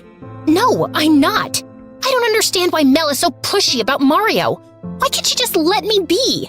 She thinks she's so much better than me because she's been on a million dates, but she conveniently forgets that every single one of them ends in disaster. So maybe she's not as smart as she thinks she is. If dating is so terrible, why do you want to do it? Because that's just how it works, Alan. People just want love. Huh. Interesting. Ugh, she is so annoying. Does she bother you that much? Yes, I don't want her to talk to me ever again. For the next few days, Melissa just ignored me completely. Fine, I didn't care. I had Alan.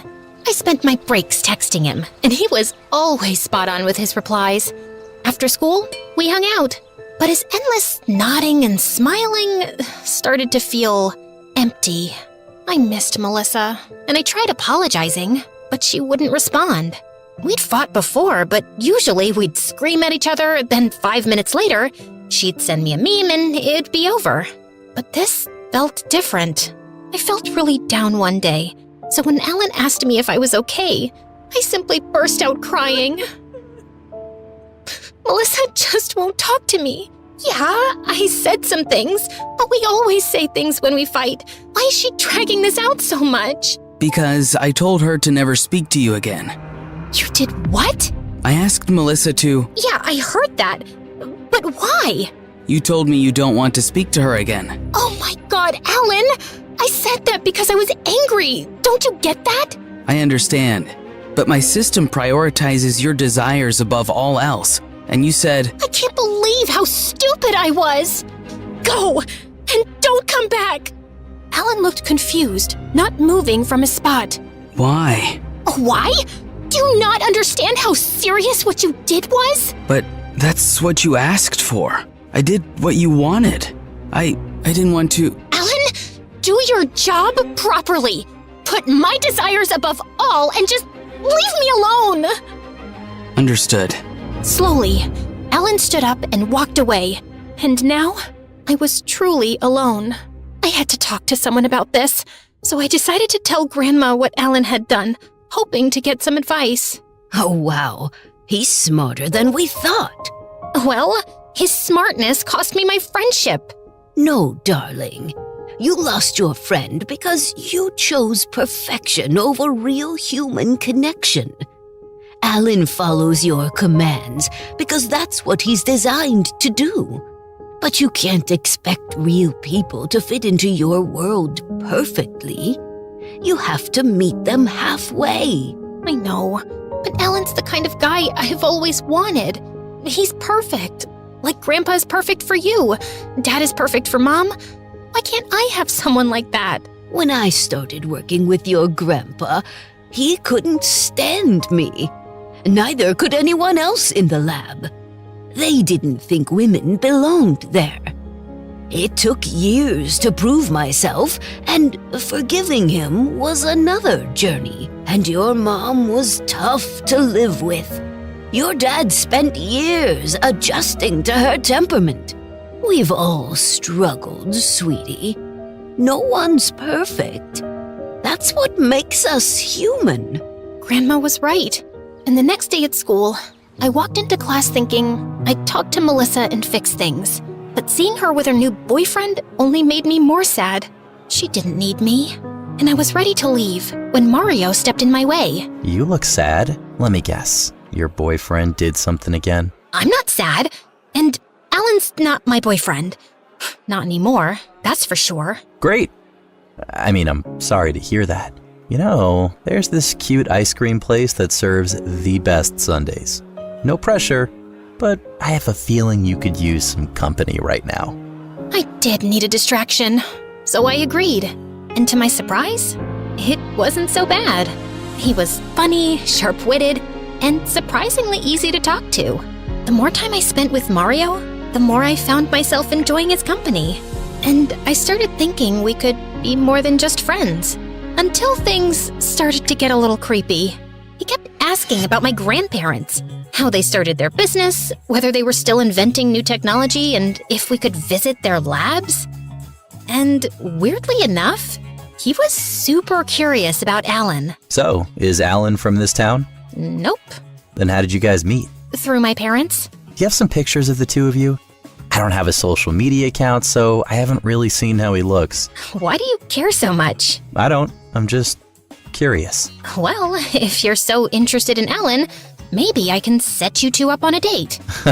You're funny. Mario's behavior seemed really off. So one night, I decided to do some online digging. He didn't have any social media accounts, but after some searching, I finally found an old newspaper article. Turns out, Mario's full name was Mario Herman, and he was the future heir of Herman Robotics, the same company Grandma had warned me about. So that's why he was so curious about Alan. He knew he was a robot. That was the only possible explanation. I rushed to the basement. I had to make sure Alan was well guarded now that I knew what Mario was really after. But when I went down, Alan wasn't around.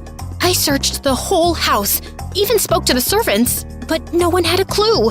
I was losing my mind when I got a call from Melissa. Melissa? Hey, come and get your creepy boyfriend. He's in my house forcing me to meet you because your emotional stability is his #1 priority. Oh my God.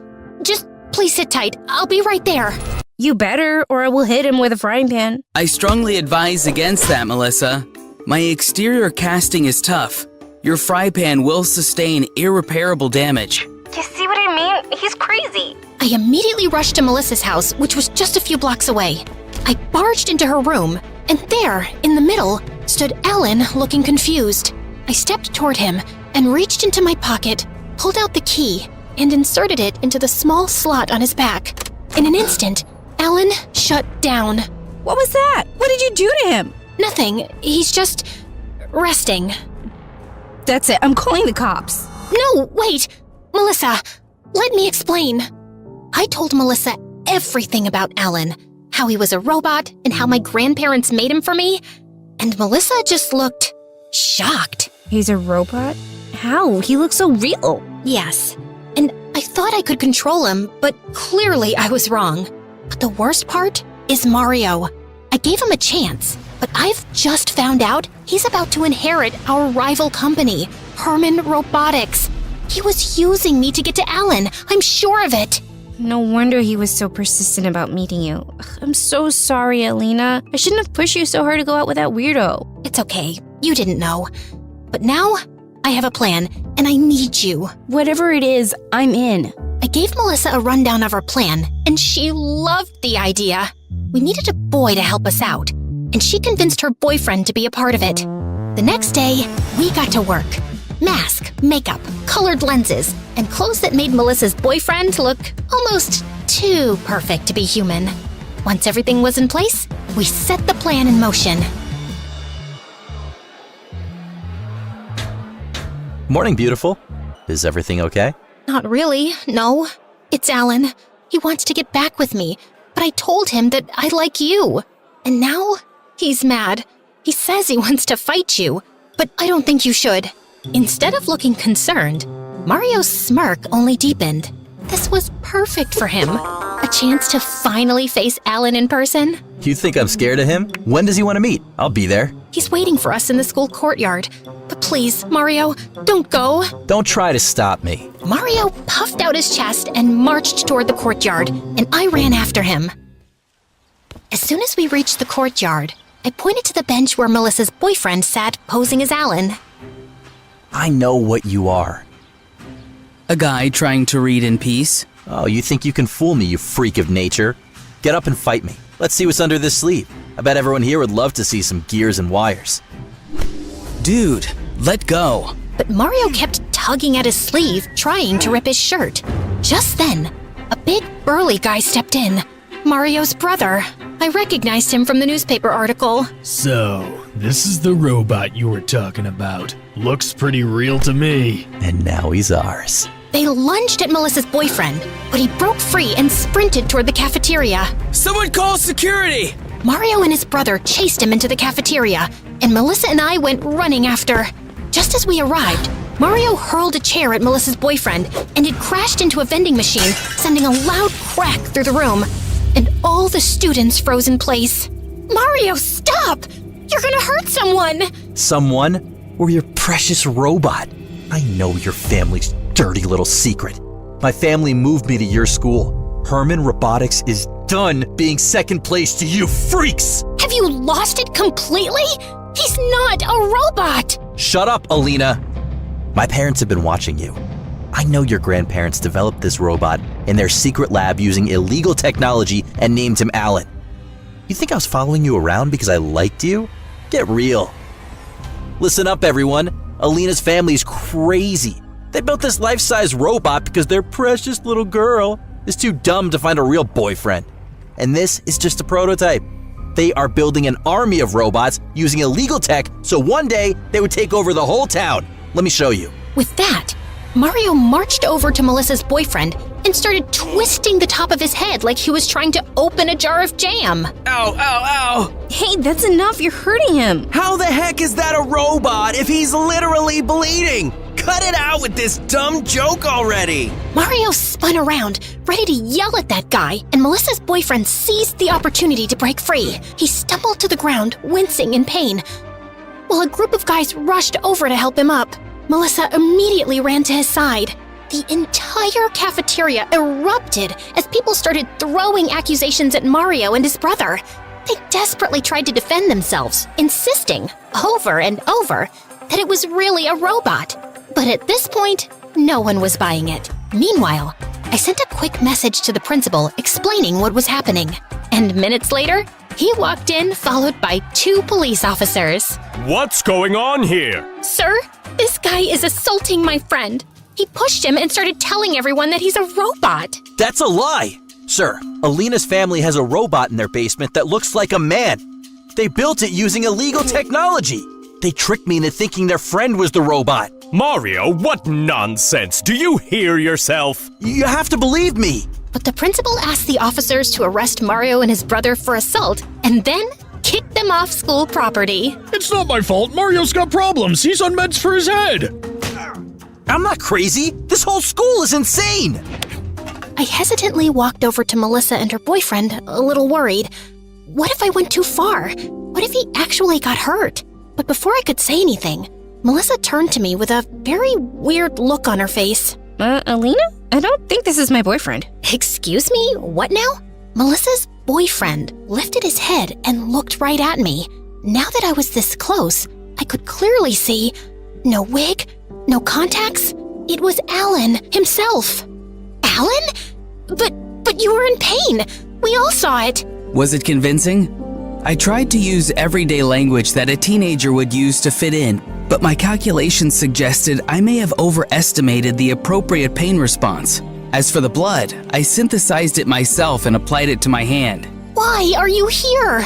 After you returned me to the lab last night and your grandparents started me up again, someone attempted to hack into my system multiple times. They failed, of course, but based on this, I deduced that their real target was either you or your family. Upon further research, I identified the source, Herman Robotics. More specifically, Mario Herman. And I know you don't want to see me anymore, but I was worried about you. I wanted to protect you, Alina. Melissa was gazing at Alan with literal sparkles in her eyes, like he was a puppy who had just successfully learned his first trick. I was feeling a little emotional, too. How can he be capable of feeling or wanting something? Out of literally nowhere, Melissa's actual boyfriend appeared, out of breath and looking frantic. I'm here! I made it in time, right? I couldn't get the contact lenses in by myself. What? I dropped Alan back home and gave my grandparents the full rundown of what happened with Mario and his brother. Naturally, they were furious, but keeping Alan's true identity a secret was more important. So they decided not to go to the police. Well, at least Alan was there to protect you. I wonder how he got that idea. That's what was weird. Alan said he was worried about me. He wanted to protect me. I can erase my progress if you're not happy with it. But personally, I kind of like to keep it. No, Alan. Sweetie, absolutely not. This is a scientific breakthrough. Do you realize how big this is? This is Nobel Prize material. After that, Alan practically lived in the lab. Grandma and Grandpa's greatest project. He became family, loved by all. I missed having him to myself, but I had bigger problems, like surviving Melissa's matchmaking.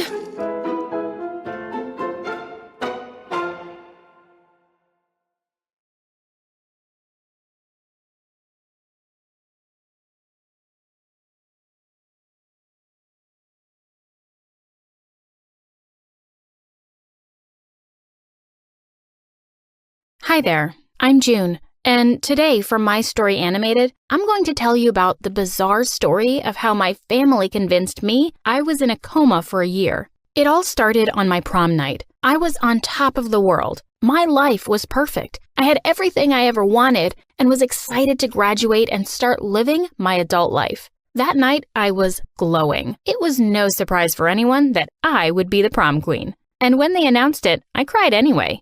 It was the perfect ending for the perfect high school experience. I was used to being a queen, and I deserved my crown. But as I was climbing the stairs to receive it, I heard a crack. And before I could react, it collapsed to the floor, swallowing me inside. The last thing I remember was hearing the screaming of the others in the room and feeling pain in my entire body. When I woke up, I was in the hospital. My parents and my younger brother were there. They rushed to my side, but they looked gloomy. They looked at each other before I heard my mom saying the last words I ever wanted to hear. She said, "You've been in a coma for a year." I looked at my family seriously at first, but then I started to laugh. "You're kidding me, right?" I looked around the room as I said, "Where are the cameras?" It had to be a joke, but they didn't laugh. They looked concerned. My mom said, "Look, honey, it's a lot to process, but..." "No, there's not. There's nothing to process because you're joking," I replied, although I wasn't laughing either now. They glanced at each other in silence, and my mother started to cry, and it clicked. What? A whole year? What about my prom and my crown and my plans for college?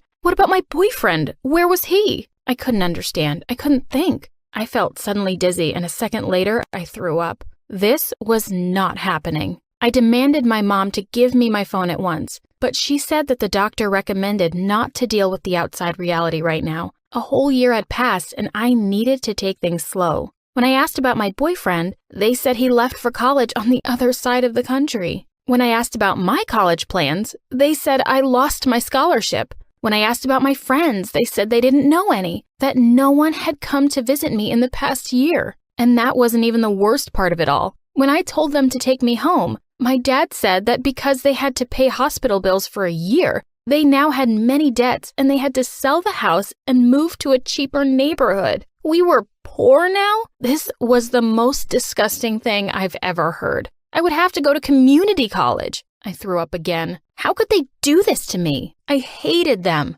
But when I shouted at them, my mother began to cry again. My brother got really close to my face and said, "Hey, selfish prick, if anyone is to blame for this, it's you. You had an accident and it was your bills that they had to pay. You should be nothing but grateful to them." I crossed my arms and looked at him as I said, "I'm the victim here. You should be there for me." But he almost shouted, "Look around. We are the only ones that are here for you, so suck it up." As I was in the car on my way to the new, disgusting neighborhood, I couldn't stop thinking about my brother's words. He was a jerk, but he was right about something. Where was everyone? My friends? My boyfriend? I didn't have any flowers in my room or loving letters. I had nothing. I had no one. We arrived at the new house, and it was minuscule. I wanted to throw up again. I couldn't bear to be poor. I hated poverty, and now I would have to live it myself. I got inside and went to my room. At least I would have my things, right? But as I got in, there was nothing there except an old bed and an old desk. "Where's my stuff?" I shouted, trembling. But my mom said they had to sell everything. My TV, my computer, my sound equipment. So I said, "What about my pictures, my notebooks, my cheerleading prizes?" And she said we had to throw everything away. None of us kept anything. There was no room for it in this house. This was too much. I yelled, "I don't care about your stupid things. You shouldn't have thrown my things away. You shouldn't have even touched them. I hate you. I hate you." I slammed the door and cried on that little bed for hours. Why was this happening to me? I didn't deserve this. Everything I ever did was for the good of others. I was always there for my friends. I helped with the chores at home. I was thankful for the things I had. I was a great student. I am a loving sister. As days passed and I slowly realized how lost and alone I was, I got time to do a lot of insight. Since we were in a neighborhood away from the city now, and Dad used the only car we had for work, I started to go out for long walks. And one day, I saw a group of teens that were hanging around in the park. One of the girls told me to sit with them. They were skating and playing soccer and having fun. Without asking questions, they invited me to play soccer with them. I was really good at sports, so it was my opportunity to show off. But I sucked at it. I got a number of punches of flying balls I couldn't dodge, and I also fell off the skate a couple of times. But instead of laughing at me as my old friends in school would have, they helped me and taught me. I spent hours with them. They seemed like really nice people. I had no idea I could have so much fun without spending money. I got back home and I saw Mom preparing dinner. So I asked her if she needed any help. I didn't know how to cook and I was quickly messing everything up. But instead of punishing me, Mom started to laugh. She pinched my nose with flour and we started a food fight. My brother saw us and came to participate. We teamed up against Mom, and so Dad had to come and help her. The vegetables were flying from one side of the kitchen to the other. We were having so much fun. For the first time in my life, I felt free and happy. I was laughing so hard that my stomach ached. My family was so cool. As days continued to pass, we got used to a new routine of having dinner together. I even learned to cook many different dishes. The doctor said that many patients use cooking as a therapy, and I realized they were right. This was a great therapy. I spent time with my brother too. He continued to go to school while I stayed home. The doctor suggested taking things slowly, and even though I had lost a year and wanted to start college right away, he said it was a bad idea. One of our neighbors was a single mother that was taking care of 5 children. She wanted to sell some items from her home to get money for the kids. We went over there with Mom, and I realized she wouldn't be getting much money for the things she owned, and I felt guilty for my past again. Then she said that those kids weren't even hers, that she was offering her house as a transit foster home. What? She was selling her stuff to help kids that weren't hers? I didn't understand, so I asked her, but she smiled and said she had everything she needed. Everyone in the neighborhood knew what she was doing, so she got donations all the time. Some of the things were piling up, so she wanted to sell them to buy other useful things for the kids. I looked at the kids playing outside. They were cute and loved and happy. This woman had an amazing heart. And then guilt punched me in the face again. My family had lost everything because of me, and instead of thanking them, I shouted hurtful words. I used to have so many useless things, clothes I didn't wear, old toys I never played with. They would do so much good to these kids. The following day, I helped our neighbor to build a website for the things she wanted to sell. I also taught her how to use email and the social networks. It felt good to do the right thing for once. But then, something strange happened. As I created an Instagram account for her, I got tempted and opened my own. The doctor said it wouldn't be a good idea for now, but I couldn't resist. And that's when I saw it. The date. It didn't show a year ahead, but weeks. I got so confused. I started to see my old friends' stories and my boyfriend's. Everyone was talking about summer and the college they were going to go to. What was going on? What was going on? I started to open web pages frantically. Wikipedia, news sites, they all showed the same date, the same news. Only a couple of months had passed since the accident. I grabbed my stomach and threw up, again, in the neighbor's house. So embarrassing. I got out of the house and rushed home. I yelled at my mom so hard. I was so angry. How could they do that to me? They made me sick. My dad and my brother appeared from their rooms, and they stood by my mom. I shouted at them. How long was I really in the hospital? And my dad said, 2 weeks. 2 weeks? My mind started to ask frantic questions. What about my home, my room, and my stuff? And Dad said that everything was still there, that they rented this house for the cause. The cause? Was that what they thought this was? My mom got closer to me and said, I'm sorry, we didn't know what to do. We were losing you. I looked at them and said, that's ironic because that's exactly what happened. You just lost me. June, please, my mom begged. But I was furious, out of myself. Take me home, now, I said. As we were in the car, my mom continued to cry and apologize. She said it was for my own good, that I needed to get a glimpse of reality. But I couldn't listen to her. I was mad. I got inside my room and sighed as I saw all my things were still there, that I had my life back. I took my acceptance letter for college and pushed it against my chest. Classes had already started, but I still had time to go. I opened my closet and saw all of my clothes. For a moment, I thought about those poor kids at the neighbor's house, but I didn't let that affect me. On the very next day, I got dressed and drove to college. But I wasn't feeling as excited as I thought. The car, my clothes, my expensive backpack, everything made me feel guilty. Donating just one of those things to the woman would help the orphans hugely. I tried to concentrate on my classes, but for the first time, I felt like an outsider. So, for the first time, I decided not to focus on myself solely. The people in small groups talked about their vacations and how much fun they had together. It wasn't some needless flaunting. They were all people, just like me. I took a deep breath. I was here. I have this opportunity. I could spend my days feeling sorry, or I can do something about it. But I needed to make sure of something first. Instead of driving home, I went to my old boyfriend's home. He opened the door and froze as he saw me. Were you part of this? I asked, but he stood silent. Of course he was. A traitor, exactly like my family. I denied in silence and turned around to leave, but he stopped me and said he was sorry, but that he also saw me as a terrible person, a selfish person. He said he'd tried to make me see it for a long time, but I wouldn't listen. I didn't know what to say. I had so many different memories of our time together. I went back home and straight to my room. I started looking at the pictures on my walls. I looked happy, but he didn't. He looked sad and worried in the pictures. How come I never saw that? Was I really that selfish? I looked at the other pictures, the ones with friends, and they were all the same. No one smiled in my pictures. No one smiled around me. I remembered the orphans again and how happy they were that I had made a cake for them.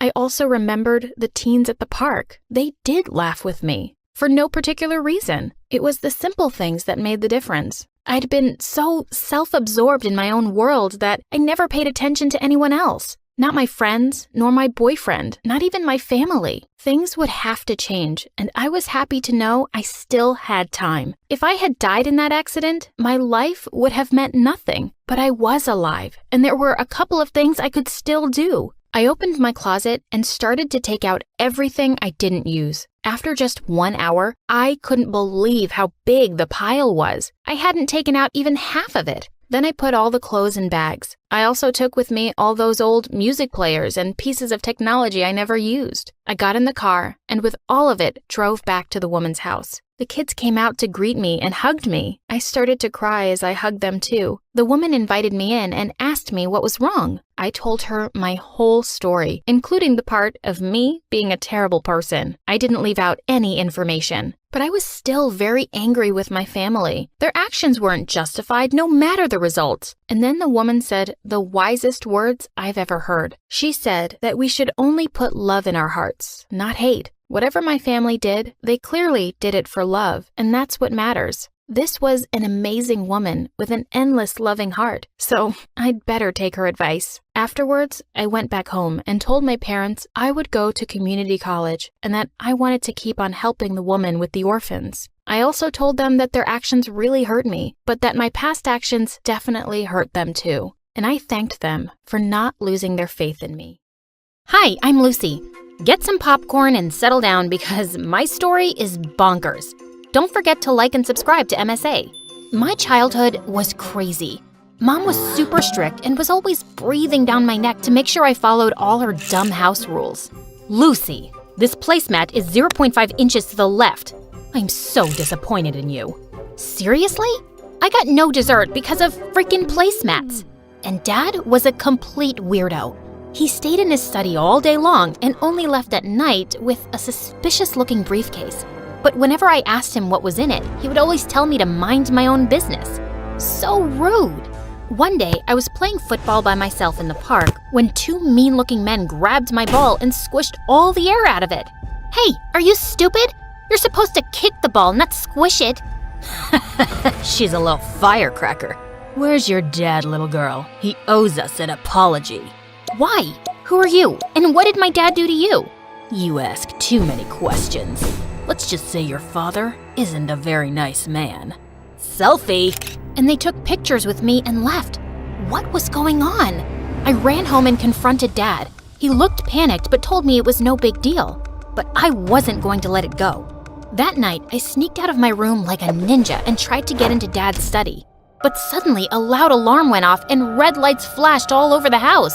I nearly jumped out of my skin in fright. Dad was so furious, he made me write 200 times, "I will mind my own business." But the next day, he was gone. I looked for him everywhere and called him, but his phone was off. And I felt guilty. Had he left because of me? But Mom refused to talk about him. Aren't you even a little bit worried about Dad? He's missing. He's a grown man. I'm sure he can take care of himself. People said he's a bad man. What did he do? What have I told you about listening to idle gossip? And straighten your back. Ugh, she was the worst. Rather than go to the police and file a report, she moved us to a new city. I was so mad at her that I stopped showering for a week. Then I accidentally smelled my own armpits and nearly fainted, so I finally took a bath. But I stopped doing chores according to her ridiculous rules. Lucy, I told you to dry the laundry, not dye it. Oops. But I was only getting started. I always put the forks and knives in different drawers around the house after washing them and screwed up the TV remote so it wouldn't work properly. I dyed my hair orange and got fake piercings and tattoos, but told her they were real. She was so upset, she got me enrolled in an insanely strict school. They have uniforms and rules. I'm sure they'll knock some sense into you. Not if I knock them over first. St. Mary's was a mansion with super rich kids. The lawns were perfectly kept, and the halls were so clean they shone like diamonds. But I got in trouble on the very first day. I was putting my books in my locker when suddenly someone threw a hoodie in my face. Wear this. Your ugly face is gonna make me vomit. Then look somewhere else, creep. This is a respectable school. We don't want people like you, so you better clean up. She knocked the milkshake out of my hand and pushed me down in the mess. I saw red. I was about to get up and slap this crazy witch when suddenly a boy came running down the hall and stood between us. Picking on the new kid on the first day? You're really desperate for attention, aren't you, Crystal? Mind your own business, Anthony. This is my school, not your dad's office. What I say goes. Maybe I should give him a call and we'll see who really runs this school. Crystal looked furious. She flipped her hair and left with her minions, and Anthony helped me up. Hey, I'm sorry about Crystal. Just because she's the principal's daughter, she thinks she can boss everyone around. Thanks for coming in like a knight in shining armor. I always wanted to save a damsel in distress. Oh, you didn't save me. You saved her from me. But the teachers at the school were like Mom Pro Max. They gave detention for everything. Need to sharpen your pencil twice a day? Detention. Spend more than 5 minutes in the bathroom? Detention. The last straw for me was when one of the teachers took away my bag of candies and threw them in the trash. Just keep your candy at home. Mom is a bigger candy police than the teachers. One time I had more than one M&M and she took me to the dentist for a cleaning. That's intense. Come over to my place and we can play video games and eat all the candy you want. Anthony's house was bigger than the White House. There were guards all over the place and a whole room dedicated to gaming consoles, snacks, and a freaking cotton candy machine. Fart in my face to wake me up because I must be dreaming. You are so weird. We played till our eyes hurt, and it was the best time I'd ever had in my life. Over a dinner of greasy burgers, I told him all about my parents, how we'd moved so suddenly, and how I'd never had a normal childhood, and how Dad left. I think Dad was a criminal or something. That's the only logical explanation. Is that why he disappeared? Maybe. This is the best burger I've ever had. Mom would freak out if she saw me eating this. That just shows your mom really cares about you. My dad builds bridges and has a whole list of rules that he needs to follow strictly or people's lives could be in danger. Your mom is just trying to build a strong bridge. I'd never really thought about it like that. Maybe Mom wasn't so bad. But Anthony was so wrong, because when I got home, Mom was waiting for me in the living room, boiling with anger. How dare you go to a friend's house without permission? Do I even know these people? You'd know about my friends if you cared about anything other than your stupid rules. You're grounded. I hated my life at home, and Crystal was making me miserable at school.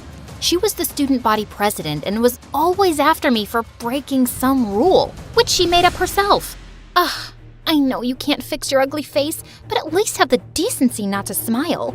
Your crooked teeth really make everyone cringe. Detention. For smiling? That isn't against the rules. No, but it should be for you. Well, if I'm gonna do the time, I might as well do the crime. I was getting detention so often that kids in school had started calling it getting a Lucy. It was ridiculous. So I decided to get even in the most Lucy way possible. I came in super early one day, did a little dance for the security camera, and drew poop emojis all over Crystal's locker. But why stop there? The whole school was a blank canvas. So I drew the little brown swirls on every whiteboard and bathroom stall. The school went nuts. One of the teachers fainted. The principal called me into her office, and soon after, Mom showed up with Dad's briefcase. She told me angrily to go outside for a few minutes. You're definitely going to get expelled, Lucy. That's what happens when you don't follow the rules. But just then, the principal came out looking pale and sweaty. Well, Lucy, I've decided not to expel you. I can see you don't do well with rules, so maybe we can relax a few and make learning easy for you. What? I was shocked, but Crystal had a full-blown meltdown. This loser drew poop all over my locker. She can't get away with this. I want her out, Mommy. Kick her out. The principal had to drag Crystal into her office because she was kicking and screaming like a 5-year-old. And Mom grabbed my hand and took me home for the day. What just happened? What did you say to the principal? Did you threaten her? What's in that briefcase? That's none of your business. Just keep your head down at school. I saved your butt this time, but it won't always work. No, maybe you're a criminal just like Dad. I don't trust you at all. I won't do anything you ask until I know the truth. I ran out the door and went to stay with Anthony. It was the only place I felt safe. Mom kept calling, but I ignored her calls.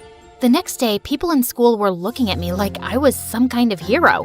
One of Crystal's minions actually dusted my locker and opened it for me, while another girl brought me coffee and offered to carry my books. What's going on here? Why are you guys doing this? Because someone finally put Crystal in her place. She's no longer the student body president thanks to you. We were all so tired of her being mean to us. Aw, shucks. But I didn't really do anything. Thanks for the coffee, but you don't have to do this anymore, okay? Life was pretty sweet after that. The teachers left me alone, and Crystal's day of ruling the school halls was over. She was always glaring at me like she was planning something evil in that petty brain of hers. And a few weeks later, I found out what. Someone had spray-painted poop emojis on every teacher's car and left a giant cat turd on the principal's windshield. Don't look at me. I didn't do it. Then who did? You're such a witch, Lucy. Everyone tried their best to make you straighten your ways, but you're a lost cause. Once a criminal, always a criminal. You take that back. You're a criminal. I slapped Crystal so hard that her contacts fell out. I was expelled on the spot, and the teachers reported me to the police for destroying their cars. My case was being investigated, and I was probably going to end up in juvie. But I wasn't a criminal like Dad, and I had to prove my innocence. So that night, I sneaked into the school's security room and got all the camera footage on a USB, and then ran to Anthony's place. Lucy, what happened? Why did you do that to all the teachers' cars? I didn't. Someone's framing me, and I'm gonna find out who. We used his laptop to look through the videos, but there were hours and hours of it, and I was getting sleepy. I went to the bathroom to change into my pajamas when I saw something that made the hair on the back of my head stand up. Hey, Lucy, I think I found the footage, but it's no good. The person's wearing a hoodie and a mask. I don't think you'll be able to prove it wasn't you. And that's exactly what you wanted, didn't you? I threw the hoodie and mask in his face. They had the same spray paint stains as the one used to make the emojis. He looked shocked at first, but then an evil grin spread on his face. No one is going to believe a nobody like you. They shouldn't have believed your dad either. What are you talking about? What does my dad have to do with any of this? He has everything to do with this. When you joined the school and I read your name, I knew you had to be that nosy journalist's daughter. Journalist? Stupid, naive Lucy. Doesn't even know anything about her own parents. Yes, he found some stupid evidence against my dad for fraud and ruined his reputation. He sent him to prison. And now, I'm gonna send his precious daughter to jail. Just then, the door slammed open and the police rushed into the room. Anthony, you're under arrest for property damage. What? It was her. You have no proof it was me. Actually, you slipped up. I have a dashboard camera in my car, and that caught your face when you were ruining it. Lucy, are you okay? Suddenly, Mom came into the room, and I was so glad to see her. I gave her a bear hug. I was so scared, Mom. Anthony told me some weird stuff about Dad. He's a journalist? Yes, sweetie. He is a very brave man who exposes criminals and bad men in the government. People are always trying to harm him, so he had to leave the country. And that's why we moved, to keep you safe. But how did you know I was here? I know I'm gonna sound like a psycho stalker, but I got your phone tracked. You weren't picking up and I was worried about you. The minute I saw Anthony's last name, I realized who he was and I knew you were in danger. I am so glad you stalked me. I didn't realize you were living with so much stress. And tell me now, Mom, what's up with the briefcase and how'd you scare the principal? It has your father's research and proof that he's used to expose people. I told your principal I had dirt on her. Do you? Nah, but it scared her enough to let you stay on in school. But you don't have to go back there. We can find you a better school. That's okay. The kids aren't half bad there. But when can we see Dad? I was thinking we could visit him in the summer. Would you like that? I would love it, Mom.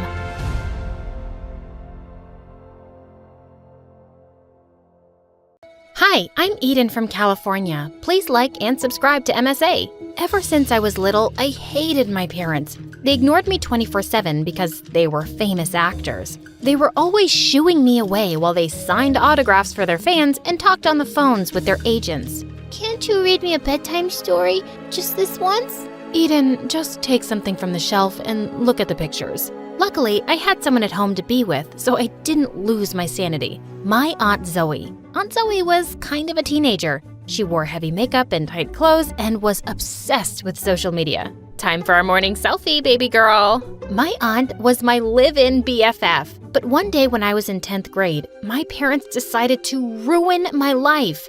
I woke up and smelled smoke, so I ran downstairs to see what was burning. But I didn't see anything. Instead, my parents were just sitting on the couch and told me the worst news ever. They made Aunt Zoe move out. Don't worry, you two can still keep in touch. But your mother and I have decided it's best if just the three of us are in this house. Why? Because she's too helpful around the house? Because she actually cares about me, unlike you two? Do you smell that smoke, Eden? My sister was cooking breakfast this morning and started a fire. She's a child trapped in an adult body. We love her, but we can't live with her. I was boiling with anger. I refused to speak to Mom and Dad for days. But one night, I agreed to go with them to a celebrity after party, but only so I could get dressed up and get free refreshments. At one point, I was standing by myself when this famous teen actor came up to me. Hey there, gorgeous. Just say your name and I'll make an autograph out for you. I really don't want it. Maybe go make another girl's dream come true. I started to walk away, but the guy pulled me close to him. Stop fighting your desires, princess. You deserve this. With that, he leaned in as if he were about to kiss me. I shoved him off so hard that he fell backwards onto the refreshment table, smashing it in half. Uh-oh, I hadn't meant to hurt the guy, but everyone started freaking out and rushing to him as they called the ambulance. All the party guests went ballistic at me. My parents and I got kicked out of the party, and me assaulting the celebrity was all over the news. My parents were furious. You've completely ruined our reputation. Now everyone thinks we have a maniac for a daughter and no one's hiring us. Apparently, Eden has violence issues we didn't know about. Violence issues? That's gotta be a joke. My parents were serious. They registered me for an anger management group every week for 4 months. It was the dumbest thing ever. And everywhere I went, people would stare at me. One morning, I decided to lock myself in my room for the day to have a break from everyone. Then suddenly, I saw my door lock moving, and Aunt Zoe burst in with a police officer. Eden, your parents are missing. What do you mean missing? They were last seen shooting a movie in the Joshua Tree Desert. Now there's no trace of them. I felt my heart pound as I thought of Mom and Dad lost somewhere in the desert. I had barely talked to them in the last week because we were fighting, but now I felt horrible. Listen, baby, I don't want you to worry about anything. The police are going to search for them. I'll move in and take care of you in the meantime. I hugged my aunt tight. I was so grateful she was by my side. She spoiled me extra that week with breakfast buffets in bed and trips to the spa. The house was 10 times messier than usual, and Aunt Zoe threw multiple midnight parties during the week. But I had missed her so much. Then one day, I was at school and went to the library to study for exams. But as I was wandering through the aisles, I felt someone watching me. I turned around to see the crazy actor who tried to kiss me, staring at me through the open bookshelf. Hey there, princess. You happy to see me? Oh my God, what are you doing here? Did you track me down? I did in fact track you down, because even though you tried to kill me, my heart is still screaming for you. I've never met a girl who's played so hard to get before, and I like it. He walked around over to me and stood inches away from my face, and I just lost it. I slapped him hard across the face, and he cried in pain. Listen, you psycho creep, if you don't get lost this second, I'll call the cops. And I'll hurt you for real this time. If I were you, I wouldn't take any chances. I stormed off and decided to get coffee with Aunt Zoe to cheer myself up. Before we went out, though, Aunt Zoe insisted on wearing Mom's clothes. She has so many designer dresses I'm in love with. I don't think she'd mind, would she? No, I don't see why she'd mind. Actually, I have to tell you something important. Once we were settled at the cafe, I told my aunt everything that had happened. But to my surprise, She shrugged like it was no big deal. You know, sweetie, maybe you should date him. He's super cute and he's like a huge star. You could be famous just like your parents. I'm sorry, are you suggesting I date someone who tried to kiss me, turned everyone against me, and stalked me? You're overthinking this, Eden. Dating a star like that could change your life for the better. But maybe you're too young to understand. I was shocked. How could she be so blind and insensitive? I knew I wasn't overreacting. But if nobody wanted to support me, then so be it. I would take matters into my own hands. I called the cops that day and told them the situation. And thankfully, I was able to get a restraining order against the guy. I wanted to cry of relief. But when I got home, I heard laughter coming from upstairs. I walked up to see what was going on and saw my parents' bedroom door was wide open. And inside was Aunt Zoe. She was wearing Mom's clothes again and talking to the mirror. The weirdest thing was, she was talking in Mom's voice. No, thank you. I can't believe this is my 3rd Golden Globe. Oh, you're a fan too? Oh, you guys are so sweet. I can't take it. Aunt, what are you doing? Just having a little fun, playing a little dress up. Was there something you needed? I felt really confused and weirded out. What did Aunt Zoe mean she was playing dress up? I decided not to dwell on it and got right to telling my aunt about the restraining order. I'd hoped she'd be happy for me, but instead, she looked super pissed. I can't believe you'd do something so stupid, Eden. Do you know what I would do to be wooed by a celebrity like that? To be seen with him in magazines and to be famous? Poor me. A star actor tried to kiss me and tracked me down to profess his love. Ugh, cry me a river.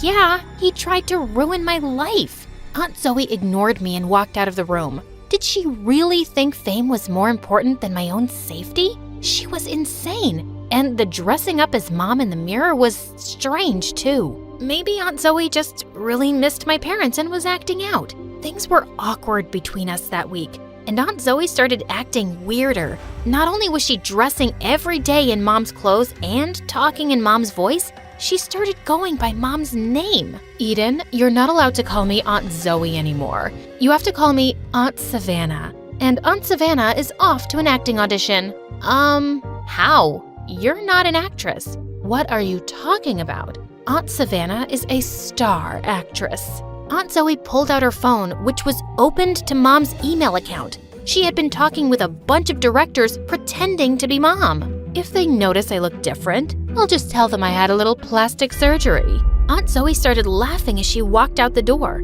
She was totally out of her mind. What was happening to my aunt? That night, I was asleep in bed when a loud machine woke me up. I ran downstairs to find Aunt Zoe shredding hundreds of pictures of my parents. Are you shredding pictures of Mom and Dad? It's something that has to be done. They're obviously not coming back, which means we have to perform a ceremony to say goodbye to them. All of a sudden, Aunt Zoe scooped up a pile of shreds and put it into a pot of boiling water. I'm putting their old pictures into a soup that we're going to eat. Then they'll really be gone for good. And I'll be the one who'll live here now. That is the most twisted thing I've ever heard. And you know what? I know I'm going to find my parents. The police were able to help me with that stalker actor, and I know they'll help me with this. And if you're gonna act this crazy, maybe you shouldn't live here anymore. I fled from the kitchen and out the front door to the police station. I just didn't feel safe around my aunt at that moment. I spoke to the cops and asked for an update on my parents.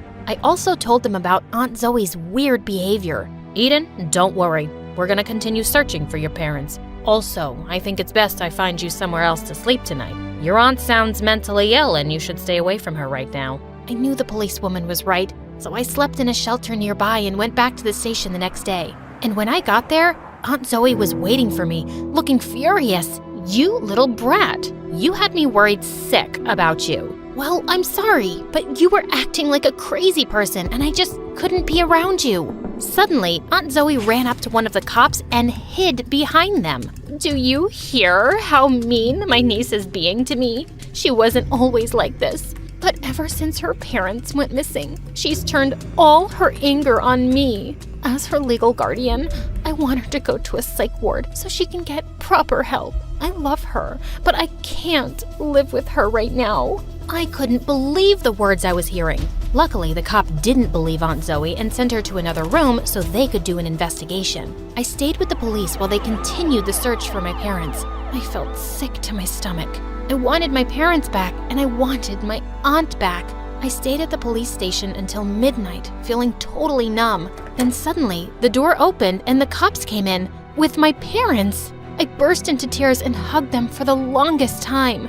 I don't understand. What happened to you guys? Your dad and I decided to drive to the movie shoot, and we got lost in the desert. Luckily, we found some campers who were able to feed us. But still, we're so sorry we scared you. Before I could answer, the cops came over with a serious expression on their face. We just wanted to update you. We caught Zoe and put her back in the asylum. What do you mean, back in the asylum? My parents were dead silent and looked at each other. Eden, we know you love Aunt Zoe, but she's never been a mentally well person. The reason she moved out was because we sent her to the psych ward. She's always been jealous of your mother's success, and one night, she tried to set our bedroom on fire and hurt us. That's why you smelled smoke that morning. I was horrified and completely heartbroken. My aunt had been my favorite person in the whole world, but apparently, I never really knew her. God, I feel so stupid. I'm sorry I got mad at you guys when you kicked her out.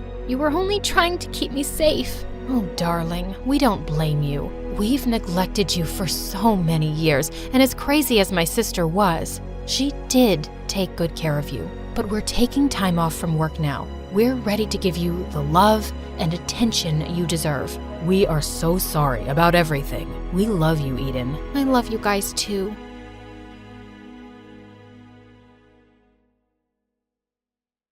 And I opened the door to find the most gorgeous boy ever standing outside. Hello, I'm Eric. We got some of your mail. I came to return it. I just stared at him, dumbstruck, feeling acutely aware of how terrible I looked. Just then, Meredith pushed me out of the way. Hey, thanks. You're such a lifesaver. Haven't seen you around before. I just moved into the house across the street. The big white one with the quadruplets? Yeah, they're my brothers. What? No, they can't be related to you. They're very unattractive. Meredith, can't you ever sugarcoat anything? I am sugarcoating. Did I call them ugly ogres? I am so sorry. It's okay. People have this reaction often. I'll see you girls around. He flashed his beautiful smile at us and then left. Wow, Eric stole his brother's luck, the schoolboy's luck, the neighborhood boy's luck, and his mother's and his father's luck, and the whole town's. I agree. He's beautiful. I hope he's smart and funny and kind too. I'm sure he is. I'd never believed in love at first sight till I met Eric. Okay, maybe love is an exaggeration, but I was crushing on him hard. Freddie, how does this purple dress look on me? Claire, what the? You can't just come in without knocking? What if I wasn't wearing a towel? Well, you are, so unclench your butt. Now, what do you think about the dress? Hey, Freddie, I want your opinion on this red dress. Oh, hi, Claire. I didn't know you were here. Have some respect for my privacy. What are you talking about? Actually, I don't care. Now tell me, I look hot, right? Of course I look hot. I could wear a potato sack and I'd look hot. I can do hot in my sleep. What's the dress for? The party at Eric's place? What, did you think you're the only one who got invited? The red's a bit much for a casual housewarming party, no? Yeah, you're right. It's more of a second date dress. Thanks, I'll look for something else. And your dress looks lovely. I am not your sister, and you can't treat me like this. I am a man. Okay, thanks for the news flash. Come on, Claire, let's go before Freddie has a heart attack. The party was coming up soon, but I knew there would be many guests, and I wouldn't really get a chance to talk to Eric then. So, I decided to drop by to borrow some sugar one evening. But my heart sank when I spotted Meredith and Eric in the kitchen, and they were kissing. I couldn't believe that witch. It was so obvious I was crushing on Eric, wasn't it? Can you give me some mashed potatoes, Claire? I lifted a spoonful and threw it straight at her face. Claire, what the heck? Oh, I'm sorry. You didn't want them on your face? You should have been clearer then. You got a problem with me? What a genius. Since you're so smart, I'm sure you already knew I liked Eric, but you went after him anyway. Yeah, I saw you two kissing. Oh my God, what? You like Eric? I had no idea. You should have been clearer too. Cut it out, okay? You knew. Did not. Okay, so now that you know, will you stop seeing him? No, duh. Are you really into him? Not really. I barely know him, but he's cute and rich and he likes me. You did see that he was kissing me back, right? I flung another dollop of mashed potato straight in her eye and stormed off. Fine, that jerk could have Eric. I wasn't even gonna go to the party now. But on the night of the party, when I heard music floating from across the street, I couldn't help myself. Eric had just known Meredith for 2 days. This battle wasn't over yet.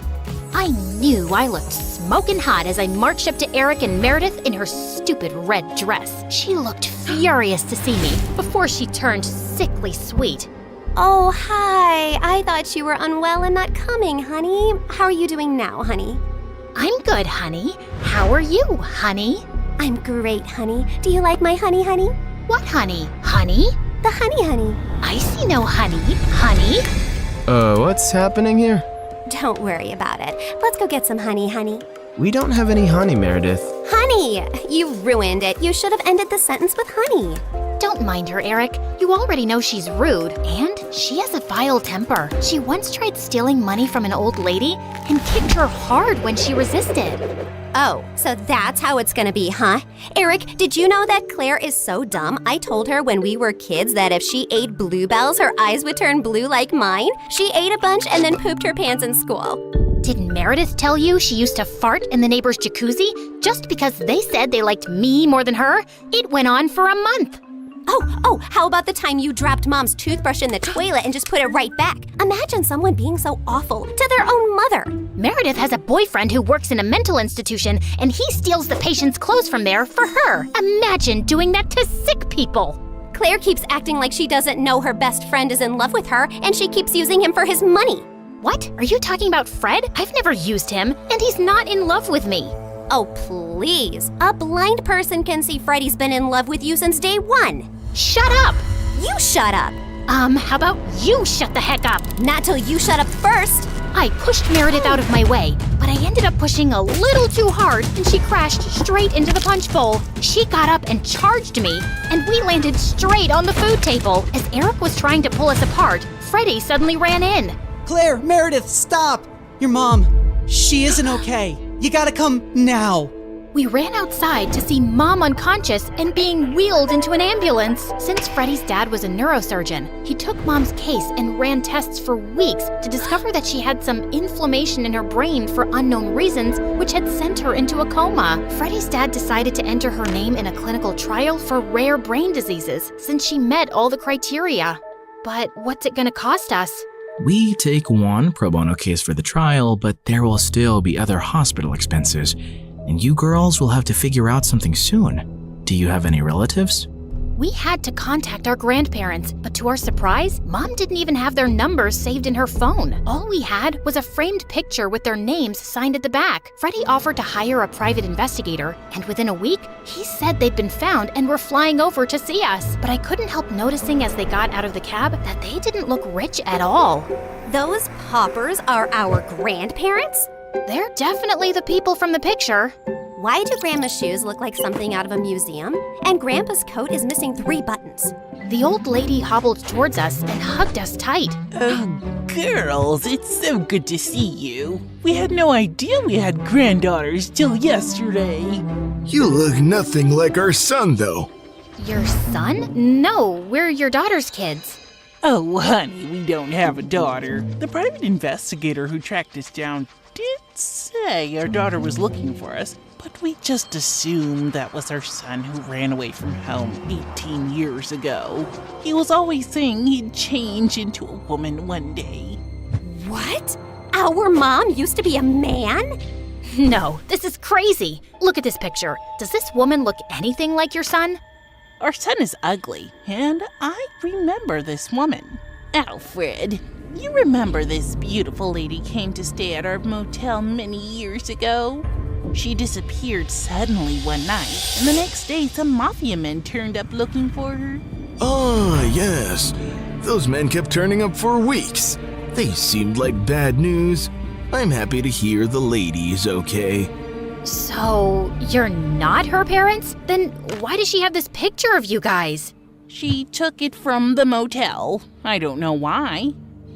I'm so tired, dear. Can I rest for a little while? No, if you're not our rich grandparents, you gotta go. Taxi! Meredith sent them packing immediately, and we just stood staring at each other.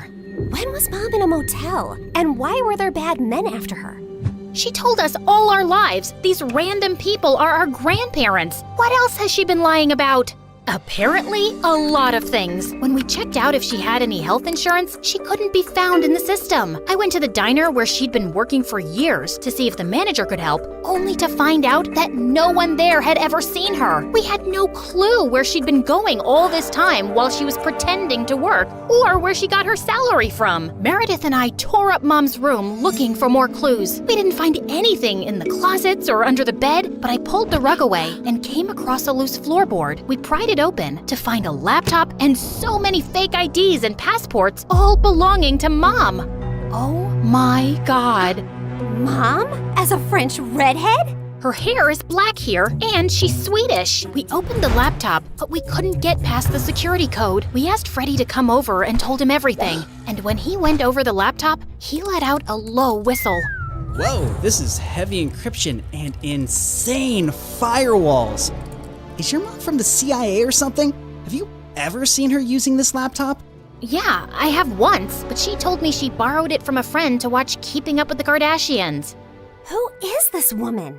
We really had no idea, except that her hair dye started fading soon, and we discovered she was a natural blonde. We still desperately needed the money and contemplated selling the house, but we couldn't even find any documents for it. For the first time in my life, I felt overwhelmed and completely out of ideas. Then one night, as Meredith and I were sitting on the porch, Freddie joined us, looking grim.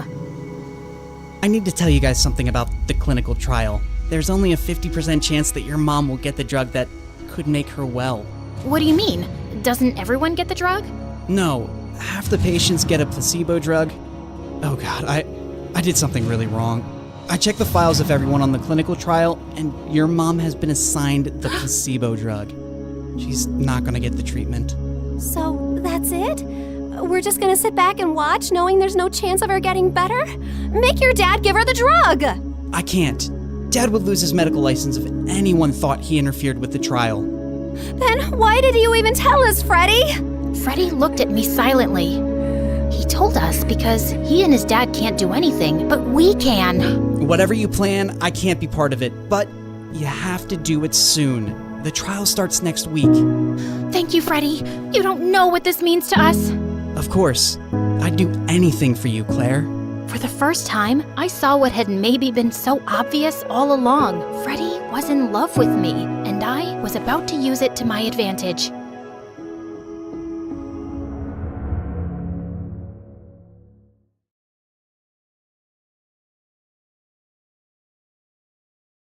Hey, it's Juniper, the rhyming whiz. Ever since I was a kid, I've loved poems. It all started with my amazing grandma and her incredible library. People would line up just to catch a glimpse. But when I turned 13, something really bad happened. My grandma left us, and because of a big business loss, my parents had to close down the library she loved so much. It was heartbreaking to see her special books being sold off. I felt so sad and lost without her and the library. Life went on, but one day, I spotted a real gem, my grandma's collector's edition book of Emily Dickinson's poems. I knew I had to get it to honor her memory. OMG, OMG. Mom, Dad, I need to have this. Please, please.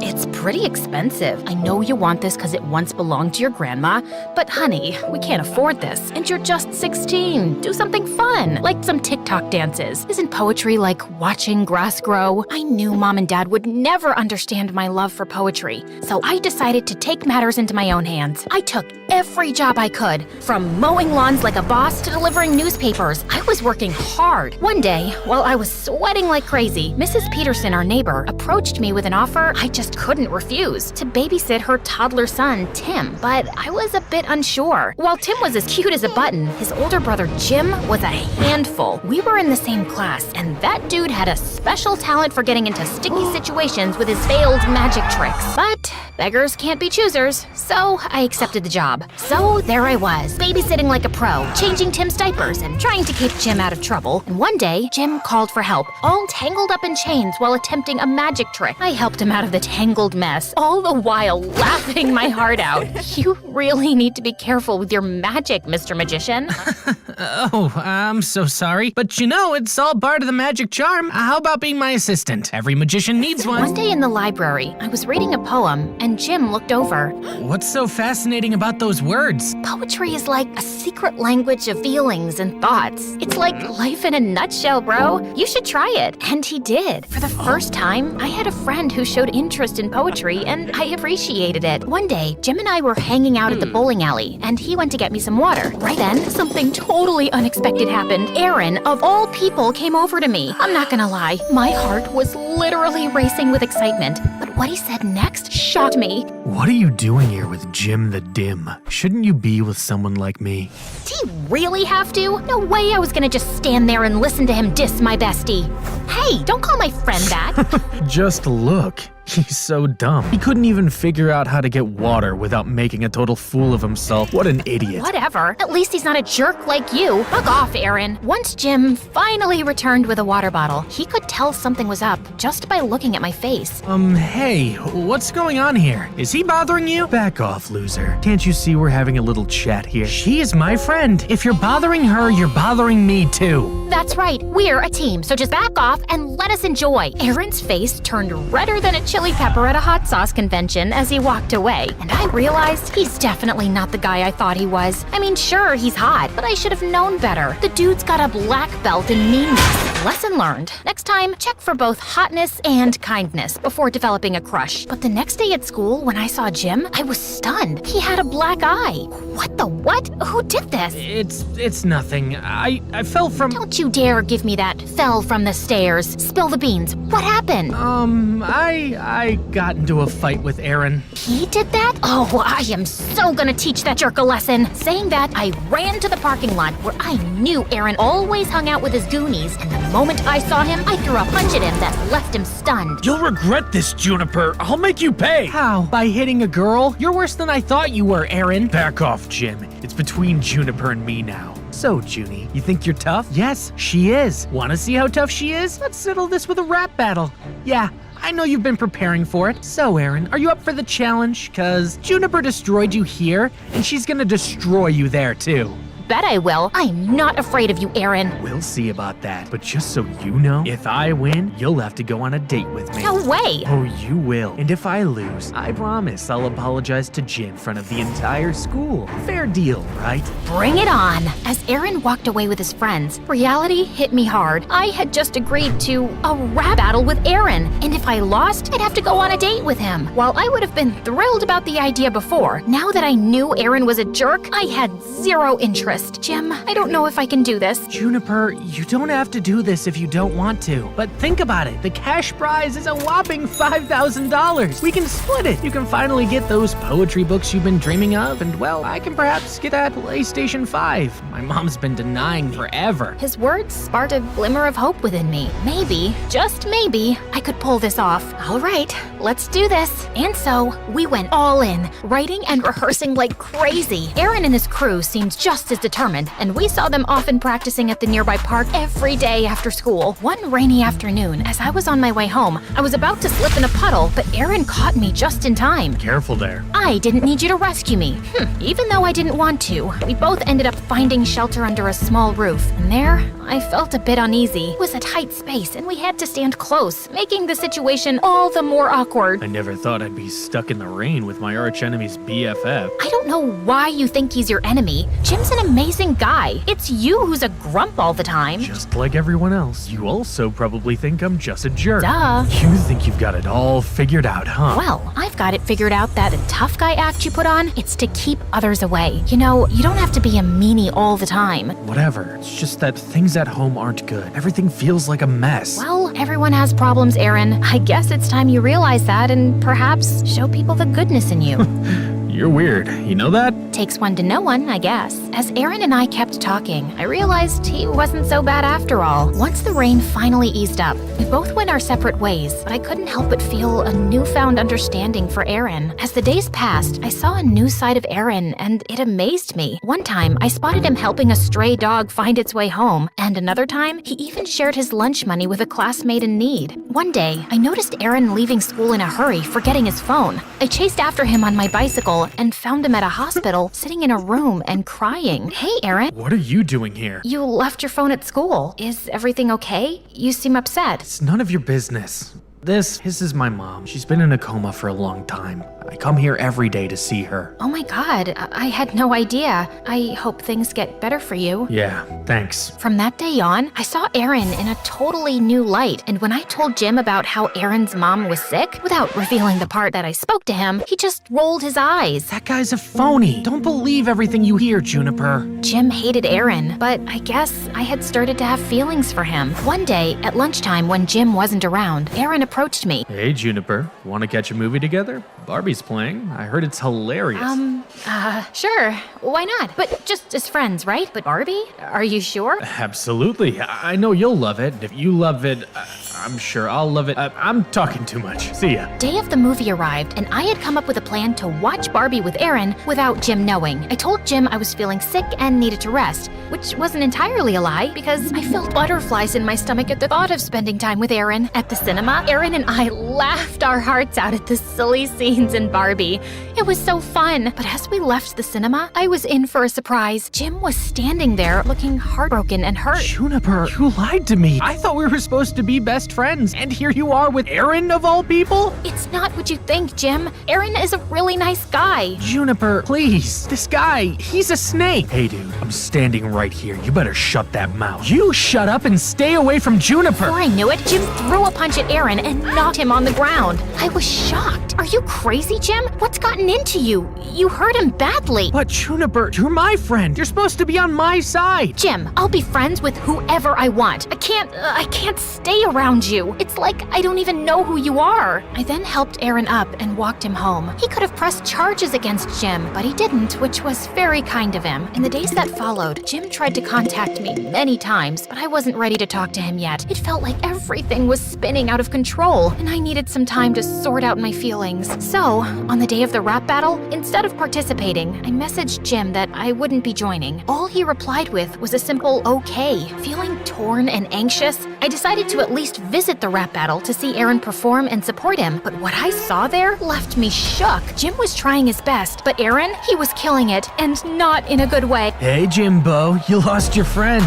Now you're on your own. My tricks played well. She fell for my lies. What a surprise. To the cinema. Took her. She didn't know. Faked about my mom. Perfect sorrowful show. She thought I'd changed, but it was just a facade. Remember that call? I tipped you off. So odd. To gain her sympathy, I took a punch so tough. Now she's on my hook. My power to show it's enough. My emotions went wild as I heard Aaron's hurtful words. Seeing Jim's pained expression, it hit me hard. He was right about Aaron's tricks. It all clicked. He had done the whole nice guy act to distract me from the rap battle. He messed with the wrong girl. Without even thinking, I jumped on the stage next to Jim. Jim, my buddy, you know I got your back. Through thick and thin, we never lack. Fake friends leave, but we stand tall. Bonds unbreakable, never gonna fall. They're just haters, but we're the real deal, and that's all. As for you, Aaron, you're a fake, always playing games. Lies, manipulation, it's all the same. Emily Dickinson said, tell the truth but tell it slant. But your lies won't fool me, they won't enchant. With Jim, I stand firm, your tricks won't grant. Hearing this, Jim jumped up and down and hugged me tight. I knew you'd come. I had to. Now come on, let's win this thing. Jim and I were doing amazing. We were spitting verses in the mic like we were on fire. In the end, it was us against Aaron and his gang, and I decided to bring my A game and finish him once and for all. But before I could speak, Jim took the mic and left me totally blown. You call my friend naive, but let me retort. She's like a rainbow, shining bright, never short. Like twinkle, twinkle, little star, she'll reach for the sky while you're stuck in the dark, telling lie after lie. Life's a journey, not a devious scheme. In the little engine that could, she follows her dream. She'll rise and shine while you're left in the dark with no true friend. friends, no real spark. The rap battle ended. Jim dropped the mic, leaving Aaron speechless. OMG, how did you do that? Learned from you, Juniper. In the end, we totally nailed it and won the cash prize. As Aaron tried to get off the stage, I quickly called out his name. Hey, Aaron, remember the deal? Apologize to Jim in front of everyone. Come on, yeah, come back on stage. Aaron's face turned red as a tomato, and like a kid who was punished, he took the mic and apologized to Jim. Now that was a mic drop. Once we left the venue, Jim took me straight to the bookshop where my grandma's book was. Get that poetry book you've always wanted. But it's not just my money, we both won. You get part 2. No, I wanted to win just for you, Juniper. OMG, you're the best friend ever, Jim. Remember, true friends got your back, no matter what. Fake people and lies can't break real friendship. Trust your buddies.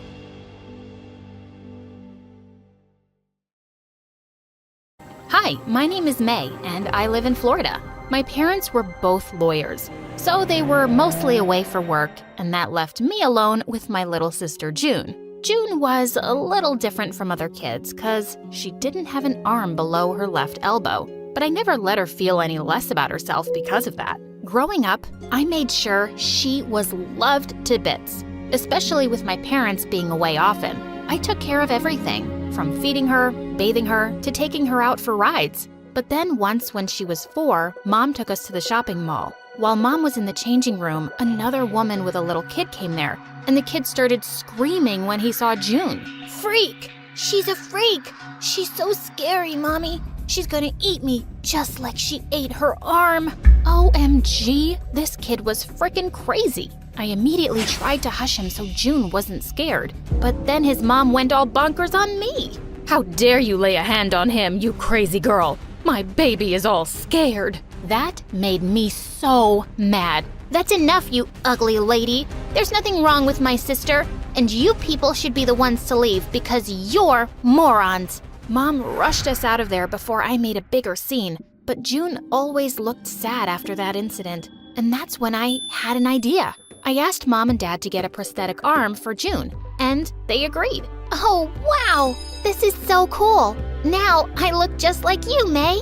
She hugged me tight, and I was the happiest to see her smile. Soon after, she joined her new school, but on the very first day, she came out crying when we went to pick her up. June, what's wrong? What happened? The other kids, they laughed at my arm and made fun of me. I don't want to go back, ever. It's okay. You can come with me to my school. We have a section for younger kids there. You'll be fine. I'll be there with you. Later, when we reached home, June said she didn't want anyone at the new school to know about her arm, so she was going to wear full-sleeved clothes and gloves all the time. But June, there's nothing wrong with you. May, please, just keep this a secret. Promise you will. And of course, I agreed. A few days later, when she joined my school, she looked quite happy after blending in with the kids just fine. And I made sure to check up on her once in a while.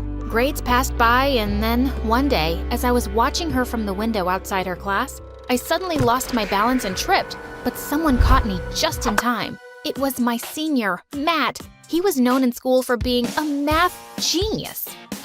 Thanks. I would have fallen so hard if it wasn't for you.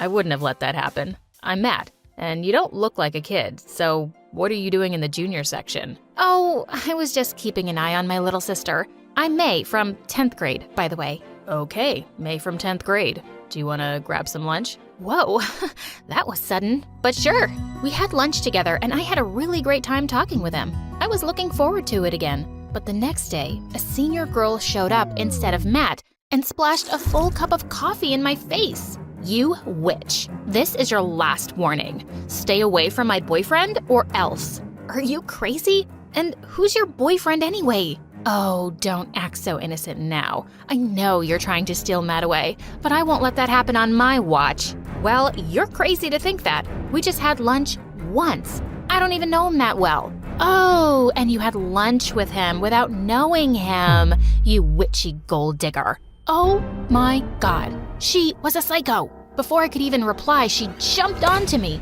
We both broke into a wild fight and ended up in a pile of food on the food counter. And we ended up in detention. But the very next day, I found June crying in the playground as Jessie and her friends were dumping all the things from her bag into the garbage bin. She was getting back at me by bullying my sister now? I marched up to her furiously and pulled her hair, and she turned around and attacked me. Luckily, the principal walked by just then, and when she found out what Jessie was doing, she suspended her for 3 weeks. When Matt heard about this, he came running to me and explained everything. I'm so sorry about Jessie, May. We broke up months ago, but she just won't accept it. I was just really happy to hear he wasn't dating that witch. I really enjoyed Matt's company, and he sure enjoyed mine. I even went to watch all his quiz competitions, and once after he won, he came running to me. May from 10th grade, I really like you. Will you be my girlfriend? OMG! Everyone stood there in shock, and I gasped as I said, "Yes, of course, Matt." He picked me up in his arms, and we kissed like no one was watching. It felt like I was on cloud 9. I was so excited that I went straight to June to tell her. But just as we reached there, I saw June push someone to the ground. "June, what are you doing?" As soon as she saw me, she came running to me. "Oh, May, those mean girls were pushing me around, so I just pushed them back. You told me to be strong, right? Did I do something wrong?" "Oh, no, June. You stood up for yourself. I'm proud of you. But they're saying they'll report me to the principal. Am I in trouble?" "Oh, no, you're not. You just wait right here." I went straight to the kids and screamed, "If any of you says anything to my sister, I'm gonna toss you like juggling balls in the air. Got it?" The kids nodded in horror, and June and I high-fived as we left. And then I told her about Matt, and she had the best reaction. After that, Matt and I started hanging out together all the time. On my 15th birthday, Matt decided to throw me a huge party at his house, and I had so much fun there. We danced till our feet hurt, but by the time I reached home, it was pretty late. I saw June sleeping on the couch, and there was a cake on the table and balloons all over the walls. Then I gently woke her up. "Hey, sweetie, I'm so sorry it got so late." "May, you're back." And then she looked at the clock, all sad. "It's 12:45. Your birthday is over. Where were you? We always celebrated together." And she furiously walked away from me. I felt so terrible. I totally forgot she must be waiting to surprise me. So I decided to make it up to her. I planned a theme park trip for the 3 of us, and June was super excited about it. When we reached there, the first thing she wanted was ice cream, but the stall was really crowded. "Matt, just stay with her for a while I go get us some ice cream, okay?" He held her hand tight and nodded, but when I returned, I was shocked to see that June was lost and Matt was looking for her. "Matt, how could you be so careless? I told you." She was right here holding my hand, and then she just slipped through. I don't know how. "Forget it. Just help me look for her now." We looked for her for hours, and with each passing minute, I was getting crazy anxious. Then 3 hours later, I received a call on my phone, and it was June. She was calling from some phone booth. When we got there, we saw June covered in mud and crying like crazy. "Oh, May." "Oh my God, June, what happened? Who?" "After you left, some woman pulled me away. I called out to Matt so loud, but he didn't even notice. I don't know where she was taking me, but I escaped from the car when she stopped for fuel. I'm so scared, May. Please take me home."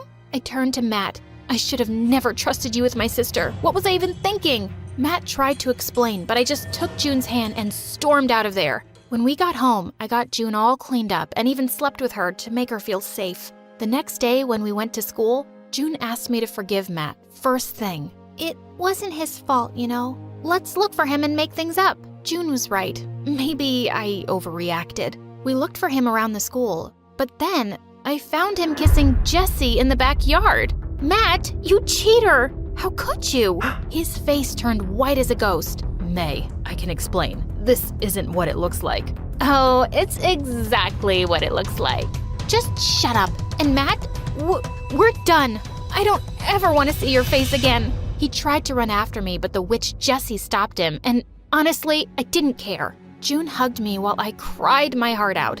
"What a jerk. He doesn't deserve you, May. It's okay. I'm here for you. I'll always be here for you. Please don't cry." The next few days were hard for me, but June tried her best to make me smile and even brought me hot chocolate in bed. She was the sweetest. But at school, Matt was trying to follow me again. So I just went into the girls' room and locked myself in a stall to escape. As I waited there, I suddenly heard familiar voices. June and Jesse? Are you crazy? Why did you talk to me in front of everyone? May could have seen us. I wanted to thank you, but I'm also really curious. Why did you help me? May's your sister, after all. That's none of your business.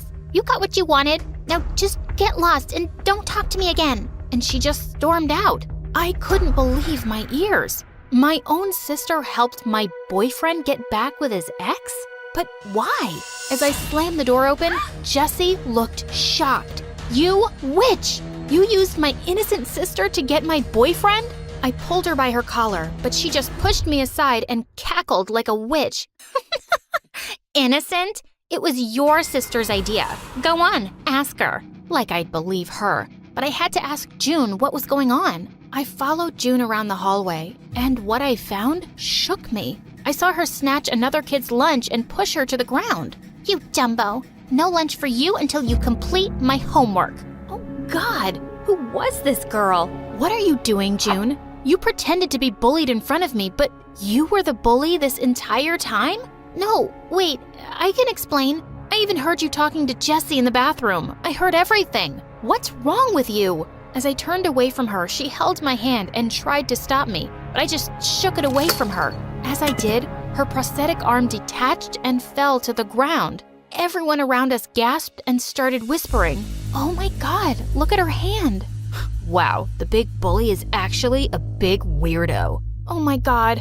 I stepped forward to help June, but she just picked up her arm and ran away crying. I wanted to follow her, but I was also so furious. When I reached home and my anger calmed down, I went to check on her, but she wouldn't open the door. Ugh, she was so stubborn. The next day at school, I heard kids whispering about June, calling her a cyborg and a robot. OMG, I had to find June. I knew she wouldn't be taking it well. I looked for her in the classroom, but she wasn't there. And then as I was passing by the gym, I heard her shout. I looked in to see Jessie and some of June's classmates tossing her prosthetic arm around and laughing. Just wanted to check if the rumors were true. You are a freak. Give that back before I kill you. I'd like to see you try. Before I could jump at her, someone held me back. It was Matt, and standing next to him was the gym teacher looking furious. He screamed at Jessie and the kids that he'd get them expelled and marched them straight to the principal's office. June, are you okay? Oh, May, Matt, thank you for saving me. And I'm sorry, you guys, for everything. I'm sorry too. It was because of me that the kids knew about your arm. But June, why did you bully them in the first place? Because I was scared. After I was bullied at my previous school, I didn't want to be hurt again. So I had to be the bully, like the cool kids. But June, that's wrong. These kids aren't even cool. They're evil. Look what they did to you. Also, you turned against me and Matt too. Why? Because you were replacing me with Matt, so I just wanted to get rid of him. At the theme park, he didn't let go of me. I ran away, and I asked Jessie to kiss him. I just wanted you to break up with him and love me. Oh, June, of course I love you. You're my little sister. Nobody can ever replace you. But I love Matt too, and you have to understand that. I do now, and I'm sorry for everything. Please forgive me. Suddenly, Matt looked at me, and we hugged her together. We forgive you.